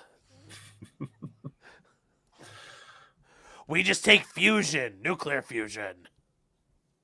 Yes. Oh dear. Yes. Dear. Just don't act like that colored fella Johnny Somali. Did you hear Johnny Somali? He lost everything now. Like he lost his Twitter and he lost his kick because like he was going to go to South Korea. Like me and Jeff were talking about this for a little bit. Oh, like and did they ban him? Well, like he didn't go to South Korea. It was a bamboozle. He went to Israel instead, and that's how he lost his account. Like apparently he went to a mosque Never went to challenge the tribe. That's why there's no Jewish wrestlers in the Yeah, like he went to a WWE. mosque and then he went to go drinking with IDF Defense Force people or something, and then his account is just gone now. So on Twitter and Kick. So he, Fucking Mossad got him. Holy shit. Sorry, Chet, I dropped the voice. But no! oh my goodness. Johnny, Oh no, Johnny, that's Johnny, not good. He should have gone on October 7th. That would have been great. Yes, Chet, it's an oopsie poopsie moment. you know the guy that punched Johnny Somali in the face on his live stream? He actually owns a Yes. cafe in Osaka. I Well- found out. So what I heard was the guys who confronted him were like, they're like the good guys. And like people in Japan are like, the guy who did it, like I guess is a streamer too. And people were like, oh my God, you're so awesome for going to whoop his ass. Yeah, kinda like a lot like of people what were buying him drinks and stuff, yeah. Yes! Sake bombs for everyone! I could use a sake bomb. It's only 3:00 though. Oh, I've got to disappear for about another 15 minutes. oh no. Are you going to be around for 15 more minutes? Yes, the ship is not going to sink, Jeff. All right. Yes! Yes, more! This More is it. legal work! More billable hours. Oh, we Yeah, need to more- ask Jeff if he knows about the Rainbow Warrior. Has he done a Maritime Monday? Yes. Night? Yes, No, no, because I don't care about the Rainbow Warrior people. Hope it sinks. but it gets blown up by spies. By the, what the better? Frenchies. The frogs. Yeah. Yeah. Got it. One of Every- the French politicians was related to the guy. Oh yeah, cool. pretty sure Everybody's what it like was. trying to get rid of that thing. Anyway, I'll be right back as soon as possible. Gone again. Goodbye. Bye. Oh, we've hit the $500, have we? Yes, yes. Oh yeah, we'll be right back in there. See you later, brother. Bye. Jeff's going out to buy milk. He'll never be back. Never be back. That's okay. Janelle's here. No, thanks for stopping by, Josh. I'm glad you came by because I'm like I'd have just yeah. been talking to myself. But I can probably stay for a little bit. Like I'll probably That's stay until okay. Jeff gets back, and then I might get some food. Maybe I'll come back later Okay. though. I don't have much to so, do today. do you understand the whole Vince McMahon thing with the WWE lawsuit? I heard that like he was pissing on people. It's a lot more than What's the that. thing? He was shitting on people. Did they like Literally. it? Like because You I ask find me, that they liked it. I find that like disgusting. But like you know, if they if enter you- into a agreement or something, If you ask Vincent Kennedy McMahon, the chairman of the WWE. So apparently they did like it, but like this girl was like, he shit on me, and like he was like, him and this other old dude were just like beating it up. Like, I mean, just usually really, you have to go to like Saudi Arabia for that sort of treatment, like, yeah. right? Well, she claims like she was human trafficked and everything, but the How? entire time they were promising her like this 6-figure job in the WWE. So she's like, "When are you guys gonna give me Okay. that job? When are you gonna promote me?" And it's like, worst human trafficking ever. So she could have left anytime she wanted, essentially. Pretty much, yeah. But she like, and she kept meeting him over at his like his penthouse for like meetings, and he'd be like all naked and just like, and she's like, "Well, I guess something was weird about that, but I didn't leave." It also turns out he's a massive cuck, and he wanted Really? like, yes, and like he sent all these text messages like, "You're gonna suck all the black dicks, and when you have all your holes filled, I'll take a picture." And sent it around to all the to the work staff. They all loved your pictures. It drove them wild. I read the text like Vince. What And it was is- like, no, and I've been into you. Sounds fascinating. It was like, if like there's no way it's all true. The problem is, I didn't pay the NDA. So he promised her like $1 million a year, and he stiffed her after a year. I mean, yeah, it's like the why buy the cow when you get the milk for free, but it's like why buy but the then she could toilet talk when you about shit it. for free or something. Yeah. I guess so. Yeah, it's true. And then he named the dildos after wrestlers. Like, the dildos he was fucking her with were named after the other WWE stars. So he sued someone named like Cock Lesnar.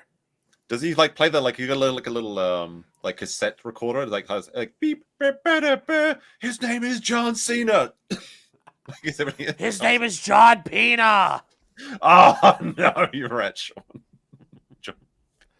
Da da da da. Oh man, You can't that's see him. hilarious. He's up your ass now. But yes, it was really, if half of it is true, it's really fucked up. It sounds, but like, apparently what is he's she, a so is he massive suing sex him for the pest. money or? Yes. Well, she's suing him because he didn't keep paying on the NDA, so now she's suing him for everything. Okay. But he was supposed to pay her like $3 million, and she would have shut up. So. If he didn't pay, then I guess Yes. you got to pay the. It's gotta pay the Mick Foley and sales tax, Mr. Cocko. right? What funny name can we think of for The Rock? Let's see if we can put the best minds of chat together for Dwayne The the Rock. Is Cock there anything that rhymes Johnson. with Rock? Let me think about that for a second.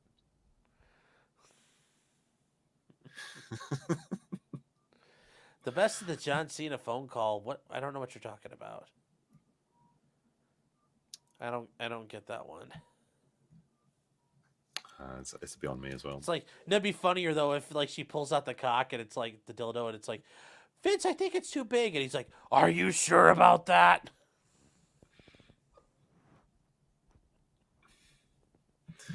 I was speaking of wrestling, I was like seeing this one with this. They had like these women like wrestling these dwarves in a cage.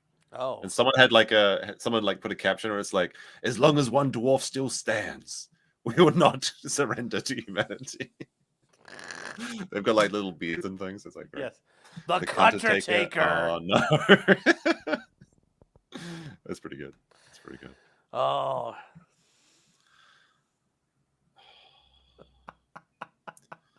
Oh, that's a good one. What was that wrestling movie where that guy had his move was like the Ram Jam? That one's just like these just write themselves. Talk about the really. wrestler, like the. I think it's like the movie, wrestler, yeah. Where he shoves his hand in the meat cutter. Yeah, that's the one. That's the one. Yeah, the wrestler. Yeah, and he like dies at the movie. end, or is gonna die. I think so, right? Yeah. Yeah, that one's sad. Good movie though.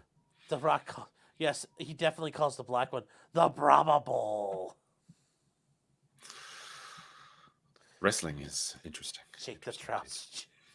Yes, Jake the Trouser Snake.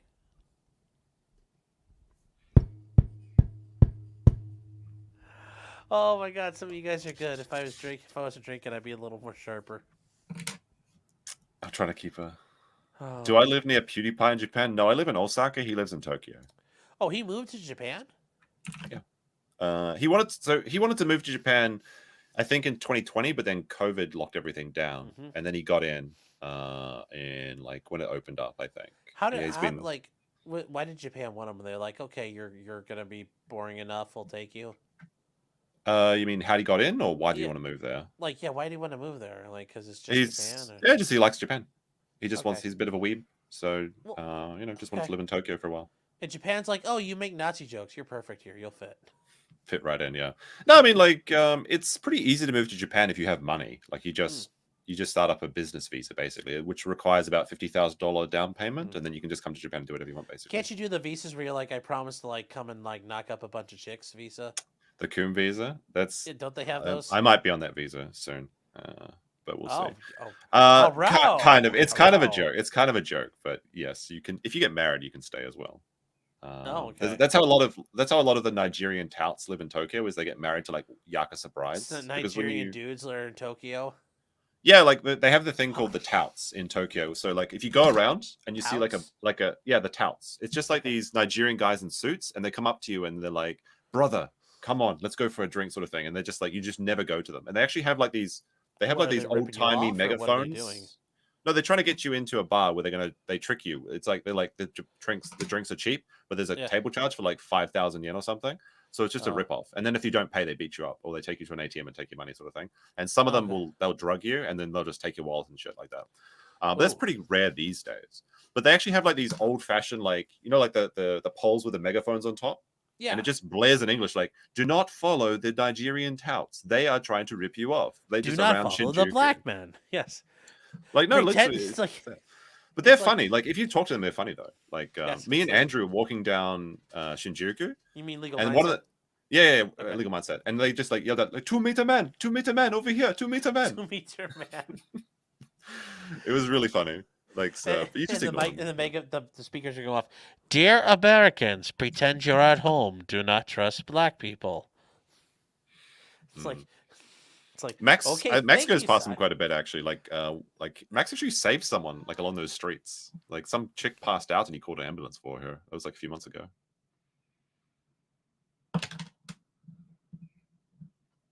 I'm sorry. What? So what did? So Max goes deals There with was them like all the time. Well, like they have like the bar girls that kind of it's like for host clubs. They have what they have girls bars in Japan where you go pay money and talk to women and then leave. That's what I don't understand it. No, I've you couldn't pay me to talk to videos women, about so those. It's fucking I'm not weird. sure why I would pay for it, but like Max was walking past one of these things and one of these chicks like passed out or something, maybe from heat exhaustion, I don't know. And he called an ambulance for her and saved her life. I guess so. He's a hero, a real hero. That's No, I've seen some of those videos. Like, they go and hang out and just talk, and they're like, "Okay, have a great day," and I'm like, "What the fuck?" But yeah, it's very strange. It kind of makes sense in a Japanese society though, because like everybody hates their family because they get married and then never see them because they're always working. So they don't want to go home and listen to nagging. So they just go and pay girls to say that they're funny basically for a couple hours. Although they sometimes have very good drink prices. Like you get like $20 for like all you can drink for 1 hour sort of thing. Yeah. Like all you can drink is pretty big over here. And like you can really take advantage of it as a foreigner. Because Japanese people don't drink that much. But if you go to a place like unironically like a maid cafe, you can pay like 1,500 yen. That's like $12 and you can drink for an entire hour. Oh jeez. Just mostly just beer, but like you can get I did. Recently I did. It's great. It's lots of fun. Okay, so hold on. There's a John Cena phone call. Where's this thing at? You guys are telling me it's in locals. I don't see it. Hold on here. I gotta find it. Somebody animated the. Oh, hold on 1 second.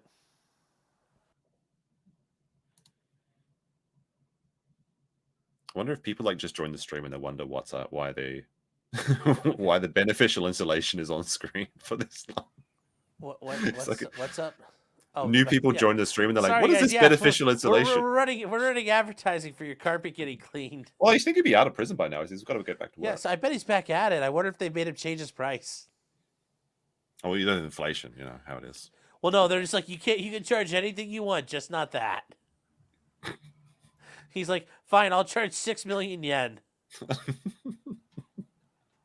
Or what? That's like $60,000. Okay, fine, 6 million Zimbabwe dollars.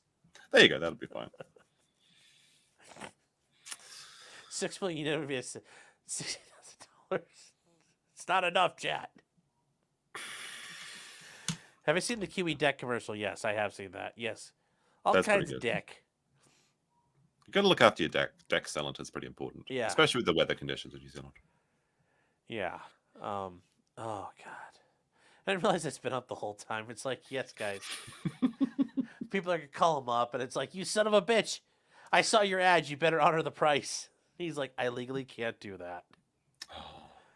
But so these Japanese chicks are just getting hollowed out by like Nigerian dudes. You They mean like the it, touts? apparently. Some of them, you said some of them are. Well, like no, it's what they do is they get people to come over from Nigeria. I don't know why it's specifically Nigeria, but they're always Nigerian. But they come over from Nigeria and they marry yakuza brides. So they're like kind of just like the mob girls or whatever. You know? They probably are prostitutes themselves. And they get married to these Nigerians, so they have permanent visas, and then they just work in these clubs, in the yakuza clubs and things like that. It's really only a Tokyo thing. You don't see it around Osaka, and specifically a Shinjuku thing. There are some parts in Tokyo as well, but it's just like it's a very annoying part of. I mean, sometimes it's funny. You end up in a yakuza bar. You're like, "Where are the crazy 88 at?" It's like, no, there's just like two of them. And they beat the fuck out of you. No, that's actually. Max was telling me something about like there's like an artificial island that kind of destroyed the largest yakuza gang, the Yamaguchi Gumi. I think they were based in Kobe, but they made like an artificial island, and they got all the sand from the yakuza, and they like bankrupted them or something. They tried to make an outer heaven, and it fell apart. Exactly. That's so sad. That's so sad when you hear about that happening. It's like, we shall build an outer heaven, a land for gangsters, and then they collapse. And you're just like, well, the yakuza actually did a lot of work during the earthquake in the Tohoku region, like the one with the nuclear power plant. Yeah. They got a lot of yakuza manual labor to clean out a lot of the radioactive sand. So that was a kind of unfortunate thing. Oh, well, that's nice of them. Although one cool thing was that there was like a lot of old people that were working on that as well, because they were like saying like, we're too old to get cancer. Well, they'll still get cancer, but like we've only got like 10 years left anyway. Suicide yeah, because they're like because it's like 20-year cancer on average or something for that sort of stuff. So they're just like, well, we've only got 10 years left anyway. Let's just do it. Yeah, I saw that, and like they were honored because they were just like, they're like, we'll go clean out like. I remember it was like almost to the point of like, we'll scrub the reactor with a toothbrush if we have to, because we're gonna die soon. And it's like, yeah, that's kind of cool. Yeah, I was like, that's pretty epic. Very noble of them, yeah. Yeah, it's like, they understand that nobody likes them anymore. The thing is with the yakuza is they're not really an issue for anyone that isn't a Japanese person, because like they don't really mess with foreigners. You don't have to. They're don't like something you have to worry about. Like usually they're like kind of funny to talk to if you've ever met one. They're like really like cheerful and like joyful. I've only seen a couple. Their ring fingers cut off and shit. It's the pinky. The pinky is what they do. Oh. Yeah. I remember once when I was like the first time I came to Japan, I was working as a teacher, which is most how people come to Japan, right? And I was working at a high school in a very bad area of Japan. Like it was very low education rating. And it was really funny. Like I think I've said this on my stream before. Maybe you haven't heard this, but like the neighboring school, like the junior high school, there was a girl. She was working there for 2 days because she went. You know, in Japan, you go and take off your shoes and leave them in like a shoebox at the front of a building. So there's a shoebox for everyone. So she came back from work one day, and she took out her shoes, and some student had taken a big dump in her shoe. Like she just had a shoe, and there's like a big piece of shit like falling out. And it was like it turned out it was a junior high school girl that did it. Actually, the Japanese girls are more degenerate than the guys, because like there's a game they play called like, well, anyway, that girl went back to America the same day. There's a game they play. Also, it's an American girl too, so it wasn't just a Japanese girl. No. So it was a Japanese girl took a shit in her shoes, and then the American girl's like, she's like, all right, I'm going back to America. See you. Oh, fuck! Wow, that just that alone, just a log, and she's like, I'm out. Yeah, it's just like a big log, but like. My friend BP, when he was working as a teacher as well, he was teaching junior high school. And like there's a game that Japanese kids play called like Kancho. It's like the thing where they go like this, like in the, the Naruto like thing, and they like sneak up behind you and like do this to your asshole. That happened to him so many times, but it was always the girls that were the perpetrators of that. That happened to me too, but it was an old granny. I was like on a train once. It was like a drinking train. Like you just like 2 hours train rides around a lake and you just drink on the train. This old lady like it just like comes up at me like this. Now, fortunately, I was wearing jeans, which the only defense to that sort of a treatment. I was wearing like stretch pants would have been a disaster. Was she like a cougar? I don't know. She was like an 80-year-old. It was just like a 80-year-old grandma, just like. Oh, you're like. But yeah, like when I was working at this school, one day we had a Yakuza guy just come into the teacher's lounge. So like he was like this short guy wearing a silk suit. And one of our teachers was like he was an ex-Olympian fencing coach. So he was actually 2 meters and he would squat over 200 kilos. It was crazy. He was like a beast. And he just came, this little Yakuza guy came into our teacher's lounge and started yelling at the vice principal. And like the big coach was kind of like standing over him, trying to like loom over him and scare him away. But he just ignored him straight up. And I had no idea what was going on at the time. And I asked later, it turns out that one of the teachers took his girlfriend's cell phone away from her, so she couldn't text him during class time. And then he came in to complain about it and threatened the school. So one of the Yakuza guys is dating a teenager, like a high school girl. Yeah. She was like 16 or 17. Isn't that illegal there? Or no? It is, but I mean, it's crime. It's like crime anyway, right? I'm not sure how old the Yakuza guy was though. Oh, okay. I mean, he could have been like a teen himself. Oh, okay. He looked pretty young. Told me he made it sound like he's like 55 years old. And No, he looked pretty young. He probably was in his 20s or something. Okay. Uh, So like the girl had the poop in her shoe. She wasn't like, I'm gonna show them. I'll fuck with them. They'll think I'm crazy. You just stick your foot in. And you're like, oh. It fits even better now when you just walk around with a shit foot. I never actually met her because I only learned the story from her replacement that came the next day. Oh. But I loved it. Like I love working that school. Like the first job I got was to make sure the snakes weren't in the shoebox, and we had to catch like snakes and take them out of school. It was great. I had great fun. You're at the school and you had to hunt snakes. Yeah, it was Australian, so I was perfectly. So were you like in your head where you're like snake? Mm-hmm. Like you're playing Metal Gear. Yeah, I was like yes, snake. No, it was great fun because you come over to Japan in August, and that's like when the summer vacation is. So you've got like 1 month. The first month you work in Japan and these sort of things is you typically don't do anything. So you just look for odd jobs. So it's like they're like, is there anything I can do? And they're like, there's like a snake under the shoebox. Can you get rid of that? I'm like, yeah, sure. Then me and some of the baseball kids like spent like an hour getting it out. It was great. I have a picture of myself holding. No, it was like a rat snake. They're harmless. Oh, okay. God, it's like. You're like your first day in Japan. You're like, what are you doing? Like, oh, I'm playing as Steve Irwin. It's like I've got a photo of it. I've got a photo of it somewhere. See if I can find it. Were you channeling Steve Irwin as you're doing it? It's like, oh, mate, I know you're mad. It's okay. I think it was like 10 years ago at this point now. But it was a good time. Good time. Phantom says, were you teaching in Cromartie High School? I don't know if what Cromartie is. No, it might be like an anime reference or something. Oh, okay. Yeah, but I don't know. Yeah, I feel bad. Like when the Dragon Ball Z guy died, I was on Flashcast. Toriyama, yeah, and I'm like, like, what do you think about it? I'm like, I've never watched an episode of like Dragon Ball Z, so like, I don't know. All I know about Dragon Ball Z is the memes. Mm-hmm. Like it's over 9,000. It's kind of funny because in the Japanese translation it's actually 8,000, but then they change it in the English one. But it sounds much better as 9,000. Yeah. Let me see. Where would this photo be? I'm sure I have this somewhere. Snakes only have one eye. No. Yeah. It's a cute little snake. Let me assure you, it's very cute. Tisoup says, I talked about the hotel collapse story. Did I mention it yet? No. That's where we were. I completely forgot about. I'll have to talk when Jeff comes back. So, let me see. I have to scroll through so many photos to try and find this section. You found an old Alabama black snake. I don't think that was really a snake, buddy. Ben, I don't think that was a real snake, brother. Just saying. Okay, so apparently this was sent to me. We gotta watch it. What is this? What's this John Cena thing? I don't think I've ever watched this before.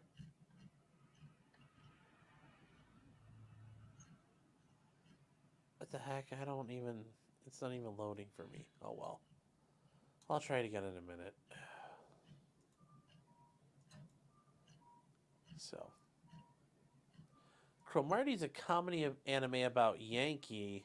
Freddie Mercury makes a camo. Huh. Okay. And then Charlie's saying a steel beam fell like 9 floors and smashed a couple of windows in Boston a few days ago. Oof. Like, have you ever seen that meme where it shows like the guy dressed as like, if you're either a Chinese guy, an American worker, or something, and it's like when the live leak symbol shows up over your head, something bad's about to happen. That's terrifying. Yeah. Oh. So, GTO, great teacher Onizuka is another great. Oh yeah, that's a story about a teacher that goes into like a really bad high school, pretty similar to the one I'm describing actually. Oh, so it's like the Yeah, it's like he goes to like a bad high school, he and then straights like out all the yeah, kids. he's like the he's like like He's the sort tough of and no nonsense, and there's yeah gangsters, and he scares them off, and yeah. yeah like he teaches them to like I can't remember. I've only seen it like a long time Teach the ago. kids how to read. Like, I believe in you. Oh, Captain, my Captain. That sort of thing, yeah. Do you think the Somalis love that part of the movie? Oh, Captain, my Captain. It's like, no, I am the captain. Oh. Alpha Omega says, I miss Live Leak. There was so much gore and war footage. There was just so much stuff on Live Leak. It was crazy. I remember watching like I think there used to be like it's not so much on YouTube these days, but you used to go over to like the Russian side of YouTube where it's just YouTube, but it's just the Russians people have uploaded it. I remember watching a Russian guy. He was hiking in the snow and he fell down something and like his leg got crushed. And in the video, he like straight up just cuts open his leg, takes out like a blood clot, bandages himself up, and then walks like 9 miles back to civilization. It's insane. Oh, I thought you like Russian YouTube is crazy. Watch the Russians who are like riding bikes along the edge of building ledges and stuff. That one. Yeah, that sort of stuff is like it's hard to watch. Makes my feet sweat. Like literally my feet sweat. The bottom of my feet start sweating. Like even 2.0 can tell. Like, because I've shown her, like, we've been sitting there before and I'm like, check my feet out. And she's like, and my feet are like soaking wet. She's like, what the fuck did you do? And I'm like, I watched this guy ride a bike along the edge of a building and I'm just like, nope, can't do it. Can't do it. Oh, I found the picture. I'll send it to you on Discord. Okay. This is like from my first week in working in Japan. It's kind of funny because I think I look older in the photo because I look thinner, much thinner though. Oh. I look like I've been working out at the library. That's what I really looks like. Working at the library. Yeah, working out at the library. First week. Okay. All right. Oh, it's like, how long ago was this? It's a cute little one. This is like 10. This is like 11 years ago. Okay. It's like 11 years ago. It's like. So yeah, it's a pretty old photo. Yeah. Oh, so it's like, I will remember you. Yeah. They're adorable. They're like they can go up to like 2 meters. But yeah. Yeah, when you said a snake, I was expecting you to pull out some like nasty, like it'll kill you snake or something. We do have pit vipers over here called mamushi, but they're pretty rare. This is just a harmless rat snake. They call them they're like a 4-line snake. They're pretty recognizable. They're everywhere. You see them in some of their. Why did they care that you had to get rid of it? It just seems like that was just kind of goofy. I guess because like when the students come in, if they see a snake and they won't come into the school or something. Or you told me like the girls, if they see tentacles or a snake, they immediately like get naked and lay on the ground. Yeah, like it was just like his little head was poking out from. It's like there's like an area in the beginning. It's like the first part you enter the building. It's called a genkan, and it's just like it's the space where you have to take off your shoes and you put your shoes in the shoebox, and everyone has to go through it. So if there's a snake there, then obviously a lot of people won't be able to just come in or something, and I could be dangerous or something, I guess. But this one isn't. I mean, it's pretty easy to tell. Well, that's not true, but there's a few things you can look for in a snake to know if it's venomous or not. Typically, the head shape and the eye shape. But these ones have such small heads that there's no way they'd have like a room for the fangs, a room for the envenoming fangs. Aw. You're just like, there's a snaky snake. And you're just like, no more sneaking for you, Mr. Snake. Yeah, just caught him in too. One time I had to get rid of a snake that was like stuck in his kid's bicycle. It's like it was like snaking through the chain, and then the bike fell over and it got like stuck. So it was like a half dead snake, and we had to kill it and like take it out before the kid could come out of class and find out about it. I also had to take out giant hornet wasps, like the murder hornets. Yeah. Like they give us like these we've got these spraying cans that are almost like the same strength as fire extinguishers. And you just shoot them, and they don't really kill the hornets. They just push them out of the classroom because every so often, because we have our windows would be open, and they would just fly in like the giant murder hornets. They're like the size of your thumb. They're massive. And you said this is in Australia, right? No, this is in Japan. In Japan, do you have murder hornets here too? Like the murder killer hornets. bees? murder hornets are Asian. They're giant Asian hornets. They actually come from Asia. Holy shit. Okay. Yeah, we took a lot of stuff out actually. It was a lot of fun. Hey, Jeff. One. Did the U-boat sink the convoy? Is it all done? Yeah, it's You're like just exciting. open the valves, scuttle the bitch. This is what a practicing attorney looks like in the daytime often. Yes, I've we're had on a that look on my face before too. So. Yeah, well, the Coast Guard works on a Saturday, so when they want to conduct interrogations, then we have to be there too. People are getting interrogated by the Coast Guard. Yeah. The South Korean Coast Guard does not sound as nice as the American Coast Guard does. They tend to be a little. They're sort of like you can push them forever, but once you push them beyond the point, then you're dead to them, literally.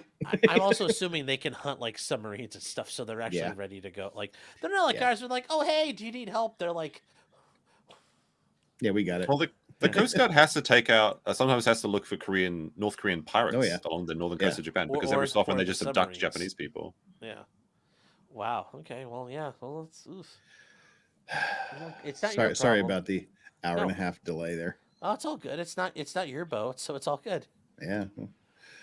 I like my job, so I'll do what the boss tells me to do and work on Saturday sometimes. Yeah. Hi, Josh. How's it going? What happened to Nazi carpet cleaner? Did you see that? He's serving 14 to 88 months. Yeah. Okay. Yes, he's 6 million days. Oh, no. But 6 million days, but then he pointed out, like, my jail cell needs wooden doors. And high back chairs. When he gets out, he's like, of course this courtroom has wooden doors. It's like, no. The judge is like, no, I don't know if I can say this joke. The judge is like, I sentence you to 1 day in prison for every Jew murdered in the Holocaust. And he's like, yes, no, I'm free. Yes, I'll see you guys later. Unhook me. I demand to be released. I got another phone call. I got to go real quick. I'm not gonna lie. If I was in that situation, I would call their bluff and say, "That's a trick question," and the judge is gonna be like, "Oh no, oh my god!" Assumes facts not in evidence. No, the judge is gonna be like, "How did you know?" Oh no. Oy vey. I checked to see we were 2 hours into the stream at least. This was signed up. No. We're a lot more than 2 hours into the stream. Yeah. Oh god, it's 3 o'clock. We're making some progress on time. Yes. 3 a.m. Oy vey. Yeah. Oy vey. It's another show. Oh, you know that feeling like you've just completed some super stressful stuff. Now the endorphins are working off. Now you're just yawning like a tired bitch, even though you're not tired. I've got like all of the adrenaline's going away yawns. Oh, I so hear if I'm ya. yawning, it's not because you're boring me. It's just the adrenaline's leaving. Yes, Jeff, I've been in that situation before. I get it. So. Back to the Jim Beam. Yeah. So yes, we met the goal, chat. Okay, so we got to get back to the Vince stuff. So, you know the Kansas City like hotel where like the walkways like crash down on each other? Yes. Okay, so I went to that hotel and I was there for my fraternity stuff, and I was looking at it. I'm like, all those walkways are gone. There's just like doorways in the walls, and they're like all sectioned off because they fell. Yeah, so there's just railings there. So like Josh, I don't know if you were talking about the Kansas City Hilton. It was an engineering disaster because they didn't. They cut corners, like they didn't change orders when they're building it. So all these walkways are going across the big atrium of the hotel, and they were like loaded with people on each one. And so the 4th floor one fell, boom, onto the 3rd floor, boom, onto the 2nd floor, boom, onto the ground. It killed like 100 and some odd people. Something like that happened during the Kobe earthquake. They have like these multi-storied like freeways, and one of them just like did that in Oakland too during the Oakland the big Oakland deal. It's kind of pancake. Yeah, did it smash all the people in Japan in the Kobe? A lot of people, yes. Yeah. Okay. So like this hotel though, when you go to Kansas City, the hotel's still there. They just took down the walkways and put like railings there in all the cutouts in the wall. And I get there and I'm looking around and I'm like, I'm like, I think this is the place. I'm like, holy shit, it is. Because I've seen it a million times on TV. So I'm like, whoa. I'm like, yes. There's souls in this building. And not just hookers' souls. It's not just dead hookers in this hotel, chat. Oh no. It's They're the only Kansas call girls City. when they're alive. When they're dead, they're hookers. Yes, it's Kansas City's high society. And I'm talking to a guy, and he's in my fraternity, but from somewhere in California. He's like, yeah, I'm an engineer. We learned about this one. And I'm like, cool. And like I walk in to check in. I'm like, is this the place where he's like, sir, we don't talk about that.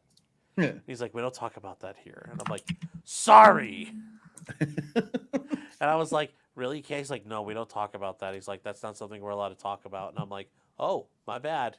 So and I looked around and there's like a plaque for like the 150 people who got like pancaked. And I'm like, fuck. Yeah. Oh dear. I like Japan because Japan has that cool building that like the freeway runs right through the middle of the building. Oh, that's in Osaka. That's the. I actually made a video about that on my other channel. Yeah, that is such a cool building. The Tower Gate building in Osaka. There's a freeway that runs right through the middle of a building. It's awesome. What? Hold on here. Yeah, it's the Tower Gate building, Osaka. The Gate Tower building. Okay. Oh, I guess that way. Well, I'm trying to. What? Yeah. So what happened is the freeway was being built, but they didn't get. They had permission for every like all the space they need except for this one place, and the tower decided to not give it up. So they came to a compromise where they just build the road through the tower. It actually doesn't touch the tower at all. It's like yes. like it looks like it's spaced out perfectly. Yeah. You can go up the elevator of that and like technically like the floor like 6 and 7 below like they just say freeway, but you can't actually get off there. But yeah, it just goes through. Ding! Ah. Yes. Your elevator opens up on the road. It's pretty cool. I just love it. It's actually right near Osaka Station. Yeah.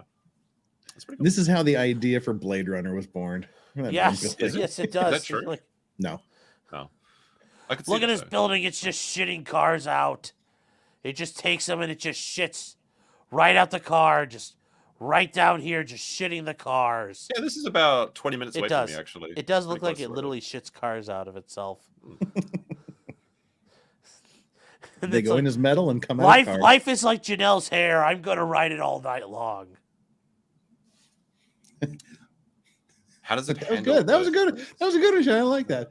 Like now, songs like in my head. Yeah, I think there's like a 20 centimeter gap between. So it's got some wiggle room if there's an earthquake that the freeway can just like shake around inside it, and hopefully they don't touch the sides. It's like game of operation but deadly. No, Jesus, that's crazy. Yeah. So a good strong earthquake, you can get an apartment collapse and a highway pancake all in the same go. Yeah, that's great. Imagine if your office is like right here, like you're living fucking next to it. That's got to be horrible. It's probably really loud on the 8th floor. Yes. Japanese houses typically have pretty bad sound insulation, but I think they're good on that one. But like, so we had an earthquake on New Year's Day, so the 1st, and it was a big earthquake in Toyama, which is pretty far away from where I am, but I still felt it. But because we were drinking, because it's traditional to drink on the 1st of the year, like for the shoguts or whatever. So the ground started shaking, and I thought I was drunk. I was like, "What? I didn't drink that much sake, did I?" Because we had a big stream on my channel where we had like all night drinking, and I went through an entire bottle of whiskey. So I was already hungover, and I had a little bit of sake to be polite. And then I just felt the ground like wobbling, and I was like, "I didn't have that much to drink, did I?" And then I realized it was an earthquake. Well, see, that's kind of the cool thing for those smaller earthquakes is like you don't really feel it. You just kind of your equilibrium goes off because all your whatever those little balancy things in your ears are like sloshing around. So you just kind of get this really weird queasy feeling, and they look over in the water coolers shaking a little bit. You're like, oh, earthquake. Yeah, we were outside, so there was a river nearby us. So I was like, let's go see the river and see if it's wobbling backwards and forwards, and it was. And I was like, oh, cool. Wasn't it? Yeah. Thankfully, Korea doesn't get big earthquakes. I think like they got one a few years ago that was like a 6, and that was like the strongest one ever, apparently. But the big ones are like 4, 4.5. So they're really nothing. I was just concerned about my apartment because they had these big ones about an hour north of here, big as far as Korea goes. And the aftershocks were sort of felt stronger in this area. And I was with a date. We were sitting on the sofa, and she'd never been in an earthquake before, and it's just like they were there in northern Utah where I'm from, because where I grew up in northern Utah is right on one of the far arms of the San Andreas Fault. So we had earthquakes all the damn time. And my friend, she was like, oh, I was like, all right, if we survive the first 5 seconds, we're good. I'm like, all right. I didn't end up in the ocean across the street. If you liked how that felt, we can keep that going. There was that was just my big concern. Was I was like, all right, I got about 5 seconds to figure out if we're cool or if I'm going to be in the ocean. We were good. Because I lived in Japan and New Zealand, they're both on the Pacific Ring of Fire, and they have a lot of earthquakes. I'm pretty used to them. But there was a big earthquake in Kaikoura in the South Island of New Zealand, and like the ocean came up like 20 meters or something. So like there's like 20 meters more of like just extra shoreline now. Yeah. And because it was like Kaikoura is a very popular seafood like area, people were just going down to the beach and they were like picking up crayfish, lobsters, and like abalones. And so no, it just went up and it just the seafloor raised, like, and then now this extra reef is now exposed. So people were just going there and getting like buckets and buckets of lobsters and crayfish and stuff because they were all just like dying out on the shoreline. Groovy. Yeah, that's pretty cool. Yeah, apparently Moxie Dame is saying hello. Yes, we love our Jess. What's up, Jess? Life is better with Jess in it. Moxie Dame. It is. I haven't seen Jess in a while. So have you heard about the story of the doctor and the god from South Korea doing some? What is the hell is this about? Oh, sweet baby Jesus. That's right up Sean's alley. No, there's this dude that just called himself the doctor. He had this, to say it was a Telegram channel, like, it wouldn't really do it. It was a community, like, you'd have to apply to get in. And I mean, there was, if I recall correctly, like 160,000 members or things. It sounds like a cult that were part of the lobby, I guess you would call it, or the intake. But if you wanted to get into like the inner sanctum of this Twitter channel, which was basically like CP, girls mutilating themselves. Yes, no, wait, no CP. Like, incest and like all, I mean, just like the most horrific shit of the internet. To get in, you had to basically incriminate yourself by uploading pictures of your children, or you doing something plus your ID, so that you were now an accomplice and couldn't rat people out. Sounds like a honeypot. Oh, and my God, no, it wasn't a religious cult. It was just an online sex group. How stupid do you have to be to do that? Oh my God! I mean, that's apparently very stupid, but there's a lot of people that's stupid. That's every level of Korean society was in that group, and with a surprising number of elementary school teachers and things. Jeez. Yeah, I mean, there's several. There's one girl that does videos about it on YouTube. I haven't watched the videos, but I know she's done a lot of them. Like 280,000 members. Yeah. I wanted to say a quarter. I wanted to say a quarter of a million, but that sounded like a ridiculously high number. So like people are there in Korea with like 300,000 people in it. It's not a cult. It's just like an online. It's like a dark web that was in the open. It's like hiding in plain sight. Still though, like this is fucking crazy. Yeah, because I wanted to say a quarter of a million, but that just sounded ridiculously high. But yeah, oh no, it was. It almost led to Telegram being blocked in Korea. And I mean, Rotten Mango, that's her name. She does a lot of videos. I haven't watched the videos, but I know she does a lot, so they're probably good. Oh, it's a horrific story.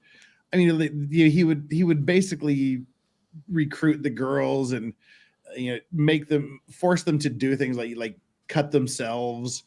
And lick toilet, like men's bathroom floors around the urinals and shit, and upload them. And oh my God, I mean, horrific stuff.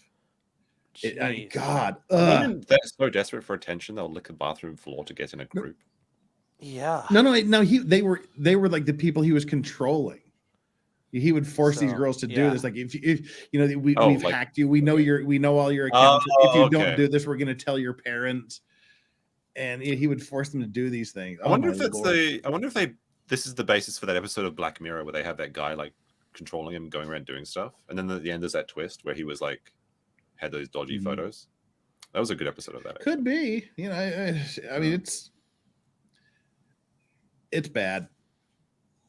That sounds pretty bad. Yeah. It's not good. No, There was like, yeah, I'm aware of it because like there's not a person in Korea that's not aware of it. yeah, that's a big issue in Japan as well. It's really, really frustrating. There was like a story recently where it's like a principal. He lost his job and pension because he was going to the automated coffee machine in like the Starbucks or not like the Lawson's or the convenience store, and he was pressing the large button when he was buying a medium cup and then pressing the large button to stealing like an extra 3 cents of coffee or something, and he lost everything. And then there was a teacher that was taking a junior high school girl out in her car for like private rides, but she was doing good in her tests, and he just got like a week's stock of pay or something. It's so stupid. There was another teacher that like beat up a kid because he was calling him fat, basically. And he also got like a month's doctor pay, but then this principal stole a little bit of coffee and he gets like arrested. Really, really sad how that works. You're teaching our future. So, have you seen the new Shoguns yet, Josh? I have. I like it. I haven't seen it yet because I got to get through Three Body Problem. I was gonna start watching 3D Body Problem, but then I came on the show. Yeah, so I'm doing it the reverse way. No, Shogun's good so far. It's a little bit obviously there's some changes from the book, but so far I think it's quite good. There's one thing I don't like. It's kind of like the cinematography is quite good, but there's kind of this annoying sort of like fisheye angle sort of thing that's kind of distracting. Apart from that, though, I really like the actors. But you've read the book, right, Jeff? Oh yeah. So like in the book how like Yabu is like just like a piece of shit, and like the movie's kind of more interesting. It's kind of reversed in the show. Like I really like the Yabu character. He's like my favorite character. I think that the actor is just like the perfect, like the casting was very good for the show. So I really like the Omi character. I mean, sorry, the Yabu character. Toranaga's pretty good too. They really nailed a lot of the choices. Cool. But it's kind of frustrating to watch it 1 week at a time. Well, I was telling Sean about Three Body Problem earlier. Yeah, it's a good book, but I've heard the show's not as good. The first episode I'll really judge good. it for myself. Okay. The first episode's really, really good. Yeah, I heard that they did the struggle session in the first part of the episode really well. Very well. But like the Chinese people are angry about that because in the 10-cent version of the 3D problem, why would the Chinese be angry about accurately portraying the struggle session? Apparently the 10-cent version is like word for word from the book, but then they just kind of, except for the struggle session, that's the only part they changed, understandably. But yeah, You're I quite like that book. You die. That helps. And so have you started watching it, or I watched the first episode. It was great. Okay. The Shogun I'm gonna do when I finish the this 3 more weeks before the entirety of Shogun's out. I gotta wait then. Well, watch the 3 Body Problem. Read the books are fantastic. Yeah, I read them pretty recently actually. So yes, at 2 minutes per person, it'll take a single wood chipper 1 year of constant performance to kill all those people. Charles doesn't think highly of you. We're losing Sean. Yeah. No, I'm not fading. I'm good. Don't worry. I've heard Tokyo Vice is good too. I think it's got Oh, that's an old one, isn't it? There's a new one. Oh, there is? I just remember like the one of the hooker with the butt plug that was like taped to her thighs. That's something that also appears in the Shogun book, but I don't think it'll appear in the show. The beads. Yeah. That may not be part of the show, unfortunately. I saw the Japanese have practices that are best kept to themselves. Yeah. Did you see the article where it's like, where are all the black people in Shogun? Oh yes. Oh, for fuck's sakes. I hate that. No, that. Seriously. I hate that quote. Like the Shogun. Where are they? The black people are angry. There's no more. Where are the black people? Black people. But like even the producer is like, the best we could do is just like have a boat load of them just floating past the screen. And they're trying to make arguments on their way to America from Africa. No, there's some weird story that there were like actual black samurai around. There was one black samurai. Well, he was a retainer to a samurai though. Yasuke, I believe. Yeah. Yeah, he wasn't actually. I mean, they didn't go that crazy. He was a retainer to a samurai. Like, how did he get to Japan though? He could have come over on a just a trading ship, I suppose. I don't know very much about it. But no, but there's this really annoying quote. Like, there's a quote that says, like, for a samurai to be brave, he must have a little bit of black blood in him. Firstly, black blood doesn't necessarily mean African blood. Secondly, that quote is actually from a French like merchant ship person. It's not a Japanese quote at all, but people like just regurgitate this quote over and over and over and over to say that like samurai were really from Africa or something. It's ridiculous. Oh. But no, the show's good. The show's pretty good. Good. Wake up, Sean. Makes me feel better. Well, I am up. Don't worry. We'll give you the foghorn to wake you up. So, since you just got done doing boat stuff, I have a boat question though. All right. So, in the so I guess we'll show chat because I don't people what were we talking about earlier? Where chat thought I was talking about? Oh yeah, Baluchistan, where the Baluchis are from. It's like Monica or Jim. Yeah. John. They're like, yeah, All of them? I think it's a great place. No, I'm talking the border of Afghanistan and Iran. So the Malacca-Velocet Straits. Yeah. So I mean, look at all those boats. Is this still really bad going through the Bab el Mandab right now? The Gates of Grief, as they called it. The Gates of Grief, yes. Where the pirates are, the Houthis. Yeah, that's where the Houthis are. Yeah, and they're literally fucking like murking boats right now for fun. Well, see, here's an interesting thing about this. I mean, hey guys, this is all the stuff going around the Horn of Africa, and they're like, nope, we're going the long way. Yeah, take the long way home. Yeah. There's a lot of boats out there. Yes. Mm-hmm. An interesting thing about this is almost every insurance clause that has anything to do with logistics, whether it's leasing a ship or like chartering a ship or carrying containers, they'll all have these force majeure act of God clauses. And one of the clauses is a war clause, where if war happens, they basically say, sorry, we're not insuring you anymore. Or the alternative is if there's war, we're not responsible for any damage that happens to your cargo getting from point A to point B. But nobody has invoked a war clause yet, because once you do that, you're essentially throwing everything out the window and everything goes to hell. So nobody's invoked a war clause that I'm aware of. There may have been, but I haven't heard of any myself. Yes. But back in the day, and by back in the day, I mean 20 years ago, there would in some of the when you charter a vessel, you can do a time charter where you basically rent a ship for several $1,000s a day for a certain period of time. Mm-hmm. Or you can do a voyage charter where you basically rent the ship for one single voyage from point A to point B, or you bareboat charter it for a number of years, where basically it's you lease the ship, you own the ship for a certain period of time, and then you give it back. But there used to be these provisions in these charter agreements, and call them charter parties, where there would be a no Indian crewman clause, like where you were prohibited contractually from having any crewman from India being on the ship. Sorry, Yoda's having a struggle session. Oh, that's the poop deck. Yeah, the designating pooping. Yeah, is that the problem? Like they treat it like they're walking down the road, like, oh, gotta poop, and they poop just everywhere.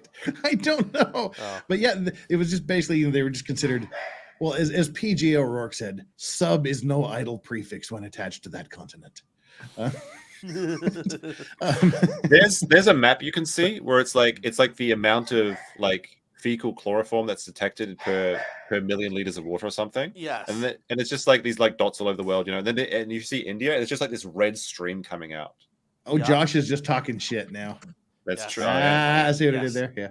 But as I was saying, they would have these contractual clauses where your entire contract would be void if you had an Indian crewman on the ship. And then now a huge amount of the ship's captains and whatnot, some crew members are from India. But the interesting thing with this now is where once they were just anathema and shunned, and Yoda, shut up. Where they were actively contractually prohibiting you from having Indians. Now everybody wants Indians on their ships right now going through that area, because they're part of the security commission that patrols and takes care of that area. So the idea is they're not attacking ships with Indians on them because the Indian Navy's out here. So what Is you're it- saying is India yeah, superpower yeah. by 2025. Yeah, they're not going through the strait, right? No, but they're still part of that area. You know, Yeah, they're one of us, and they're part of the control. And you don't want to piss off the neighbor, the great Satan out, you know, in the West. Go ahead, do whatever you want to them. But so they're actually not attacking ships if they know there's Indians on the ship. So everybody's putting Indians on their ships now. I guess the enemy of my enemy is my friend, right? Yeah. Yeah, well, that's why recently they attacked a ship that had a few Indian sailors on it, and it made huge news. It was like they're attacking ships with Indians on them now. So now the Indians are like, woohoo, we're good luck charms. I mean, So yeah, that's an interesting thing that's coming out of this.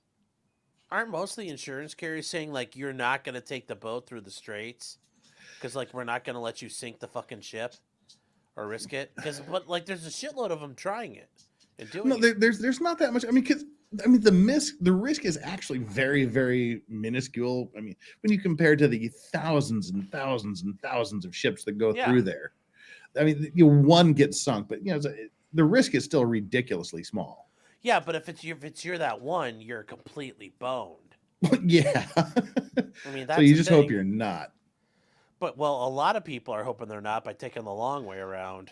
So I mean, as far as They're I just know skipping at this point, there's no additional premiums for going through the area. Oh, okay. There's nothing like that. It's just, you know, Do you guys deal trying with to keep insurance it at all or no? Oh yeah, that's mostly what I do is insurance work. Okay.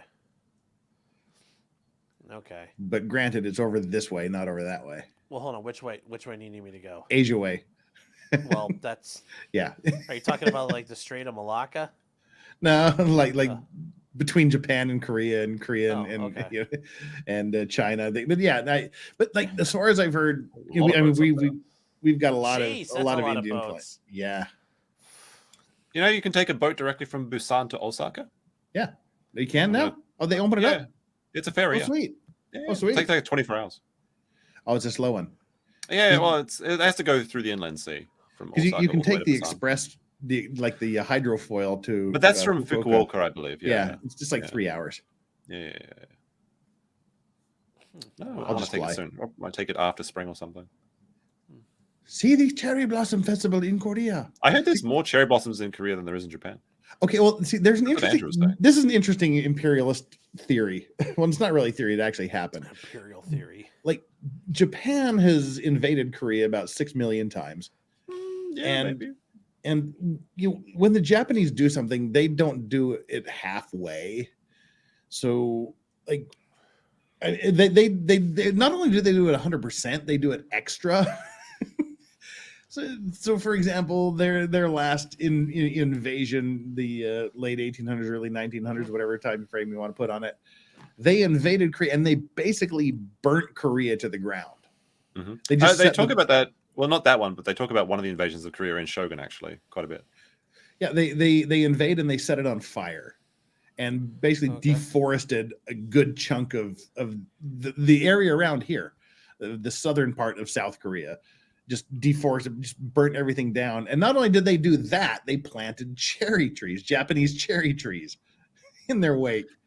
And especially right around Chinhae. Chinhae is where the invasions traditionally come from Japan, which is why the Naval Academy is there and there's a bunch of naval bases there. Oh. Yeah, they burnt down the area and they just planted a bunch of trees. And then Korea said, let's make it our own. So they have a big cherry blossom festival there every spring now. And everyone else said, we want to get in on the cherry blossom festivals too. So basically the whole southern half of South Korea, they've just planted cherry trees. Mm-hmm. Oh no. So Yeah, there's like a nationalist Japanese woman who has a YouTube channel, and she has like a song where she sings about. Are there like, any Japanese? They're like who aren't basically the song nationalists? lyrics is Korea, stop complaining about the comfort women. We gave you cherry blossoms or something like that. Oh no. It's ridiculous. It's ridiculous. It's absolutely ridiculous. I was No. gonna say, aren't most Japanese very nationalist?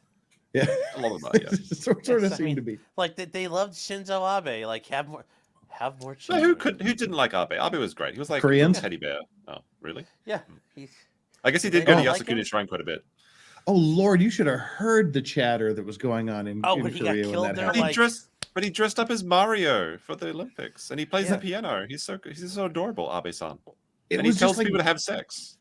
it was The just guy like there for the random. gunpoint. I'm sitting there just waiting to take the elevator down to go to lunch.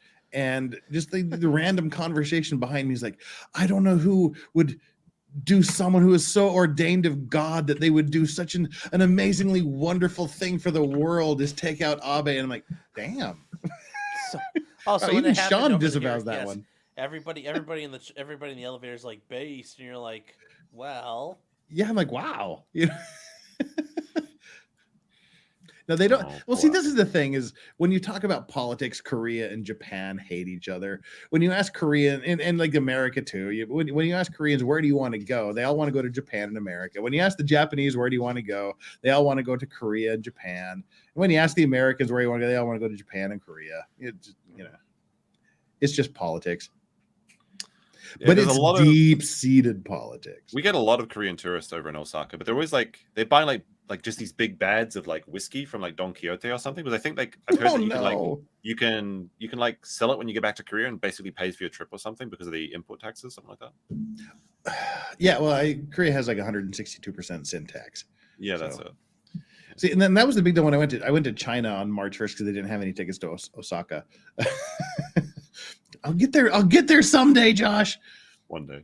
But yeah, it was just like I'm in duty free in China going, do I want to get just like some ridiculously expensive shit for cheaper, or do I want to get some really good quality stuff that's hard to find in Korea? Someone in the chat saying, why do they hate each other? That's a good question. Good question. Very long-winded answer. Yeah, it's like because they do. Answer. It all started in 863 AD. It's gonna be like that. It's gonna be like the Tucker interview with where he's like, that's what I mean. Yeah, when Putin starts talking about the history of Russia, it all started in 763. Yeah, I just love it. Ragnar the Great. I will tell you. Give me a 30-second history lesson. Like, well, when the Kiev Rus separated from the Moskva Rus, like, no, you don't go back to like Viking times, dude. Yeah, it's exactly. It goes. It's sort of like asking why Jews and Muslims hate each other. Yeah, because it goes back like thousands of years, literally. The assassin got everything he wanted as well. I don't understand what that means, but yeah, he did. Oh, he means the assassin for Abe, who was trying to get revenge on the Unification Church, because I think the Unification Church just lost their tax exempt status or something. Oh, something like that. Because are they going to try to kill that guy, or are they going to like not? I don't know. So like, it turns out the assassin, his mother was in the Unification Church, and she like gave up her house and hundreds of thousands of dollars. There's a Korean connection after all. Yeah, it was.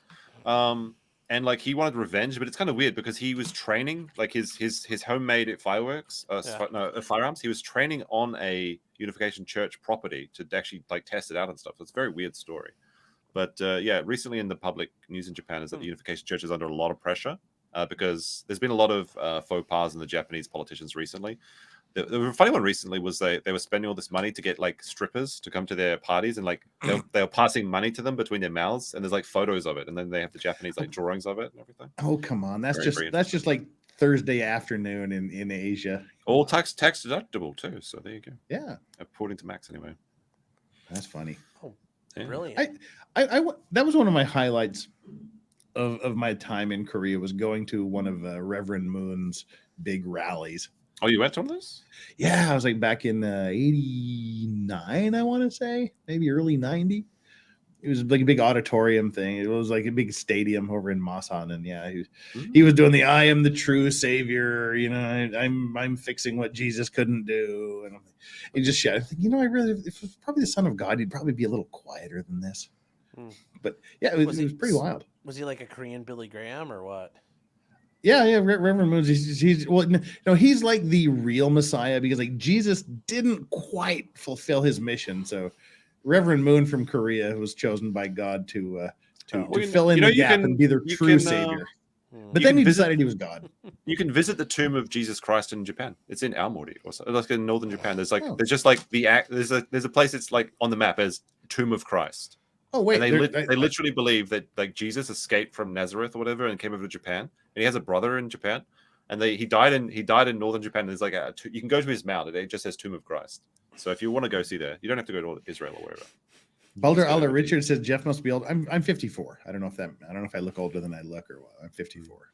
Soon to be 55. Have either of you guys seen The Preacher? The show, I've seen Velocipasta. That's pretty interesting. Are you talking about like the AMC show Preacher when they were doing like? Yeah, like it was like based on the comic books. Yeah, I watched a little bit of it. oh my God, like the later seasons are hilarious because it's all about, this angel comes down to it. You haven't seen this? This would be right up your alley, Josh. It was great. I haven't seen This angel comes down to earth, whatnot, and inhabits the body of this preacher. And then he's like trying to figure out what the hell's going on. He goes to find God, but God is missing from heaven, and nobody can find God. It turns out he's doing cosplay as a Dalmatian in a sex dungeon somewhere. But they're also looking for the bloodline of Christ, because and then they find this group that has been protecting the bloodline of Christ for 2,000 years. It's like the Da Vinci Code meets like Raiders of the but they've basically been inbreeding him for 2,000 years. Oh no! And so they finally meet like Christ's current, and he's just like this absolutely just demented. It's like aliens kill me. It's so funny. He just that kind of reminds me of the It's like, wait, this is the savior? Like, yeah. He's like, sorry, this is the best we can do. We've been preserving the bloodline.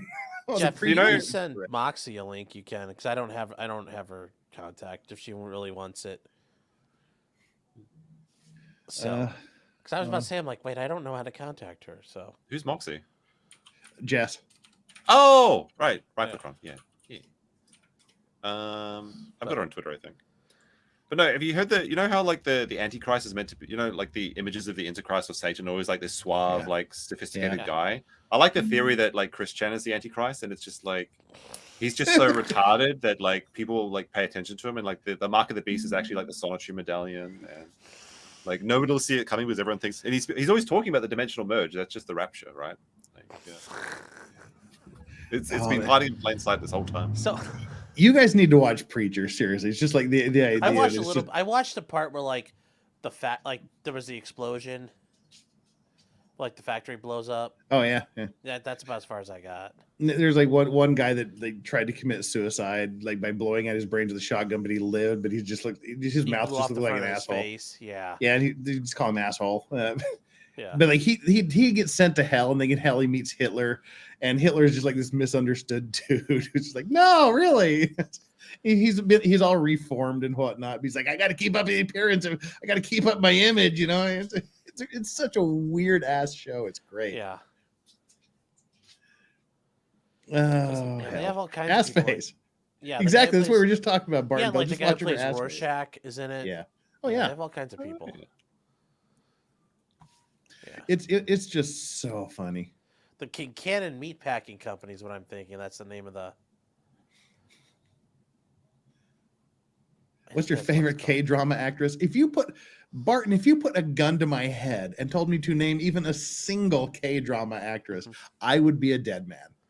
I would be a dead man. I could not name a single K-drama actress or actor. Yeah. Really, you couldn't? You don't go like watch? You don't watch the best of Korean cinema? You don't like Lee Park? Yeah, Kim Jung Kim Moon. Yeah, don't you like Ken Jeong? He's Korean. There you go. Yeah, there you go. Do they like him in Korea? The comedian guy Ken Jeong. He's not a big thing here. Oh. What's his face? Ewan from Walking Dead. He's big. They like him here. Oh, okay. Stephen Ewan. Yeah, they like him. Oh. I don't know who any of these. It's amazing. See, these people that are throwing up names in chat, I have no clue if they're real people or not. But if you do like Holy Cow and Some Ting Wong, I know they're not real. But other than unless there's got to be a Korean with that name though. There isn't. Well, see, back to the origin story of me that we were talking about a long time ago. When my boss called me in that January morning in the middle of the night and asked me if I wanted to work for him, I said, "Cool." He's like, "Yeah, we're merging with a couple of other offices." And the offices that he was merging with, my boss's last name is Saw, and he was merging with the offices of Mr. Yu and Mr. Suck. So it would have been something like the So You Suck offices. Oh no! And Such yeah, suck offices. but luckily don't they go. Look at that. luckily they changed it to a completely different name, because I was thinking if my friend's like, yeah, where are you working? Oh, I'm working at this big powerful law firm. I'm working at this high. Where are you working, Jeff? Oh, I'm working for the So You Suck firm. They'd be like, yeah, that's pretty much what we figured. I saw a clip of like Bobby Lee. Mm-hmm. So there was like Bobby Lee was on the show and he was talking about like what sets Korea apart, because he's like a Korean descendant. And he was like, I think he said like Korea is like the only country with like no slavery, and then they looked it up on the show, and Korea actually has the longest unbroken chain of slavery in history, which was 1,500 years. Yeah, that's a non-starter there. I mean, it surprises me. I didn't know about that. Wait, how long? Yeah. How long do they have slavery? 1,500 years. They have the world record for longest The streak. South's gonna rise again, chat. We're all going to Korea. Korea, that is. Yes. Oh, no. That'd be great. Oh. South Korea is fun though. The cultural exchange. I gotta get all Jeff's tips of travel and stuff. So like I gotta make like a Korean travel video at some point. I'll spend like a month over in Korea and just go around doing all the best spots and things. Yeah. So have you guys ever gone to like Cambodia or anything like that, like Phnom Penh and all that? I thought to about Thailand it once. I've been to the Thailand? Philippines. The Philippines was kind of neat. Well, I went to Cambodia, Thailand. This is where everybody got murdered at. I went to Phuket, Thailand for my brother's wedding, and apparently from what my friends. Phuket? Well, Isn't that where all the crazy shit is? Well, he was living. I think. He and his girlfriend were living in Abu Dhabi. They didn't want to get married, but they had to so they could live together. And she's from Korea, because my brother lived here for 6-7 years too, because as he put it, it's as far away as I can get away from my father without actually getting closer again. So he was here for 6-7 years. He had a Korean girlfriend. Their family is here. My family, of course, is in the States. And she sort of just kind of did a little bit of triangulation and realized that Thailand's sort of in the middle of this great triangle. So let's all meet there for the wedding. But apparently I was told that visiting Thailand for your brother's wedding with your sister and your girlfriend is apparently not the way to enjoy Thailand. So, haven't really seen it. Yes. I heard that Thailand they were going to try and reform their image after COVID, because it shut down, and they were thinking like maybe we can redo the entire country and just have only like wealthy, sophisticated travelers. No. Well, they legalized marijuana and sort of like promoted it heavily there, but I think they just legalized it. Yeah. They just said, okay, this isn't working out the way we thought it would. It's all just a bunch of stoners washing up on the beach, so let's make it illegal again. Well, in Thailand, was it like are they like Singapore and all the other places where drug trafficking is like death penalty? Oh no, it's Thailand. There's really not much that you can't do there. Yeah, so no, they totally legalized it to where just everywhere would sell like edibles and weed and everywhere. You go into, like my friend said, you go into a youth hostel and there's just like a bowl of weed in the waiting room. You just help yourself, kind of a thing. But now it's illegal again. Interesting. I wouldn't know. I've never touched the devil's lettuce in my entire life. Neither have I, actually. Although my brother grows it in New Zealand. Yes, and KJ's right. It's the war of Northern Korean aggression. To be fair, they started it, so you could say that. You roboted out there for a second, so we don't know what you said. To be fair, I said it's the war of Northern Korea aggression. So yeah, that's fair. You could call it that. Yeah. Yes, and it would be correct. So you guys have you guys really haven't gone backpacked your way through like Laos or any crazy shit like that, or no? Like for me, it was just I went to the Philippines. I hated Manila. I was there for like 2 days, and then I went to Palawan, which was really good. And I was just on a beach there for a week. It was really good. Isn't that a baby Jedi? Padawan? Palawan? Oh, Padawan. Yeah. Padawan. Yeah. That's an apprentice. That's an apprentice Jedi. You fucking casual. That's that's the recipient of the pedo Jedi affections. No, but it's. I remember like when I went over to the Philippines, I was really like I didn't want to get scammed. Like it's like I don't really care about the money, but it's like the principle of it, right?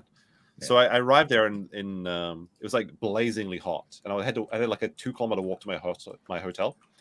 And like they had all the guys on like the tuk-tuks that were trying to offer me rides, and I thought it was a scam at first. So I just walked 2 kilometers through like the worst part of the Philippines to get to, like I was walking through there was like chickens running across the road. I was just like carrying my suitcase like an absolute like fish out of water. It was terrible. But then I used them. And it was like 10 cents to ride the carts or something. It was really good. It was fun.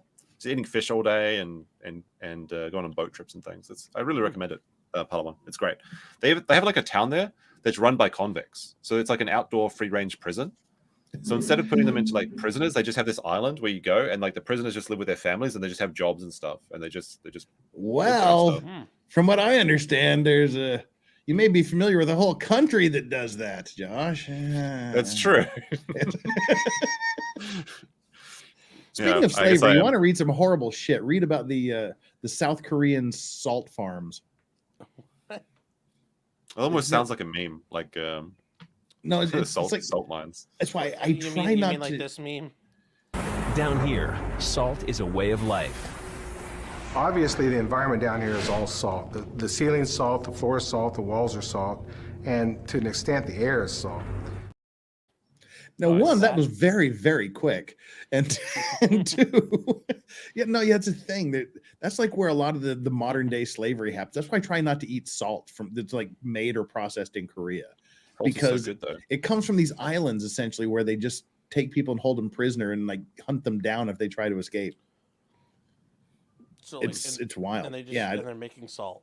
Yeah, it's horrific stories of like the Korean salt farms. I went to a salt lake in Australia once, and I thought it'd be one of those in Utah. And I was running across it barefoot, and my feet went through the crystallized salt, cut up my feet. Then there was like smelly mud underneath, and it was just like stinging from the salt. It was terrible. Yeah. So for some reason, I thought the salt lake would be fun, but it's not. Oh my god, that sounded retarded. So I was gonna say, Jeff. So when you're in Korea, and I'm like, God, the alcohol's still not worn off yet. Yeah. When you're, do you shop for like American salt or other countries? Well, I've gone full bougie. I do the pink Himalayan sea salt. Yeah. I don't know how there's Himalayan sea salt, but there is. I'm drunk too. I don't get it either. the pink Himalayan salt is what I use. I love the story about the woman who bought one of those Himalayan salt lamps. It's probably just Korean salt dyed pink, but she put it in the washing machine and it disappeared, like the dishwasher. She was just trying to wash it in the dishwasher, and it just completely melted, and then like weird dishwasher. Are you a blonde joke, or did that really happen? No, it really happened.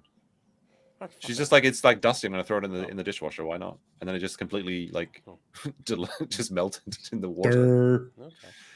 Well, South Korea has some of the strict. Hey, Jess, what's up? Hi, Jess. Jess, say something. She's we can't hear you. Oh no, there we go. How's it going? There you go. Hi. Howdy. We heard you for a second. Yeah. It helped if you open your major There you go. going Yes, on. we're not operating under the Islam. okay. Right Yeah, there's not a delay. You're watching the YouTube video still. That's what I did when I first. Yeah, you're the people who call on the radio show and you haven't turned your radio down. Yeah. Long time listener, first time caller. Yeah, yes. East of the Rockies, you're on the air. I got rid of the YouTubes. There you go. See? Wildcard line. Hi, Jess. Oh. So, it's almost like she's a YouTuber or something. Yeah. So I didn't realize that was an issue though in Korea. Like, be careful about the salt. Yeah, just don't There go it to is. There you go. Don't go to the salt mine place. They have something similar in. And Jess, who is 20% Korean, is here. I am. Representation has entered the chat. Yeah, there's like the stream. Stream's like what 75% Korean now. Yeah. Yes. Something like that. Yeah.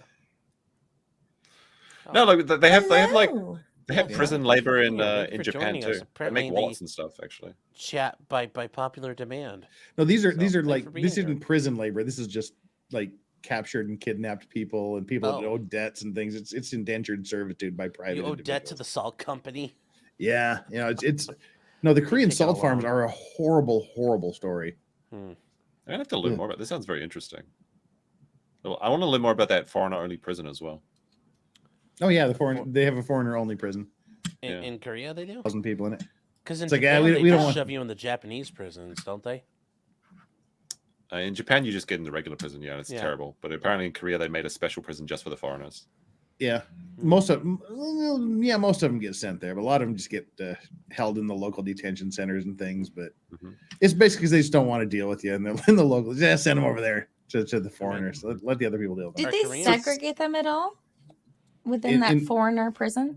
like in the stateside we have. Well, you've got the Peckerwoods. You've got like different groups that do it naturally, but do they do any sort of that over there? I have no idea. Probably not, because they stay in their cell most of the time here. Oh. Well, it's not like they get rec time. In Korea, it's everything but. Yeah, it's like, are you Korean? No, then you're in the other group. Yeah, jail in Asia is not the place you want to be. It's not. It's terrible. So even in South Korea, it's still not good. Oh no. Really? There's not rehabilitation. It's just punishment. It's just punishment based. It's not really. And they have the most sadistic people working for them as well. Yeah. I'm like intrigued. Like I think Japanese prisons is basically like solitary confinement forever, and they beat you if you talk. Oh, it's pretty bad. Yeah, and you have to work, and you work basically for free. Yeah. So it's not like breaking down little pebbles or stones. No, you make like things for industry. You make they have leatherworking. Like they actually literally sell. Yeah, like we're looking at getting some actually, like the prison wallets. You can actually buy them from Japan.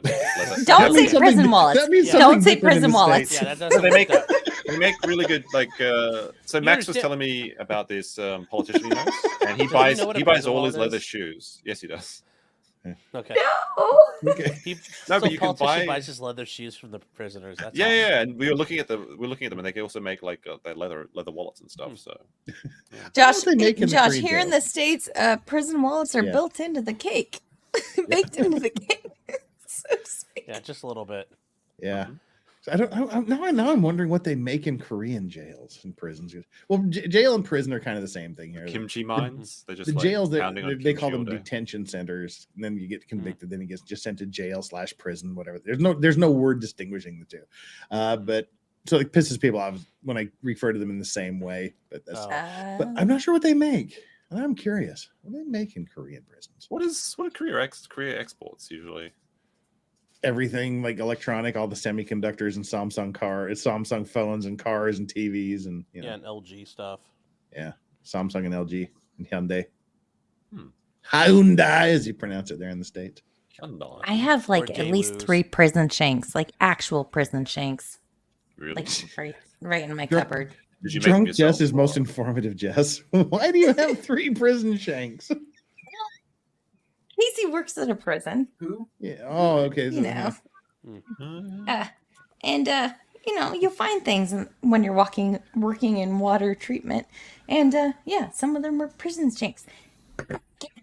Interesting. Cool. They're Jess, actually remarkable. Prison wallet. Yeah. Okay. Did you know? Oh, did you know you can take nitrile gloves and heat them up? Yeah, that's fascinating. You put a metal core in them. Yep. Actual prison shank.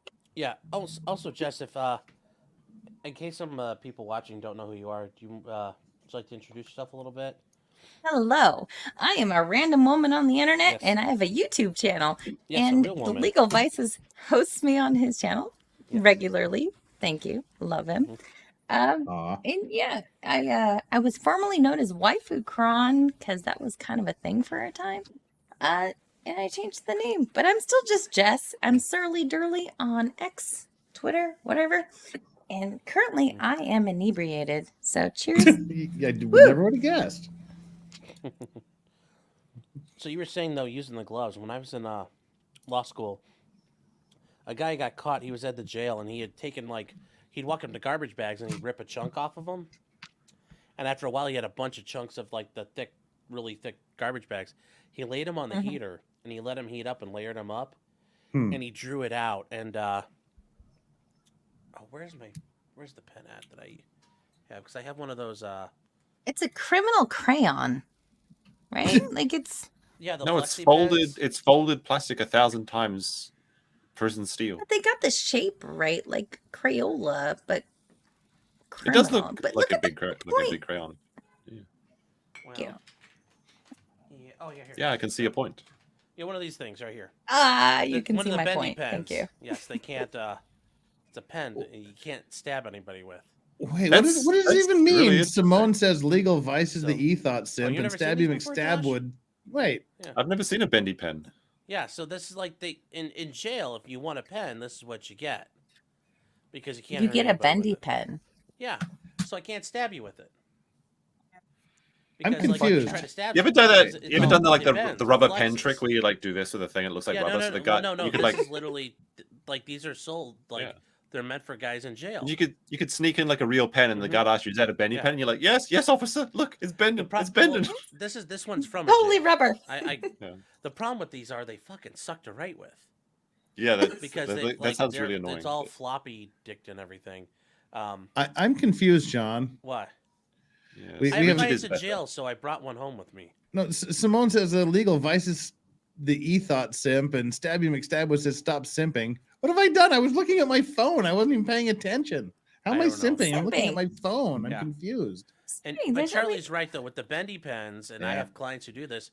You wrap paper around it and you reinforce it. But what the guy did with the trash bags in one of these, he put this in the middle Uh-huh. and wrapped it in paper, and then wrapped trash bags and heated them up, and he got his hand around it and kind of gripped it, so it made like a grip textured shiv. Oh, cool. And they found it, but he had Bespoke gotten pen to the point where he's shank. going to use it. Was it in a cavity? Not yet. Oh, okay. Not They the think they prison caught him wallet. right. They thought Yeah, it they wasn't in caught the him- prison wallet. They caught him right before he was going to do it. It sounds like. I was like, that's pretty Cool. fucking epic. So, well, let's Jeff, start I again know now. what we were gonna say. Did you see the? I didn't get to show you. Did you see the guy eating the dude's leg? Yeah, California? that was just before I got the second round of phone calls. Okay. That reminds me, I need to go get some food. I might be back a bit later though. But I might get some drinks as well. This is fun. Bye. All right. Bye. I'll see you guys Bye, later. Thanks for Josh. Good to having see you me. again. Take care. Me Have and a good Copium, one. everybody. It's like 6 a.m. on Friday mornings, if you can. Yeah, so that was like my thing. But just before I left, I don't know how it resolved. I just saw the dude munching on another dude's leg. Yeah, it was like. And then the really cop cool. car showed up, and I had to and they're leave. like whoop whoop, and he's like, "What?" He's like, "I'm just eating the guy's leg. Come on." Leg. I posted that before anyone else on Twitter, by the way. Just saying. Because she took the Oh, you did? video. Okay. Yeah. It's in my It's your neighbor. county. It's my Oh, neighbor. really? It's in my Steve. county. Yeah, it actually is. I saw that because I follow my local communities on Instagram, and I'm like, holy shit balls, this is crazy. So I posted it, and then all of a sudden, like an hour, 2 hours later, I'm seeing these bigger accounts. I'm like, So you know where this town is? dude gets hit by a train, and then other dude just goes, meat. Picks up a Yeah. leg and starts walking Lunch. off of it. Yeah, nom nom nom nom. Yeah, like you're at a Renaissance fair. Damn. Yeah. Yeah. Ew. Gross. You know what's funny? So What's funny? there were a couple of times where there were people that I worked with that were taking the Amtrak up to Northern California, and at least twice they're like, yeah, my train got held up because they hit a car, we hit a person. Like, I rode the Amtrak a lot, commuting from Northern California to Southern California to hang out with my family.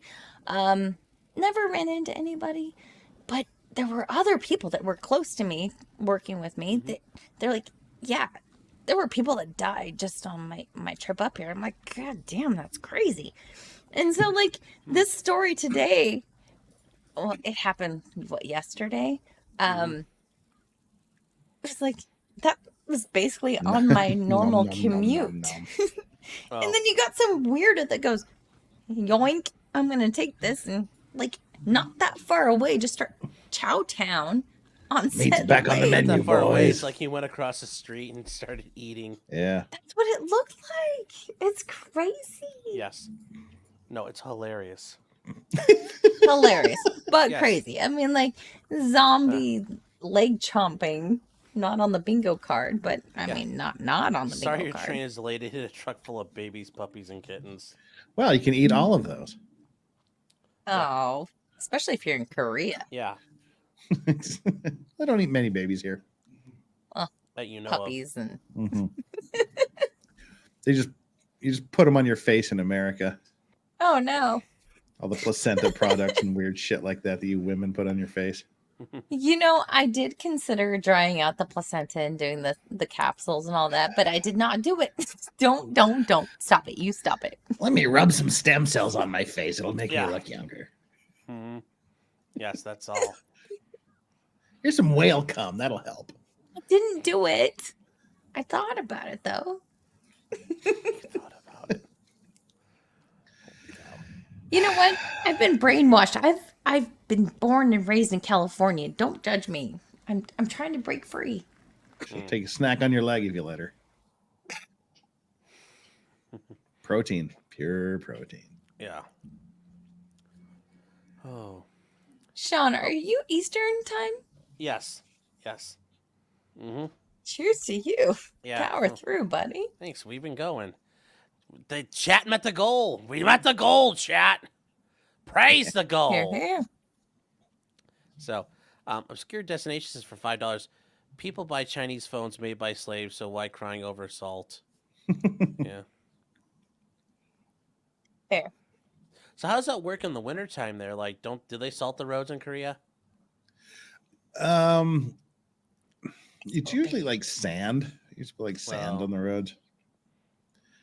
But yeah, I mean, we don't get enough snow. We don't get any snow down here in Busan. It snowed for like 5 minutes last year. Okay. Because I mean, we're literally surrounded by water on 3 sides, so I mean, it doesn't rain. I mean, it rains all the time. Doesn't snow much. Oh, that was one weird thing. Like 10, 15 years ago, there was this big snowstorm, and it was weird to. I mean, it was enough the city shut down because there's like 4 snowplows or something in the city of 5 million people because you don't need them. But to go to the beach and see like 3 inches of snow on the beach was really, really weird to see. Oh. See, I thought like all of Korea was like able to get snowed on. Yeah, no, it's not much. We're kind of down here in the Busan perimeter. Yeah. I mean, it's literally we're just water on 3 sides. So yes. Okay. And we're pretty far south too. So yeah. No, I didn't know that. And I need to say, over in locals, holy shit! I gotta say, what are they doing? Green caps for $35. Thank you, and brimstone for $50. Ooh. Yeah. Making some bank tonight, man. Locals, yeah. Here too. Mama Susan's not getting her cut there, so thank you guys. Holy shit. There we go. Make sure I think I said it earlier, but a little parts of earlier tonight I kinda don't remember 100%. Yeah. So a little It happens. Jeff says, ask me what's going on about Delphi.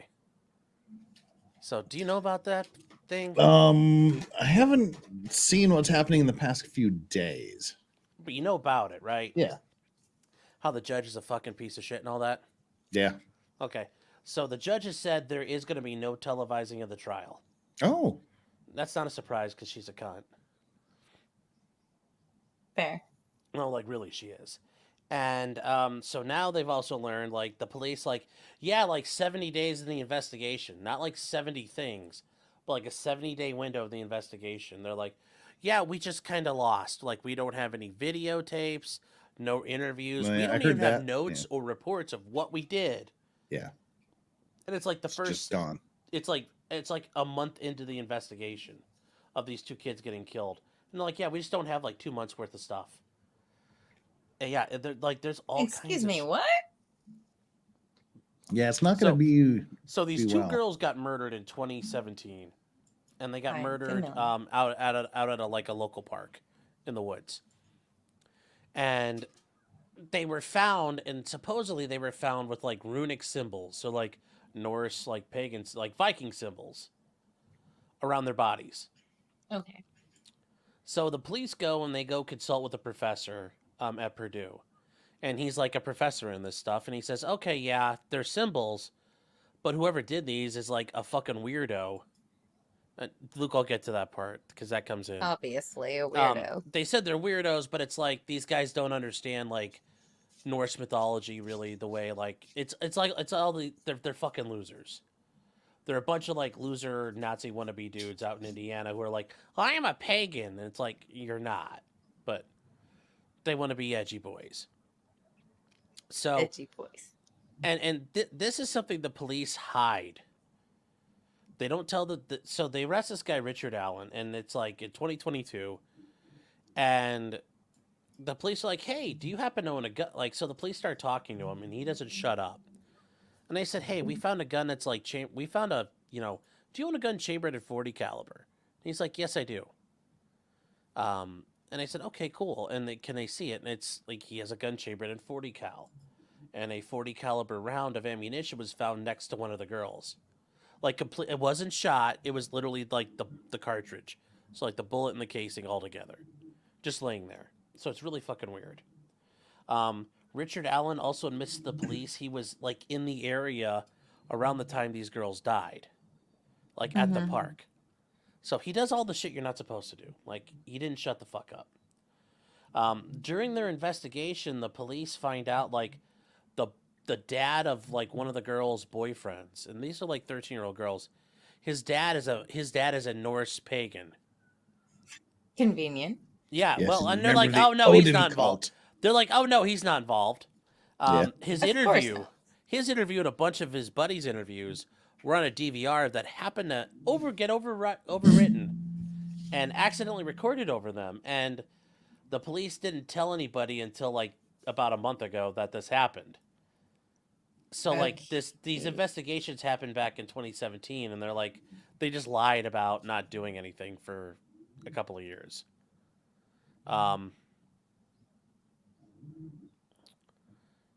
So there's all kinds of issues, and then in part of their investigation now it's come out that one of the guys they interviewed, they looked at his phone, and his phone had video of him kidnapping a girl. And they're like, "Yeah, No, that's that's okay." not good. Yeah, but they don't arrest him. They don't do anything with the guy. Why? Because the cops are fucking pieces of shit and are partially retarded. I get that. I worked with cops. I was a dispatcher. Yeah. Like, I know. I didn't know that cops were as bad as they Yeah. were until Oh, it was a well, dispatcher. yeah. Like, I know It they're gets- shitty, but it- god damn it. Are you Well, serious? these guys are fucking liars, and it gets worse. So when they interviewed this professor. This happened like right at the beginning, and the defense team only learned about it this past year. And they asked the cop, like, "Well, what was his name?" He's like, "I don't remember." "What were his notes?" "We don't remember. We didn't take notes on that." "Are you sure?" Like, they're like, "We had a report, but you don't have any notes for him." "Yeah, we don't remember." So that this information gets leaked to the press, and eventually the professor who did it's like, "Oh, hey, that's me." And he's like, "Oh yeah, here's the report I gave to the police I prepared." And it completely is contradictory to what the police said was in the report. Oh, no. I mean, shocker, they fucking Yeah, lied. surprise. But yes, it is a case that this detective is also on record now as having said, "Fuck this guy in his fair trial, I don't care." And yes, Well, this guy's been sitting, and the thing is, he is sitting in prison because the sheriff is claiming he can't protect him. So they transferred him to a prison in Indiana. And So he's not just in a holding jail facility. No, he's stuck in solitary he's actually- confinement in a maximum security prison. Before and- trial? Yes, because they can't protect him. Why? Because they said they can't protect him. They're fucking idiots. Oh, They also okay. claimed well, yes, but the sheriff's office also made excuses like, "Well, it's too, it's." So his attorney lives in the next county over, and he said, "Look, I've spoken to my sheriff. We can keep him at our jail." And they said, "No, that's too far. That's a driving. The logistics don't work." So instead, he's at a prison that's like 3.5 fucking hours away, and they're like, "Yeah, that's not a problem for us." And the police are like, "That's fine." Oh no, the whole thing the whole thing is a fucking joke. How do you get moved to like? Because okay, for a lot of people, they don't and get necessarily this, Jess, understand. I'm not done yet. Here's the worst part. When this guy was at the jail or the prison, so he's got his 2 attorneys he really likes. The judge throws them off the case because she's a thunder cunt and she doesn't like how they did things. So she removed them. These guys went to the Indiana Supreme Court, and the Indiana Supreme Court said, like, "Hey, judge, quit being a dumb cunt. Put the attorneys back on the case." Okay. So in the meantime, while that's all happening, the replacement attorneys are talking to this guy at the prison. And when they're talking to him, the guards are like hovering around and being fucking shitbags. And these guards have on their little fucking uniforms, not in God we trust, but in Odin we trust. No. So clever. Yes, they do. And like, Oh, like no. fucking like. But here's the thing: when you look at the picture of like one of them they found, he looks like what you think some guy who lives in the middle of Indiana and it says, "I'm a pagan." Looks like he looks like a fucking American. He looks like history the he looks like the counter guy during the Hannah Gutierrez trial. Yeah, well, The no, hotel but, counter guy with the mullet and the Ragnar hair. no, this guy didn't have a mullet, but he had like the scraggly meth beard. Yeah. And if like did he have the Mulinar hammer necklace? Yes, he did. He had the gay little berserker thing, and if you guys are Norse pagans out there, it's gay as shit, guys. Knock it off. Just saying. It's the new D&D. Have you seen American History X, Jess? Yes. Okay, this guy looks like what I'd assume like one of the fucking extras on that movie would look like. He looks Without like the tattoos. he looks like he's always going around looking for Kyle, about this tall. And no. Oh yeah, and they're like, I trust Odin. It's like, and the guy's even got a face tattoo, and it's like a symbol, and it's called Odin's spear. And I bet all these Odin guys, yes, all you guys out there, probably go in the woods and hide Odin's spear in each other's ass. I bet that's what they call it. We're there to worship Odin. We put our spears and we bury them in each other to symbolize Viking battle. Touching the spear tips. Yes. Yeah, spear tips.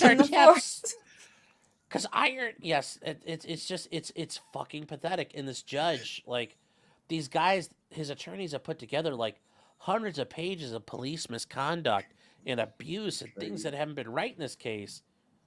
You know, like 200 pages worth of work they've done, and the judge just says, "I looked at it, and I looked at it, denied." She doesn't say anything about why she did it.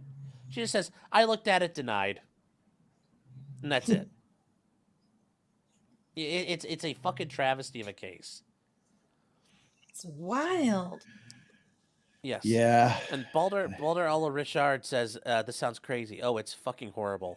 Yeah, he may be innocent of the charges against him. Well, his backup, the second team of attorneys, and it's funny, like actually got interviewed afterwards, and they're like, "Oh, I think he's fucking innocent." No, see, this is the interesting. It's not just his first attorneys who think he's innocent. His second set of attorneys are like, "Yeah, we're pretty sure he's innocent." See, this is the interesting thing, but like innocent. People don't understand. Also, Jess, his name's Richard Allen, the guy who's in jail. Yeah. The thing people don't understand about cases like this is, you know, they think, oh my God, these are just such ridiculous charges and assertions that it should be very easy to argue against. But it's actually, you know, when people say weird shit like this, it's actually they're the most difficult cases to defend against because it's absurd. And how do you counter absurdity? Because you can't rely on the same level of absurdity as the people that are testifying against you are using. Yes. These are actually really difficult cases to fight for. Yes. And Dina says, "Hi from Seoul. Great show." Hi, Dina. Yes. Dina. And then Cedarwood says, "Bro, I went to bed. You were streaming. Go to bed." Yes, we're working on that. We're almost there. I've got about 5 more minutes in me. That's fine. That's fine. I go till 5 every time. Oh yeah, there's also geofencing. So the police did this thing where they geofenced where the girls were found, and they did a little thing around the area, and there were like a bunch of phones of people who were within like a minimum of 60 yards of this thing in the time when these girls supposedly died. And the defense attorneys are like, "Well, who prepared this and what are the phone numbers?" And they're like, "We don't have that information, sorry." Well, so see, they're like, "Fuck off." See, chat's misunderstanding. You Stabby McStab said he's presumed innocent, Jeff. That's what I'm saying. You're presumed innocent, but when the state comes and goes, there's this cult of Odin, and he's the leader of the cult of Odin. The defense is saying that, yeah. Sorry, I'm giving these examples. Yeah. You know, where it's like, you know, the prosecution says these things, and how do you they've basically said, here's our case, here's our evidence that this is going on. You did all of this shit. You murder these people, and then they go, here, you know, it's the cult of Odin. It's doing all of this. It's not. And then how does the prosecution go? Well, wait a minute. how do we disprove the cult of Odin exists to get back on track? And it's so hard to be on the other side of crazy assertions and crazy allegations.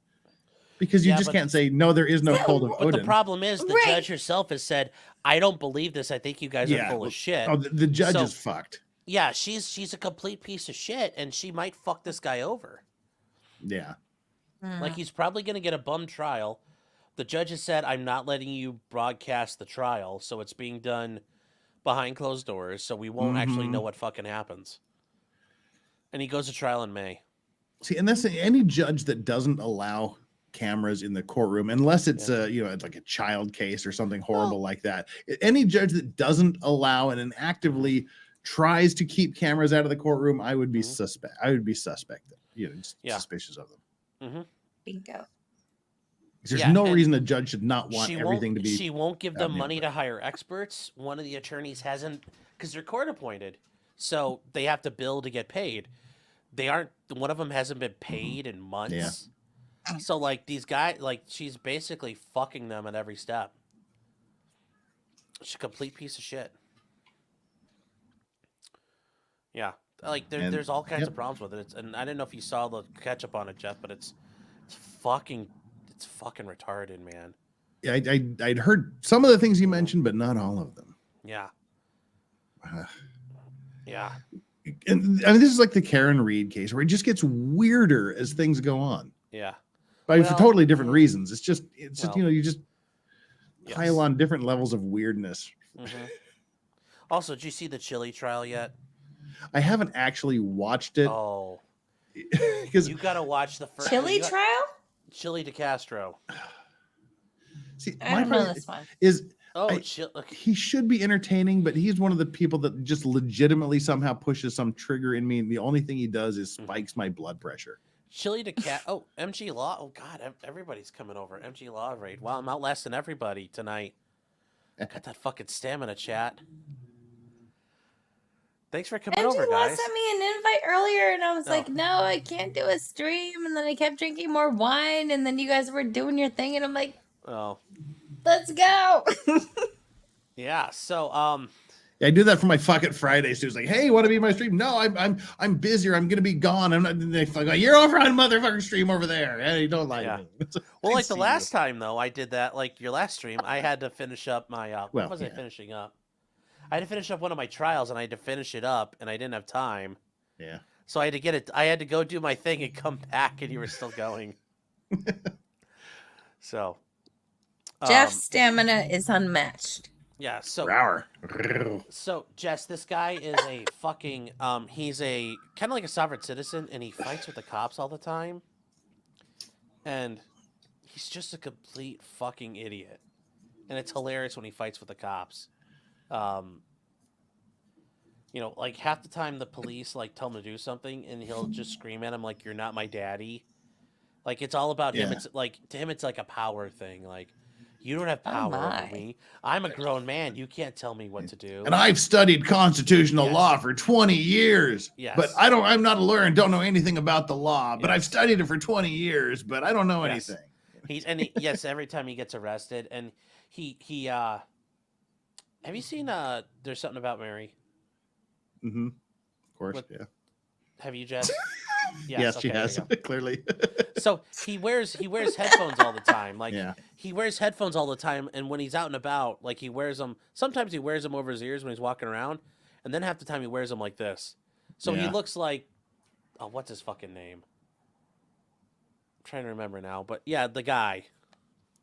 I don't remember earphones and something about it. The guy who has his headphones on the whole time. If you take them off, he punches you. I don't remember. The retarded guy, and There's Something About Mary. He wears them all the time. I honestly don't remember. Oh. I honestly don't remember this. I have to watch it again. Warren. Yes, Warren. That's him. Yes. Because he tried to like, hey, Warren, and the guy, like, he punches him. Yeah. I don't remember that. I'm going to try. Oh, yeah. It's fucking hilarious here. Hold on. So if I could find the Chile...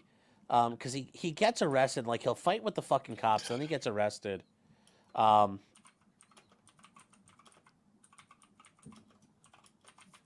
And he's just a fucking spaz and a half. and I'm trying to find the one where he's like this weirdo guy who's got a fucking history of screaming at police, all kinds of shit, and it's just he just doesn't stop. And that's funny because that's actually one of his like slogans is like, we don't stop. We'll never stop. And it's like, the police fucking stopped you. Multiple times it looks like. What do you like 18 months? What do you get? He got 180 days in jail. Yeah. 6 Oh months. no. Well, he acted. Well, could've- he showed up to court and acted like a big fucking dickhead. And, I heard he got a bit shouty at the judge. Well, no, but it's a little bit different than that. Hold on. I'll have to watch it. Yeah, well, I'm I trying just to I see saw if could the have there's. results. easily gotten arrested so many times. Yeah, well, Especially after having worked as a dispatcher and then I got stopped by cops and I'm just like, Oh, fuck yeah, well, you assholes, because I work with you types or whatever. And like, yeah, I was a little intoxicated one time in Hollywood. Chili's gonna take it. He's gonna take it when he's there in jail. He's in going to prison. have to, because if he starts, and that's Chili's problem. Like he, will mouth off to people, and it's like, tell one of those guys So you're not my easy to do. daddy. It's like, Yeah, his mouth is gonna be busy for the next 6 months. Yeah, well, Oh no. and I feel bad for him because he also, I mean, he's got a lot of issues with authority, especially if they're women. There's Same. been videos. There's been times where he's shown up like through like Zoom to court, and when like, especially if it's like a female judge is telling him like to chill out, you could see him like he starts like having a fucking little like spurg out attack, and he's trying to calm down. Like he's got a lot of, yeah. I'm trying to see if there's a. Where is the stupid thing at? Because I want to show.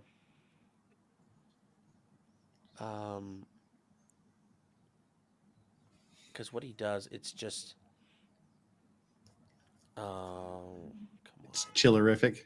Well, there's like a beast. Like he has his like. Terrific. He has his two cell phones, the one facing outward, one facing inward, and the one facing him, just the way he's reacting, is so fucking funny. Because the way he's acting, like, yes, the cops would say, "Are you okay?" Because he looks like a fucking spaz. The way he handles it.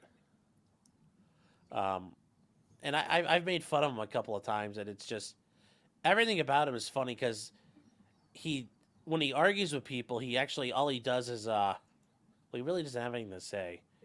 He just squeals and screams, and he considers like jail a rape dungeon. He's like, 'cause that's what happens at jail. You get raped. Yeah. Like, Well, welcome to the dungeon. Yeah. Welcome like, to the okay. dungeon. Gets worse here every day. Sorry. Yeah. Oh, actually, good. We got it here. Hold on. Okay, I found the one I wanted, because it's got picture in picture. Okay.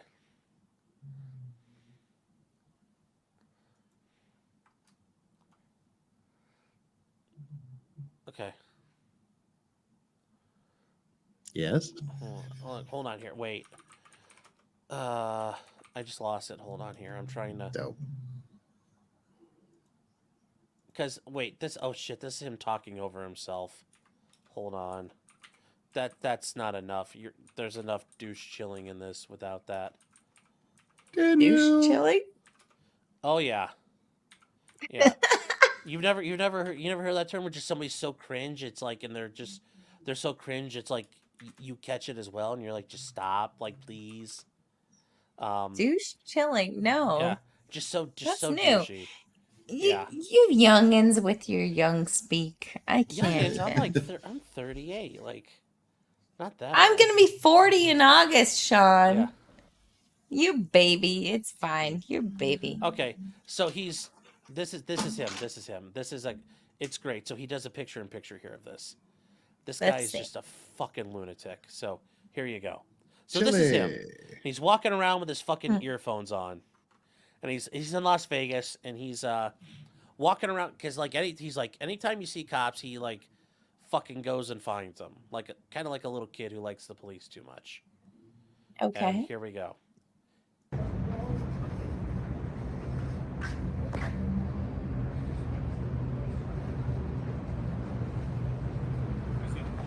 Hello, sir. hellos for suckers. And that's where we start. Okay. With hellos for suckers. Sometimes. Well, here we go. This guy's like, oh fuck, it's Chili. Well, he's actually had a run-in with Chili before, and Chili felt like he manned up and alpha. Like he's like, I'm an alpha, you're a beta. Like he thinks he alpha dogged that guy already. So there's a whole shitstorm with that one too.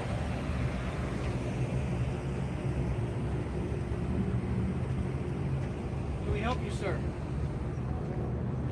Can we help you? You could just do your job, mind your own business. That's what you could do. Tough guy. I told you, I would say it again, you could mind your own business. I'm doing my job.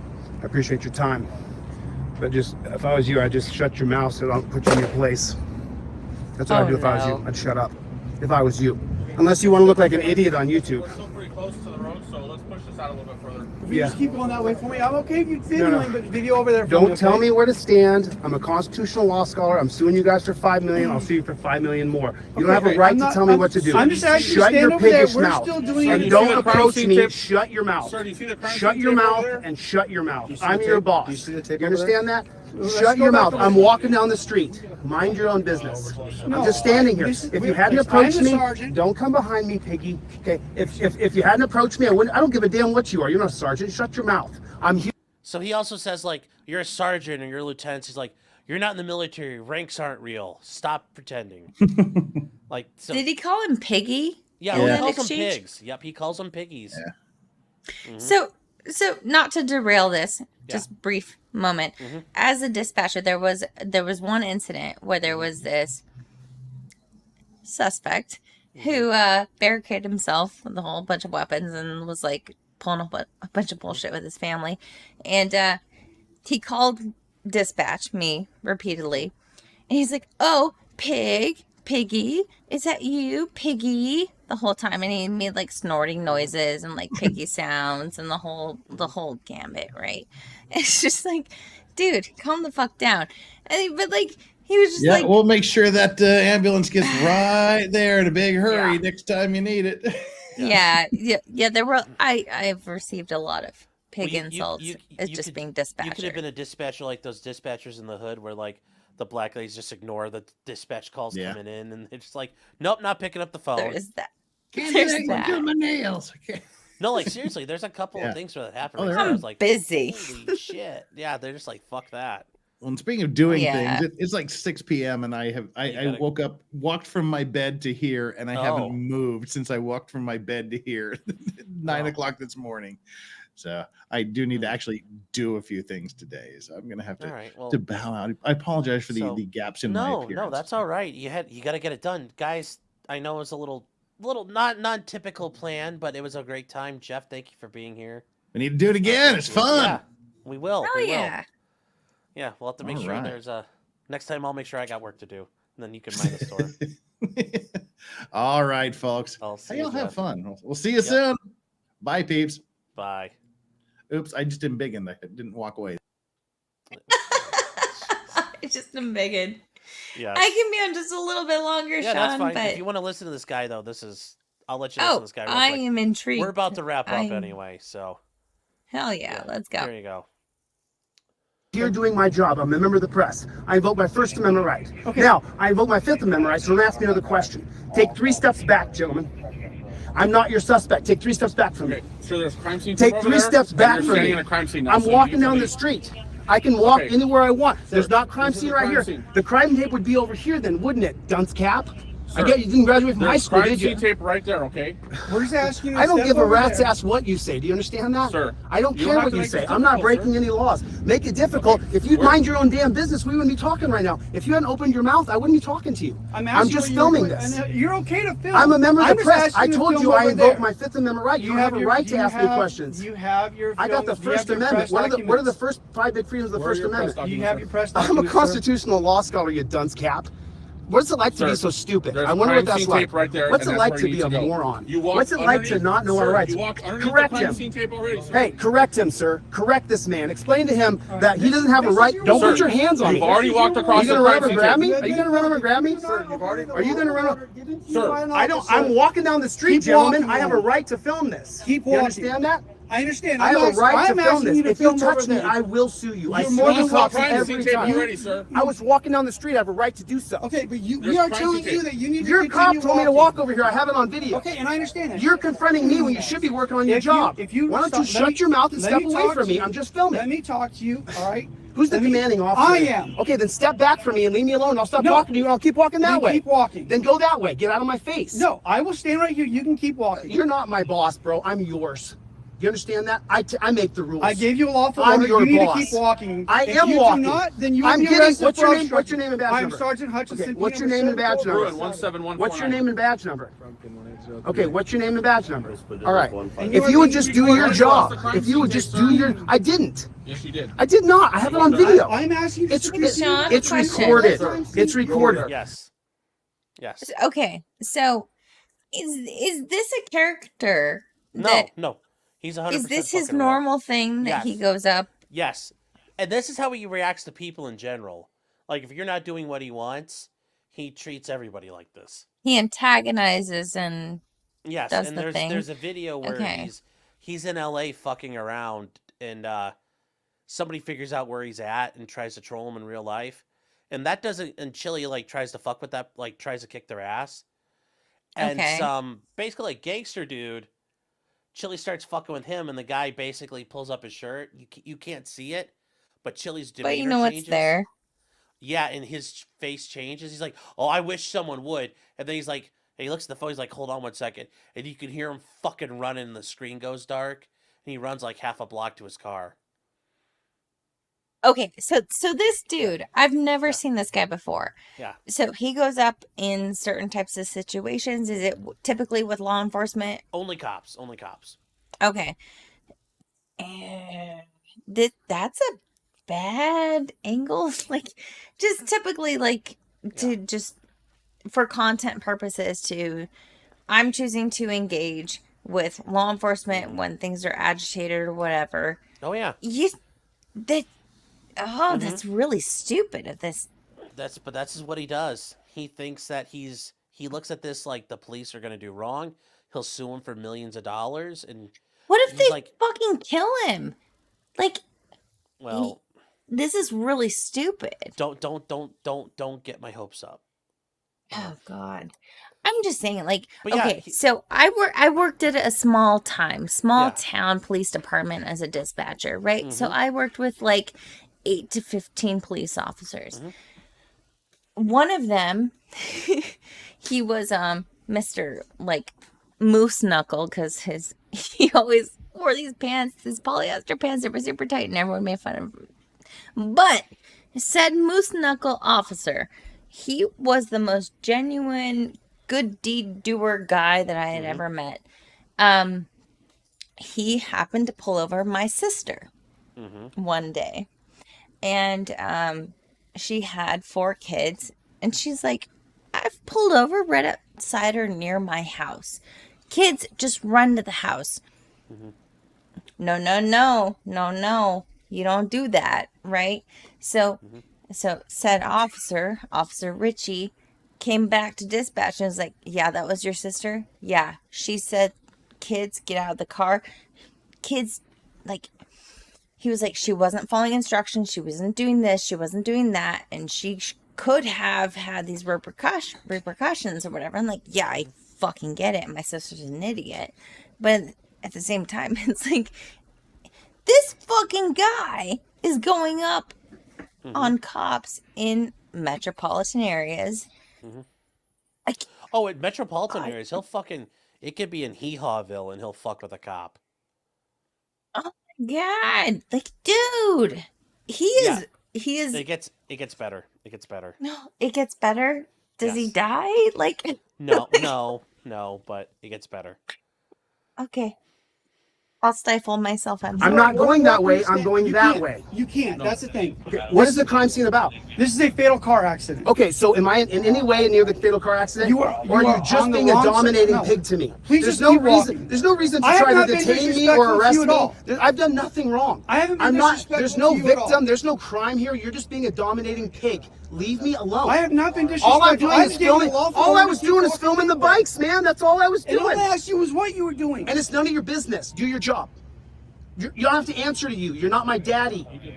Oh my God. Yes, his dad. He's got a lot of daddy issues, more than one way. I want to throat punch him so bad. He's got daddy issues, and he also has daddy issues. I'm assuming. Daddy issues. A lot of daddy issues. Oh no. Yeah, he lives in West Hollywood. If that tells you anything. I live in California. I had I'm the aware. Okay, well, yeah, there you go. Like, he brags about living in a WeHo. Oh no. So. Officer over there on video told me to walk this way. Go ahead and arrest me and find out how quick I sue your ass. Sir. Just do it. Okay. Okay, I have to walk the other go to way, the crime so I'm scene, going to sir. be walking over here. Go to the crime scene, sir. Don't tell me what to do. Oh, I fucking hate this. Don't tell me what to do. Then let's just You're start not my walking. boss. I'm giving you a lawful order. Let's start walking now. Let's go. We're going this way. Are you going to put your hands on me now? Leave me the fuck Let's alone. go. Listen, sir, we're this way. Well, don't touch me, dude. I'm just standing here. escorting you I'm to just where you need to standing. go. Are you guys going to surround me? Leave me alone. I'm escorting you to where There's you no need reason to to go. do this. I'm not trying to fight anybody. I'm There's not no saying you're victim trying to here. fight, There's sir. no crime. You're just trying to dominate another Let's do person. the- go to Just the crime leave scene, me sir. alone. Okay, I can leave, but you don't have to walk up on me. let's go. You haven't So left what's yet. the emergency? Is there an Because emergency? we- Somebody's Right. dead, sir. Is that Okay, enough emergency but for where you? are they at? Let's go. Where are they at? Where are they at? Are they right here? Let's go, sir. Am I causing Let's any go to the problems? sir. Let's go. The only thing you're Come doing on. is losing Let's your go, sir. cool, acting like an Sir, idiot. the crime scene is You're right here. acting like Let's a go. dunce cap. Let's go, sir. You're on The camera crime scene acting is right like a here, sir. Let's moron, go. bro. Come on, sir. No, look at this. I got 1, 2, We're 3, 4 escorting cops. to make sure For you what? leave What good's the it doing? area. What good's it doing? Just go on You the don't other need to side of the escort me. crosswalk. Go back to where you're Because you haven't going. left I'm yet. walking. I'm walking right now. Now let's Oh, go. now you're threatening me with violence. Now this guy's threatening me with violence. Come on, let's walk. Let's go, sir. Now they're pushing me. Look at their hands all over me. Look at that. Look at that. You're right. All, We're escorting you. don't fucking touch me, boys. Let's go. Don't. Let's go. What are you?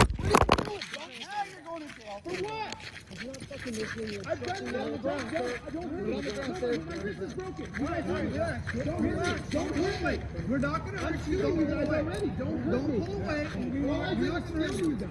You got 30 fucking warnings. You have to double. You have to double call. Wait, you guys, I'm suing you guys. Put my hands. My hands are open. Look at my hand. Look at my thumb. Put my hands down. That's right. I'm not. That's it. Oh no. Yeah, that's. Yeah. So.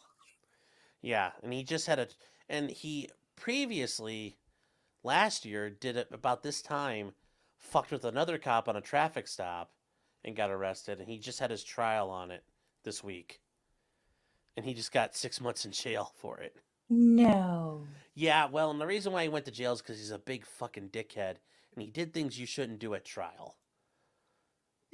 Okay, so Yeah. does he have some understanding of actions and consequences, legal No. consequences, to where No. he thinks it's worth it? No. He literally thinks he is doing. He is fighting the power. He is taking. Speaking Really? truth to justice. Oh yeah, he's fighting for the American way. Like he thinks he can. His YouTube channel is called Delete Laws. Like he wants to delete laws. He thinks getting rid of these laws would help America. America lives in a police state. Now, like he does like. I say mean, things I'm like- not a fan of the government. I'm not a Yeah, fan but- of but all he, that shit. But at the he- same time, I think his premise is flawed. Yeah, well, just a bit. Just At a the bit. least. Yeah, At well. the very least, flawed. I'll say flawed. Mm-hmm. And actually, I'm trying to. Yeah, here we go. That one where he gets scared with this guy. So you see him acting like an asshole. Do we So- see him actually get scared? Like Yes. Oh, you 100% Oh, do. let's see him get scared. Come So, on. Let me bring it up. Okay. Get scared, fucktard. Okay, hold on.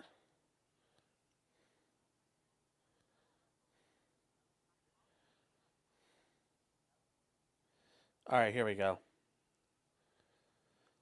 So the problem is there's a lot of comment, like people have chopped these up over time, but this is, and actually it's almost 5, so we made it. Just like Elvis says, we made it till morning. So here we go. You're sweetie. So here we go. Here we go. And this is him. This is him somewhere in L.A. I forget where this is, but yeah, here we go. Your ass got saved. He saved you. It's live, bro. Go ahead. Where's the phone at? You're live. Where's the phone at? You're live. We live, homie, every You're time. live. I got it. I got it. You got it, homie. No, you're live, bro. Hey, bring it up. Hey, homie. Hey. You're live, bro. And just so you know, man, listen. You know, that easy, homie. yeah. I wish somebody would. Is this him? There? Yeah, that was that guy. That's Chili. This is Chili, that same guy who got arrested. Oh, he looks different to me. Well, that's because, well, it's the same guy. It's the same guy. Listen to the voice. But this dude right here in the white hat, you hear him, he's like, that easy, homie. He shows he's got a weapon.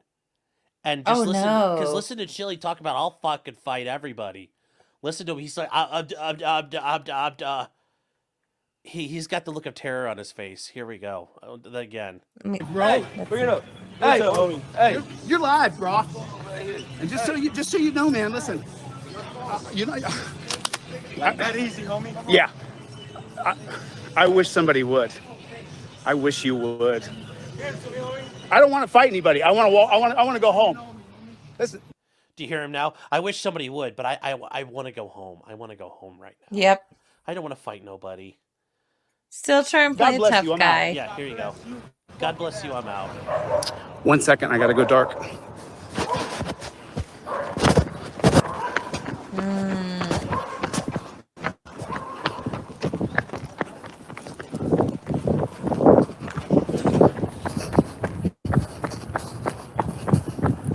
He's running? Yeah, he's fucking hauling ass. Over. You better be.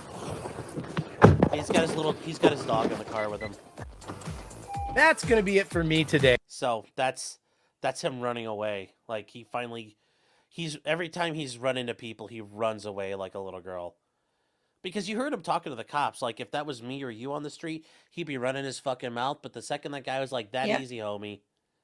And he definitely showed what he got. He's like, yeah. And then The law does not apply here. No. He You're fucked with the wrong guy. So, he thinks he can run for governor of Ohio and Nevada, and he's gonna get out of here. He's gonna create his own version of police. He's going into politics. Well, this he says guy? he's going to, but nobody's gonna vote for him. So. Oh Lord. Yeah. So. Yes. Also, he was apparently he was starting to have a career in L.A., but he was going to be like the Black Power Ranger, but apparently he fucked that all up by being a lunatic. He's not black. No, but like the original, like one of the original Power Rangers. Because the black one wasn't black. Yes, it was. No, it was the the original black one. Okay, yeah, the original black one was black, but he was from the 90s. Yeah, the OG. Like, there's pictures of him, and he's in the black uniform. So he was gonna be on the show, but then they fired him. This dude? Yes, this guy. He's old. He's wow. he's in his late 40s. He's almost 50. He's been around for a while. Hey now. Well, talk about old. Well, Get out of here. He's been around. Well, get out of here. He's been around forever, and then he's got like experience being like a model and doing like bit roles here and there. He got caught. He got caught. I am a baby of the 80s, child of the 90s, and you're telling me that a white guy was going to be the Black Power Ranger? Oh, he's not white. His name is Chili de Castro. So he's Latin. He has Colombian blood. No, that's not the black man that was the Black Power Ranger that I grew up with. Yes, well, it's all horrible. And he got caught back in the 90s possessing GHB. And according to him, he made entire videos about this where he's like, but GHB, it's not a date rape drug. It's a sexual enhancement drug. He's like, when you take GHB, it turns you into a sexual being. And I'm like, I'm sure the unconscious women he raped probably were sexual beings. But yes, he So got... Meme Copium is in the chat, even though he dipped out. And he says, Yeah. but the yellow one was, excuse me. The Black Ranger wasn't black. The person was black. You bastard. I showed up and you left.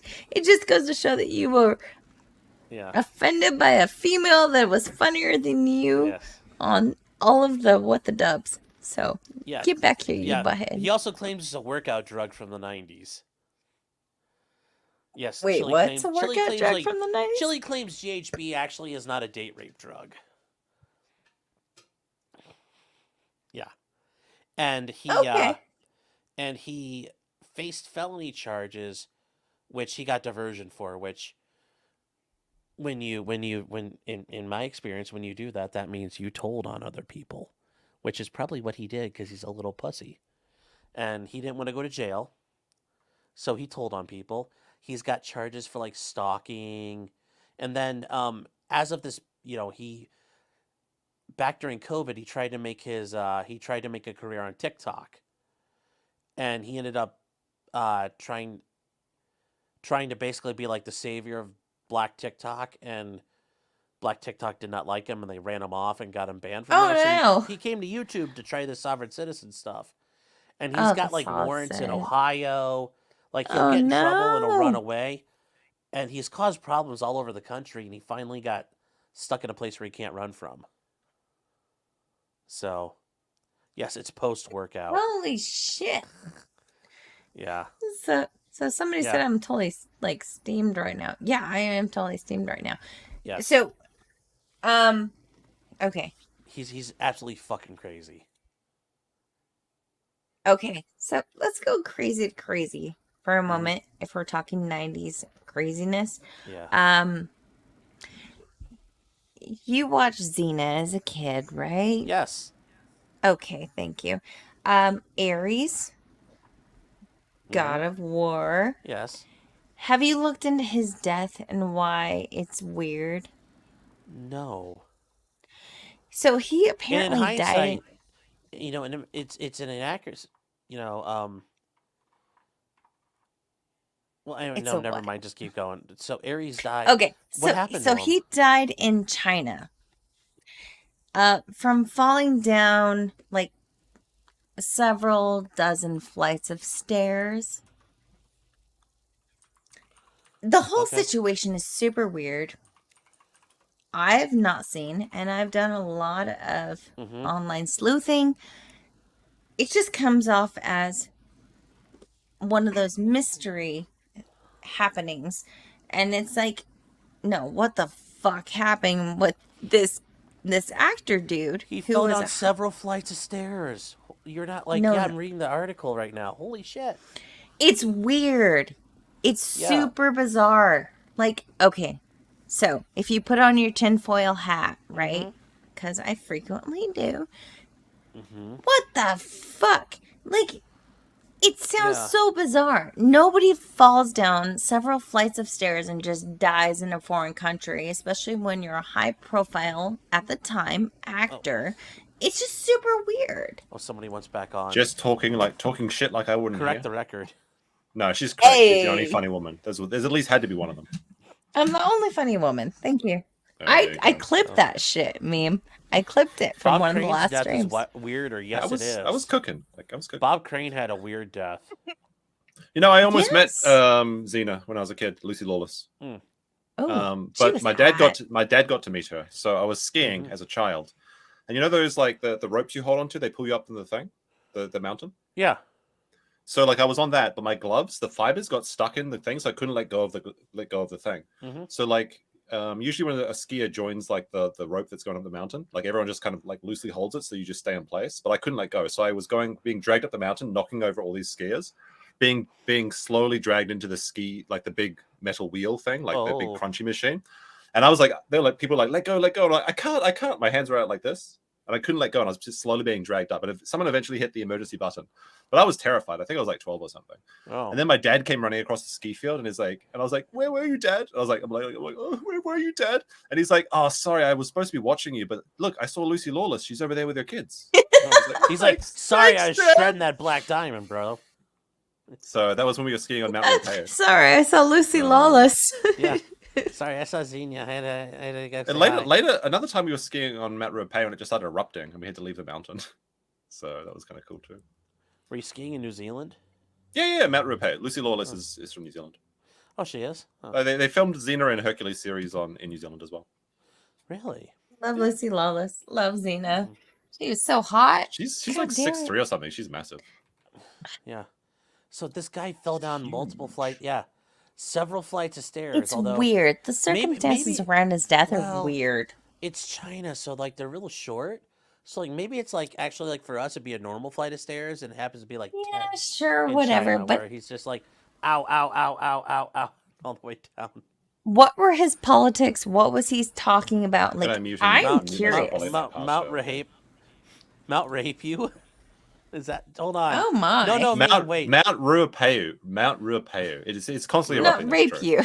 Yeah. No, it's Ruapeo. Ruapeo. You can say it however you want. That doesn't change it. Look, that mountain almost had its way with me. So Mount Rape you. Okay. The Rape you. it's like the only snowy mountain in the North Island. Oh, there's a couple others, but like, Mount Oh, True no. always erupts. Oh, It erupts no. in a lot of rape. Jesus. Gosh, that's good.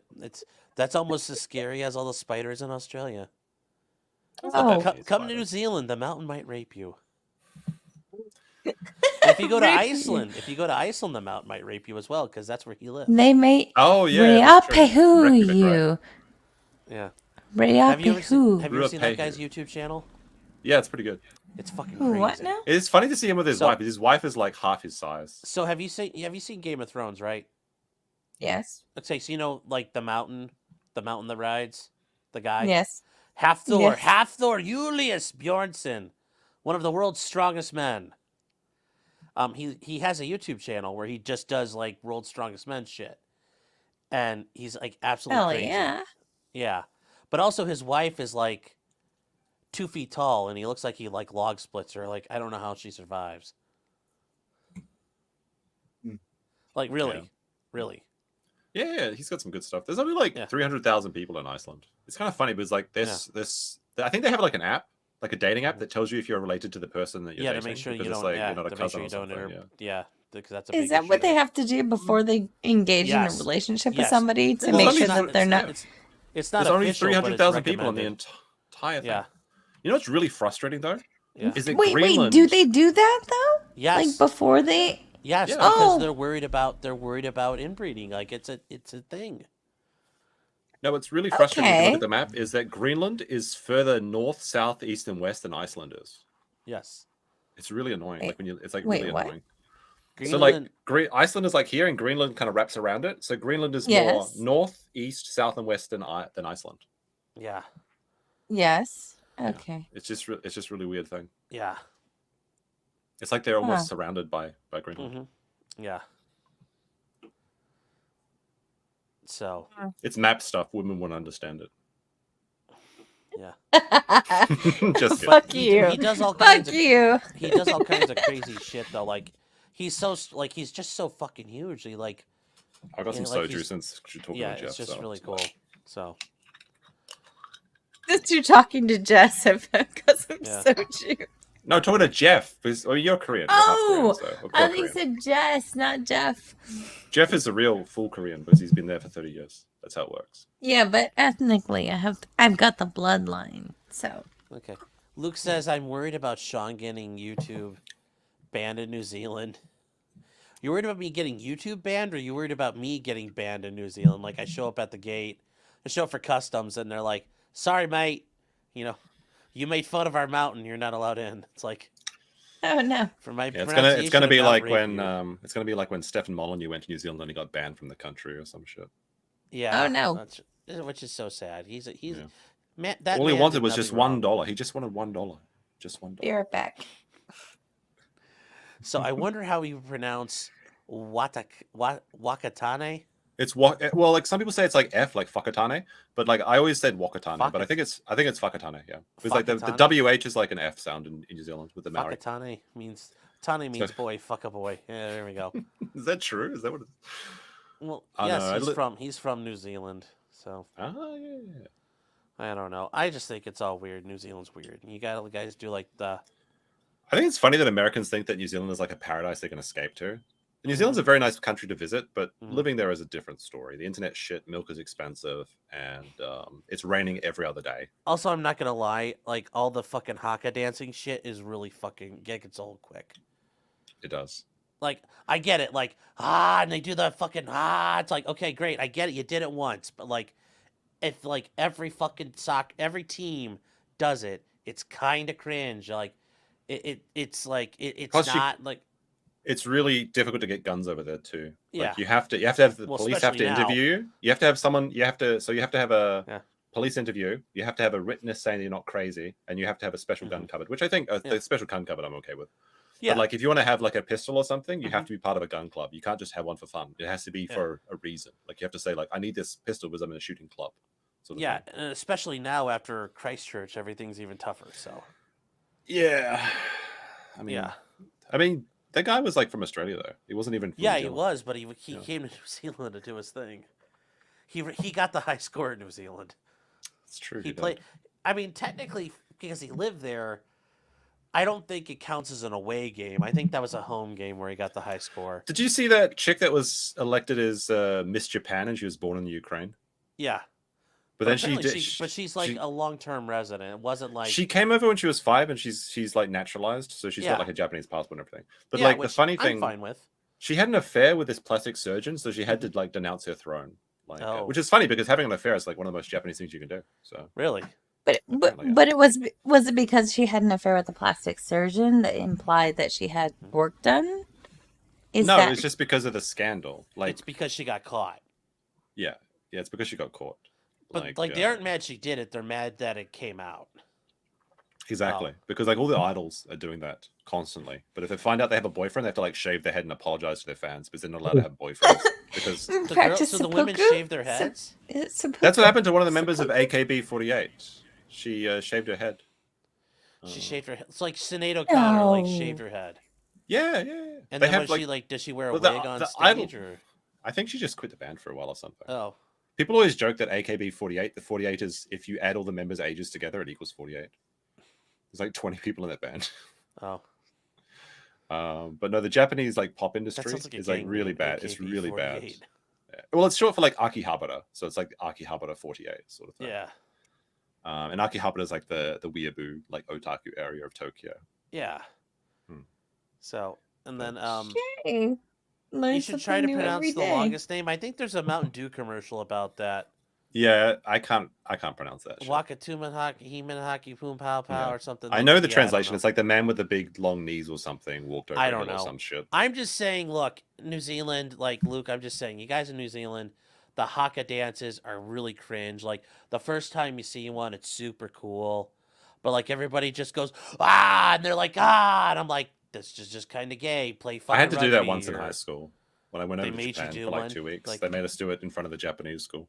Yeah, and it's like we had a bunch of Maoris with us, so it was okay. Yeah, like you did the haka dance. Yeah, it's like in front of the auditorium. Yeah, like it would be like if here somebody started doing a fucking rain dance, I'd be like, gay, cringe.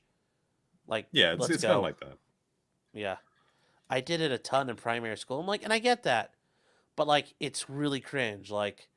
It's like if every time you came to like America played a game somewhere, like and they did a fucking rain dance somewhere. It's like no. Like I get it. You know, New Zealand kind of didn't officially conquer the Maori people, but you still did because they wear our clothes, they speak English, they use electricity. Like the haka stuff is. You know what's really sad is that New Zealand had some of the most interesting, because of island gigantism. And things like that. There were some very fascinating creatures in New Zealand, like the moa, which is the world's largest flightless bird. It's quite a bit bigger than an ostrich. And then they also had those giant eagles, like the haste eagle. They're incredible. But like the Maori could have came over and just sort of eating all the flightless birds and things, and that like depopulated all the moa, so there was nothing for the eagles to live. So like it's very sad though. So we lost a really cool animals. Like So only like 200 years ago. The Maori killed them. Yeah, well, the Maori ate all the moas, and the moas were the primary food source of the giant eagles. So, like, actually, if you watch the Lord of the Rings, the eagles that come and save them in the end, they're actually modeled after the real eagle that at least used to live in New Zealand. They're really cool. The Haste eagle. It's like with two A's. You guys have big stags out there, though. Kind of. Like, there's some red stags in New Zealand. They're very rare. I've never seen one. There was a legend of moose in New Zealand that they're all imported because deer are not native to New Zealand. But there was a legend of like these moose that live in the South Island that nobody can find. I don't think they exist, but no, there's a lot of fallow deer. But I've also seen video of people fallow deer. Yeah, fallow deer. Fallow deer are like small deer that are about 100 kilos or 200 pounds, 225 pounds. They're actually very common in Japan as well. They're called shika, which is literally the word for deer in Japan. Okay, so where I would live in California, we have mule deer. We also have these are a lot bigger. Yellowstone elk. Mule deer are a lot bigger. Elk and moose and things are much larger than any deer you'd see. I'm pretty sure the largest deer you'll find in New Zealand is a red deer. Yeah. But I'm not an expert on deer. So we have elk here that are supposed to be Yellowstone elk. They're not supposed to be here. But in 18 what had happened was in like 1860, 1870 or whatever, there was a rancher who tried to create like hunting preserve, yes, and migrated or collected elk from the Yellowstone, Wyoming, Montana area and moved them down to California. So the elk here should not be here, but they've been thriving, and only in this past year has California, where I live, designated tags for hunting for elk here. And I put out snacks and water for the elk and the deer. The mountains? Well, you don't you live up in Northern California. You're not down like in LA, right? I am. You don't have to say where you live. I'm like 2.5 hours north of Los Angeles in the mountains. Okay. Yeah. It's not like high mountains, but still mountain area. But it's bizarre that we have the elk that we do. We have the bobcat, cougars, like all the wild animals that we do. But yeah, it's just kind of funny, like when you hear people talk about like deer and like other critters that are in their areas, and it's like I'd really like to visit America. It seems like a pretty cool place to go, actually. As much as California sucks for politics, the state and just the natural part of it is pretty awesome. I think Australians don't need to get a visa to visit America as well. Like it's just like an automatic 3-month visa or something, like for travel purposes. Really? So maybe I'll come over. Yeah. One of my bosses was Australian. We have agreements with the Anglophone countries. The Anglophone. Anglophone? Yeah, Anglophone. So we all speak English.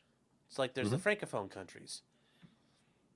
Yeah, I think American Australians actually have like the highest income of any like immigrant that is not like Asian, basically. You mean of white, the highest, the richest. Also Asian. Yeah. Yes.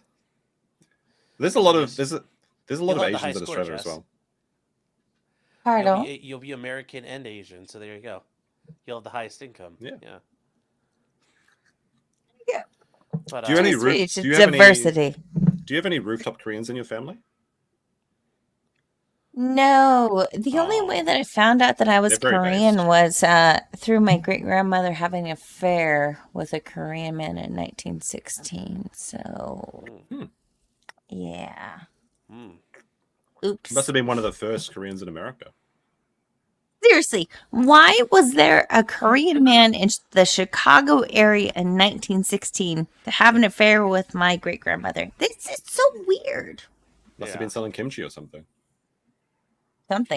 I was told by my nephew's girlfriend, who is from Korea. She's like, oh yeah, he was working for the government and there was a lot going on. And I'm like, I've never heard about this bullshit. And she's like, oh yeah, he must have been working for the government. He was there in 1916. Oh yeah. And she's like, this, that, whatever happened. And I'm like, this is weird. I'm getting schooled by a Gen Zer This actually kind Korean. of this is tangentially related, I guess. Just like Tim Asians Pool in, could be in like weird places. cousins. But... He's part Korean. Really? It's weird. Yeah, and he's from Chicago, so you could relate to Tim Pool. Do you play music I wouldn't want to be proud. I would want to be related to Tim Pool, though. No. Okay. So, hey, fun fact. I looked into it, the census and all that other bullshit. There were like literally 20 people in the census that were Korean based in Chicago around the time that my grandmother was conceived. Very strange. So my Gen Z nephew is cohabitating with this Korean girl. And she's like, oh yeah, there were basically a lot of like government assets in the United States in 1916, 1915, around World War I. And I'm like, that's weird, but okay.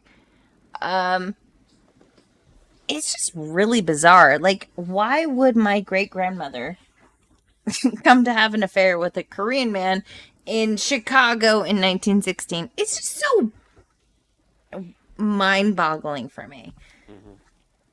Anyway, I will stop now. Family mystery. Yeah, but we didn't even know what Asian we were until we did like the ancestry shit. Did you do a 20? Well, you got one of the best ones. You must be happy though. This is one of the best ones. Like, people were like, "Oh, you look Japanese. Oh, you look Chinese. Oh, you look Korean." Like all the people were like, oh, "Okay, not all the people. All the Asians were always trying to claim us all the time." Yeah, I like to think that Jess's granddad just looks like a modern day Korean boy band character in 1916. Your great grandma had a case of yellow fever. She was ahead of the curve. She's like, hello. There is so much like female tourism to South Korea at the moment. It's kind of crazy. Have you ever seen the lines of foreign women at a Korean boy band meetup? No, I have not. No, it's all like foreign women. No, I mean there's Korean women too, but Yeah. like they have a section for the foreign fans. They have a very particular body type. That's very my grandmother From a that distance. apparently had an affair with a Korean man. She was this red-headed bombshell, and when she gave birth to my grandmother, her husband was like, "Oh no, adoption." Everyone else in my family is basically every other second person is like redheaded. I narrowly missed not having a soul. So wow. Unfortunate for you. It's great. No, it isn't. Redheads feel more pain, like statistically. Like there's certain That's true. There's certain like painkillers that don't even work on redheads, and they just feel more pain as a racial like +1 bonus to more pain. And they have reduced. That makes us better than you. Stop it. Yeah, a +1 bonus, and then they just rolled a 1. Like honestly, like being a redhead in the southern hemisphere, especially around New Zealand, is a really bad thing to be because like there's a hole in the ozone layer. It's kind of okay I thought now. it got fixed. Yeah, it's slowly recovered, but like there's one factory in China that's The like hole opening in it up the again. ozone layer is a thing with Yeah, like that was a real red thing. heads? Yeah, No, like if you no, like if you when I was a child, if you went outside in Australia or New Zealand because of the hole in the ozone layer, you could be sunburnt like a maximum sunburn in like 10 minutes flat. It was You crazy. don't remember that? That's me all the time. It's because of this. but But you live in the northern hemisphere where they have a proper ozone layer. Imagine being in the... people were getting thermal burns from the sun because the sun's rays were not being blocked by the ozone layer. Yeah, but like it because it literally was hit a from... hole in the atmosphere. Yeah, it was from CFC gases. That's why people stopped using CFCs. Yeah, well, around that's the they quit doing it because DuPont had the alternative. Well, I just don't go out in the sun at all, so I don't know about this. But like That's it's starting the again. thing. The hole is starting again because there's one factory in China that's putting out more CFCs than any other place in the world has done for like 10 years. It's like this one factory is doing it.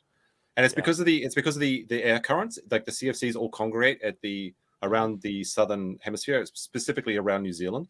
And the ozone layer is only like 3 millimeters thick or something. Actually, it's actually very, very small and fragile.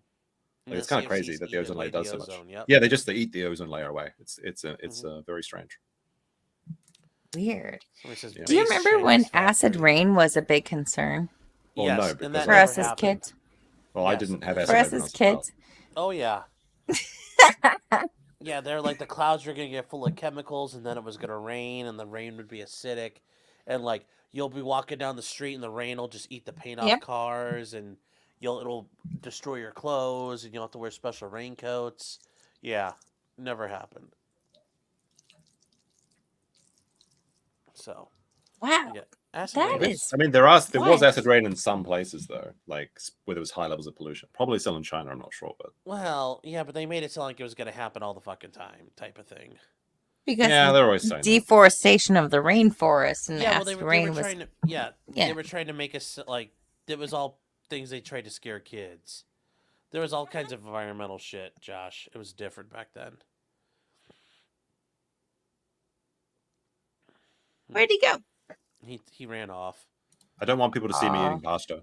Okay. Oh, I I've got a thought bunch- he was I've got a- crying. I've got a big bowl about of the spaghetti. ozone. Oh. We're the same age. Like we're like exactly the same age, right? Like we're both 1986. 84. No, I mean me and Sean. Yeah, no, Oh, 85. yeah, I'm the old. Okay. I'm sorry. I'm the youngest, yeah. So, not by much. I'm the No, but, old. It's fine.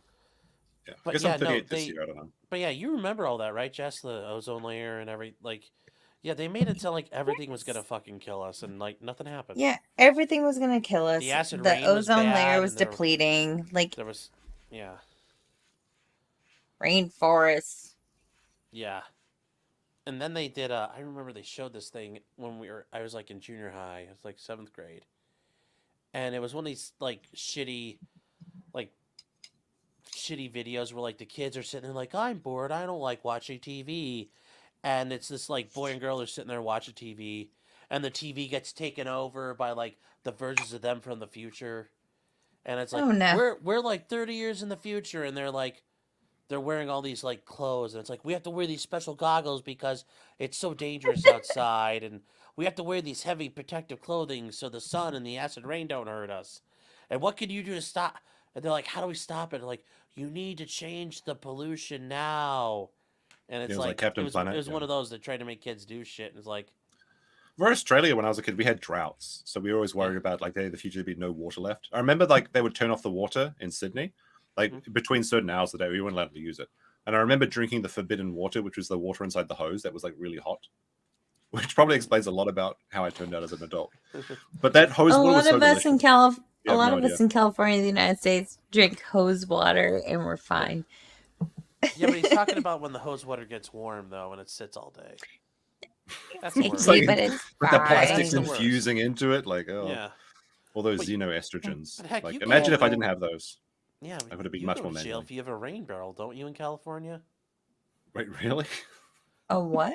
Yeah, well, there are Oh, if you some drink places- like rainwater. If you Well, drink no, rainwater. there's some places in the West because out West, water is a very critical thing. Water rights are a very massive thing. Yes. And like collecting rain in a rain barrel. You're not Things allowed. like that. You can go to jail for that. Yes. Because you're not allowed to do that. Well, partially It's like because UK tier.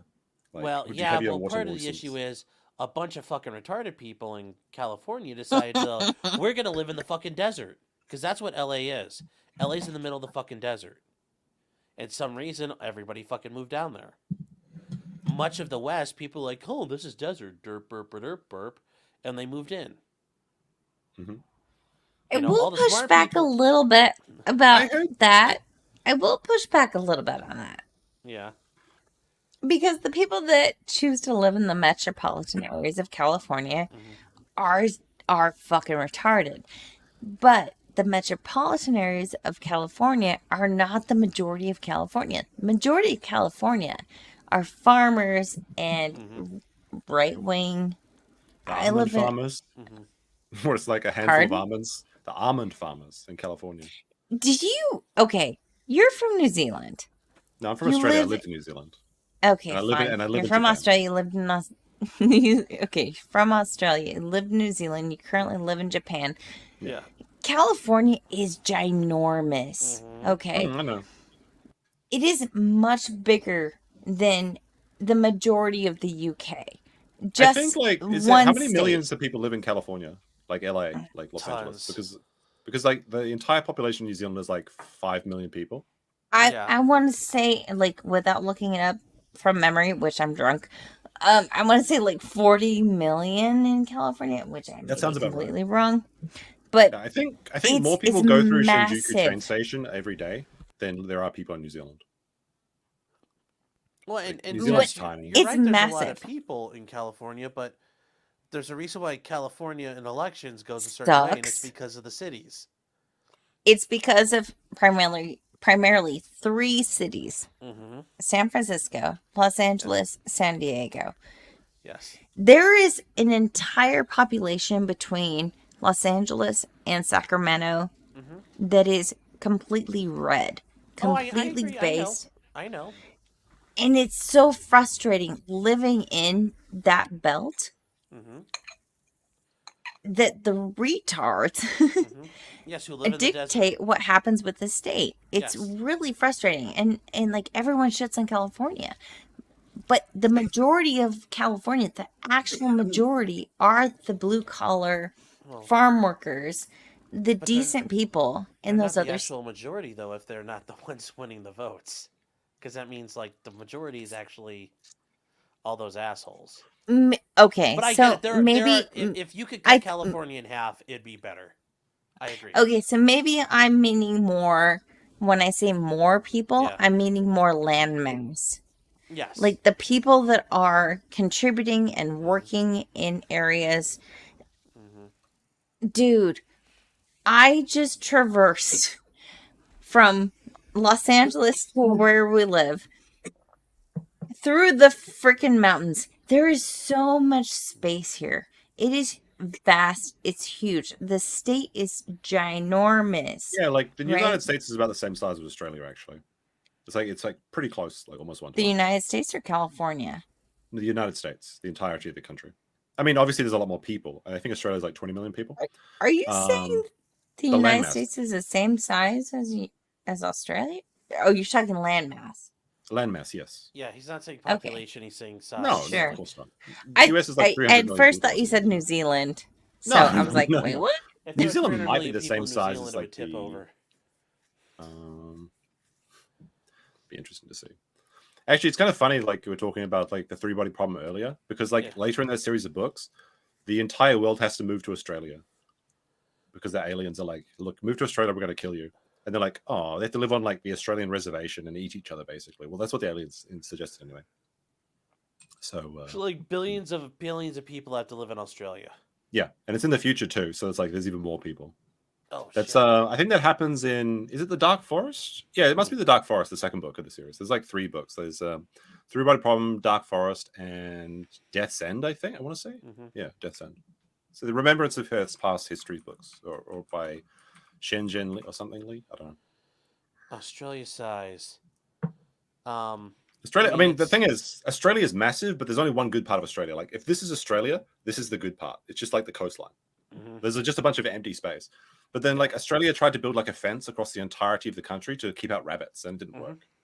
So To keep out rabbits? Yes, rabbits are an invasive species. rabbits are a very bad invasive species, yeah. and like there's so many things have been tried to get rid of them. Like they tried like the Khaleesi's virus or something, which makes like them bleed from every other orifice.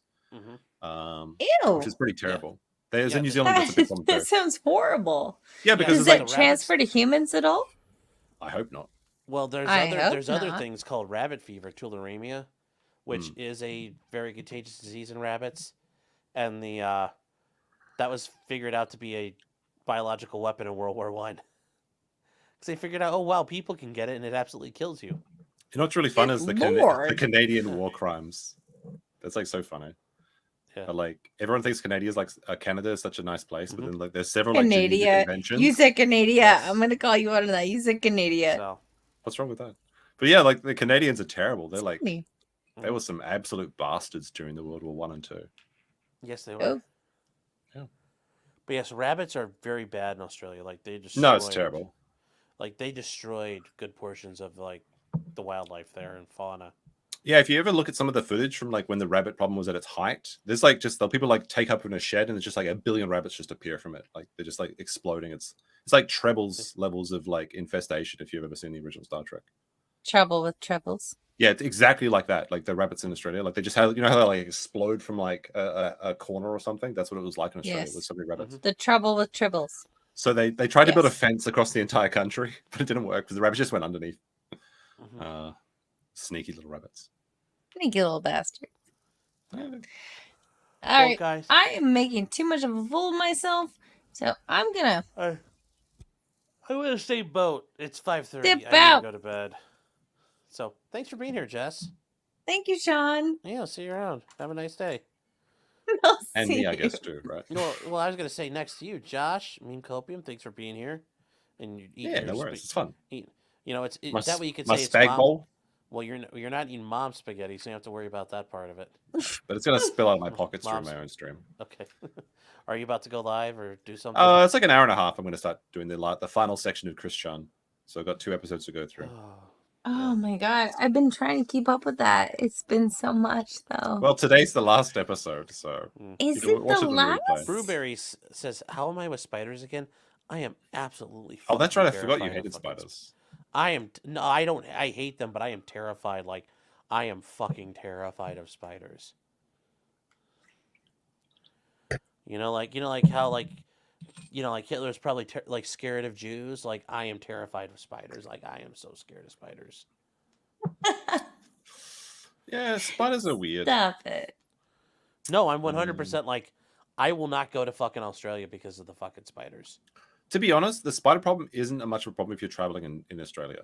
Like I don't want to find out, and I hope that fire burned a lot of them, but I know it didn't get them all. Well, the thing about fire in Australia is fire is part of the ecosystem. There are certain plants that can't even germinate unless a bushfire has been passed. Yeah, but that big fire you guys had a couple years ago was not. That was pretty big. Yeah. Yeah. But at least I learned eucalyptus trees are basically fire bombs. Well, I mean, yeah, that's the funniest prank that Australia played on the Californians. It's like, hey, why don't you grow all these like eucalyptus trees? They're great. They're just full of this flammable sap. Their branches fall down at any moment's notice. We And it's do the have a driest lot place in of the world. eucalyptus trees, and like especially smell good, with though. they do. But we do have. Okay, so I grew up in a very citrus orchard community, and there were barrancas. And the barrancas were totally lined with eucalyptus trees. I grew up with eucalyptus trees left to right and center, like all the time. I don't know what the hell Josh is talking about because it's California eucalyptus trees. But interesting. Yes, eucalyptus trees, when Shut. they fully mature, the sap is flammable. Do you know They're that eucalyptus huge. leaves are an opiate? I've never tried. They're also because they're poisonous to basically everything except koalas. So koalas spend their entire life high on opiates, and then they die when their teeth melt because of the acidity in the eucalyptus, and then they can't chew anything. No koala dies of old age; it dies of hunger. Every koala dies of hunger. That's awful. And like how brains are usually wrinkly, Yeah. and smooth brain is like They an should insult. be. Koalas actually have smooth brains. They actually have no wrinkles in their brains. They're so stupid. no. Like a koala brain looks like a chicken fillet. And like koalas are so dumb, they will starve to death if eucalyptus leaves. No, like if eucalyptus leaves are on the floor, they will die of hunger because they're too stupid. Those food exists on trees only. Yeah, they can't. Yeah, they have to eat them off the trees. Yep. Also, koalas have a epidemic of chlamydia. Chlamydia, yes. And it can transfer to humans. So Is when that one because they eat ass? I don't No, know. but a lot of animals have diseases. They like, eat But like ass. you know the British band One They eat a Direction. lot of ass. They went to Australia, and one of them got chlamydia, and he said it was from hugging a koala in the zoo, allegedly. Yeah, but it's like armadillos. They have I've leprosy. watched. Oh no, I've watched at least a few videos about koalas and why they get chlamydia. So Really? if I know they had chlamydia. I don't know how they get it. Why don't you tell me? Well, Jess, Look you're up probably Z- good if you want to take off that. Australian animals Look are up crazy. Frank. Z-E Like, Frank. Do you know that Tasmanian devils have the only form of transmissible cancer in the entire animal kingdom? Mm-hmm. Tasmanian Eats devils their have face a face. off. Yeah, they have face cancer. They get it because they bite each other and they transmit cancer to each other. I think it's because their gene pool is so small. The cancer just decides it's the same Tasmanian devil when they get bit by each other. So and they That's how they breed. Is that they bite each other as a dating thing, and then they just give cancer to each other. So Tasmanian like face cancer is a big problem. Yeah. It's the only form of cancer in the entire animal kingdom that is transmissible. Yes. Australia is a weird place. And you know the fun. Wait, I got me on animal facts now. So Oh no, more animal facts. so wait, this will be the last one. So Tasmanian devils are marsupials, and all marsupials have pouches, right? So they're born first. They're born too early, and then they go in the pouch until they mature more. So a baby Tasmanian devil is the size of a grain of rice, and a Tasmanian devil has I think it has 2 teats in its pouch. And when they give birth to a litter, it's like 30 to 40 baby Tasmanian devils the size of grains of rice, and they have to have a battle royale Hunger Games style. First one to the pouch gets to live. Because so every they have litter of 2 teats. yeah, it's like that. So they have 30 or 40 Tasmanian devils are born the size of a grain of rice, and they have to struggle. It's literally battle royale. First one to the nipple gets to live. It's Tasmanian devils are just insane. It really makes no sense, but it's quite wild. Also, platypus are venomous. Male ones are. Okay, Mr. Meme Copium. What's the percentage of survival rate for said? The baby Tasmanian devils, 2% or something, right? Oh no, that's so sad. It's not high.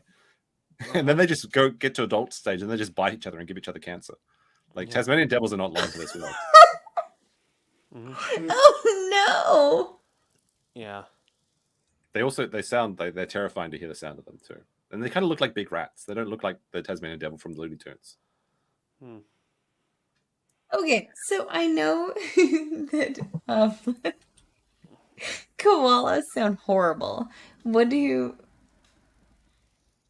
they sound like? Koalas? I'm not sure actually. They just sound like their sound of eating leaves, maybe. And they scream, I think, sometimes, but I can't remember. Okay, that's really cute. That's really I've cute. seen videos of them fighting. Yeah. So all right. Before I humiliate myself more, I'm gonna say goodnight. Good night. Thank you, Sean. Been a while, Yeah, Jess. thanks Nice for to talk to you. Thanks for stopping by, Jess. I know, Josh. Don't be afraid of me. Oh, we were supposed to go on your show at some point, but I went up to Tokyo and then I forgot about it. Yeah, if you want to set that up sometime, then let me know. Yeah. I do. Oh. Yeah. So. All right. Good night, guys. Take care, Jess. All right, cheers. See ya. Bye. So, the koalas are kind of like Somalis. They're just chewing on eucalyptus like it's cot. And they're just, getting high as fuck. Wow. Yep. They spend their entire lives high and then they die of hunger. Yeah. It's fucking dope. It's I've very seen strange. a video of, these 2 koalas fighing, and the people are, chasing them out of the middle of the road so they can, leave. Yeah, koalas cross the road quite a lot for some reason. I guess just because there's roads across the middle of Australia between eucalyptus trees and things. And then bicycles are always stopping to pick them up and give them water and get them off the. They're kind of like sloths in that way. How the sloths are always getting caught on the road and stuff. No, I didn't know that those eucalyptus is cot for them. Well, Yeah, it's funny just an opiate. Eucalyptus is bad, but we can do eucalyptus body rubs and stuff. There's things of eucalyptus. Yeah, but you don't eat eucalyptus though. Yeah, but I can rub it on me. My body absorbs it, and it doesn't kill me, or it's poisonous. But it's poisonous to ingest it. I didn't know that part. Well, you can rub sunscreen on yourself as well, but that's if you eat sunscreen, you can have a bad time. Well, yeah, but that's that sunscreen is not naturally occurring though. I've heard that you can rub if you find a sea slug, you can rub that on you, the guts of a sea slug or something, and apparently it's a natural sunscreen. At least Bear Grylls said that, but he also lied about eating sandwiches on the job as well. So who knows? Well, yes, yes, he did. So, all right, well, guys, Josh is doing Christian for now the final chapter. The barbening, yeah. Yes. If you know, you know. Yeah, so they'll have to do his prison saga at some point because that's all there too. Yes, he's got some girlfriend now that's pulling the strings. It's kind of weird. She's making him do all these things to I guess make money and stuff. So well, that'll be an hour and 20 minutes from now though. So okay, all right. Well, I'm gonna set this up so you guys can go over there and say hello to Josh because I don't think there's anybody else on right now, and I think it's only Do you have your thing set up to accept people? It should be, yeah. The good old stream raid. I haven't had one of those in a while. Except from Shizzy Wiznut. He's pretty good about that. Copium. The never-ending story, yes. There we go. It's the never-ending story that's going to end now. So yes. I mean, the story's still ongoing, but it's probably the last one I'm going to cover. Okay, well, for now, until something gets good. I mean, if he finds someone else's mum to go on a date with, maybe I'll cover that. Who knows? All right, guys. Well, guys, thank you. Chat, we made it till the morning. Josh, thank you for helping us get through it. Oh, we met the goal, chat. The goal. God bless the goal. God bless the goal. Praise the goal. We did I need it. to work on my Ralph voice. You're better than me. You're trying. You're trying. It's hard. It's hard doing the Arkansas thing if you're not. Is he from Arkansas? I thought it was Tennessee, wasn't he? Well, no, he's from West Memphis, Arkansas. Oh, okay. Memphis is in Arkansas? No, West Memphis is in Arkansas. Oh, okay. So Memphis is in Tennessee. So, learn something new every day. Yeah, West Memphis, or as it's known as Memphrica, like it's Africa. Memphis is in Tennessee on the corner, because Tennessee is kind of like that long. It's long, and Memphis is like way down in the corner, and then Arkansas is right there. There's actually like Ralph does show up in the last episode of Christian because he was there when he was arrested. Yeah. Like he was one of the few people that were like filming it just as Chris got taken in by the cops. It's kind of kill stream like flash from the past. Yes, it's like the sector. The sector bleeds through everywhere. Have you seen that thing? Like the sector has been so influential. Like you have like JF Garapi murdering his wife in Canada, making international news. CRP like going to the gulags in the Ukraine. Yes. Then you have Ralph with the Christian stuff, and now he's like, Ralph's having an interesting saga recently. Like with his Ralph is one of those people where he's kind of like Forrest Gump in the sense like he's running all kinds of people, as far as history is concerned. He is. Oh man, they had the whole Danny saga recently with she may or may not be like a lady of less than regular morals, we'll say. Yes. That's interesting. I have to find out. And I've heard the thing like they're saying like he's got like dentures or something now as well. Yes, like, supposedly. So interesting. Yeah. Well, there's all it's just the sector never stops. It's true always, and real. It's always it's So yeah, and then there's the whole thing with COG where like, did you see that? You know who COG is? Yeah, I brought it up earlier when I first came on. The COG and his imaginary wife, the curry cooking. I forget it. It was definitely him. You saw the reflection. He's got the Peaky Blinders cap, and that was him. Yeah, that was I was actually like, I'm good now, but like, yeah, I'm good. I'm good right now. No shakes. Yeah.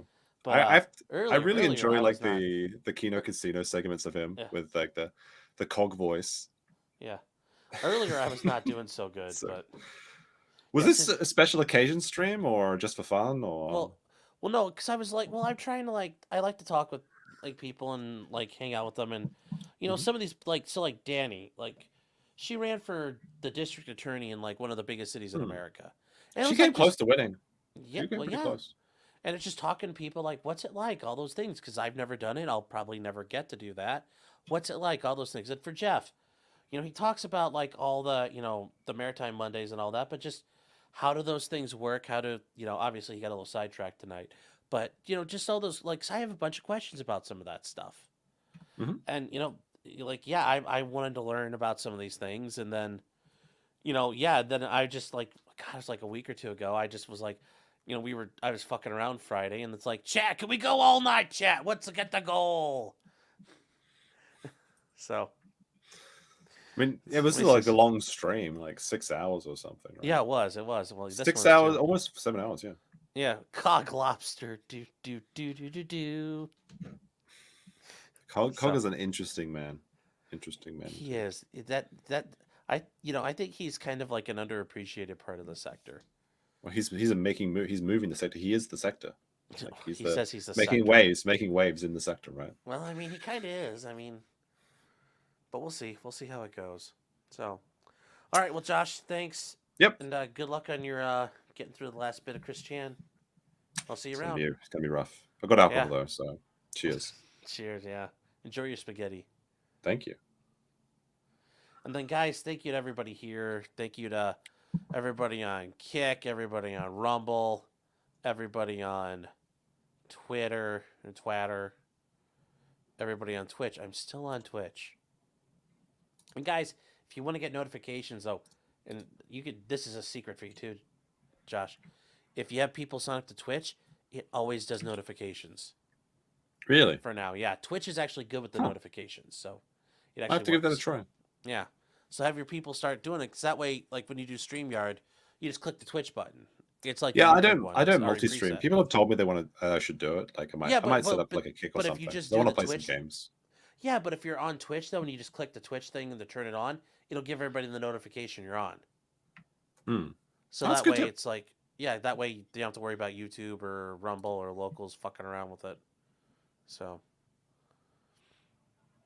and yeah, so guys, that's it. Thank you for everybody here. Everybody staying throughout the night. Guys, yeah, the audience makes it fun. Otherwise, I'm just talking to myself. So thank you to everybody here. Thank you everybody in chat. Everybody get the memberships, and holy shit, you guys are crazy about all the super chats. Thank you so much. Did you read them all? Yeah, I did. And Nick said this one an hour ago. My bad, Nick. It says, pulling a long boy. Hey, Sean. Just got done playing Warhammer 40k Rogue Trader for 3 hours. The game rocks. Now, I'm looking forward to Space Marine 2, though, when that comes out. So, or if it's already out. Brewberry says, check your email. Please don't tell me it's like a fucking spider or something, Brewberries. It probably is. They were talking about me sending you a wolf spider, which is not dangerous, but very spooky. Okay. It's like one of those really long, like really quick spiders. Oh my god. Like a huntsman. The worst kind. Yeah, no. Yeah, I'm looking at my email. I don't see anything.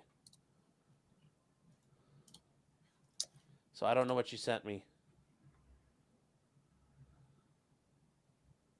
Do you have like a dedicated spider spam folder? Just any email that contains spider goes into the spam folder immediately. No, but I probably should. Because my sister sent me like gifts before with like spider where it's like flashing and shit, and I'm like, scares the shit out of me.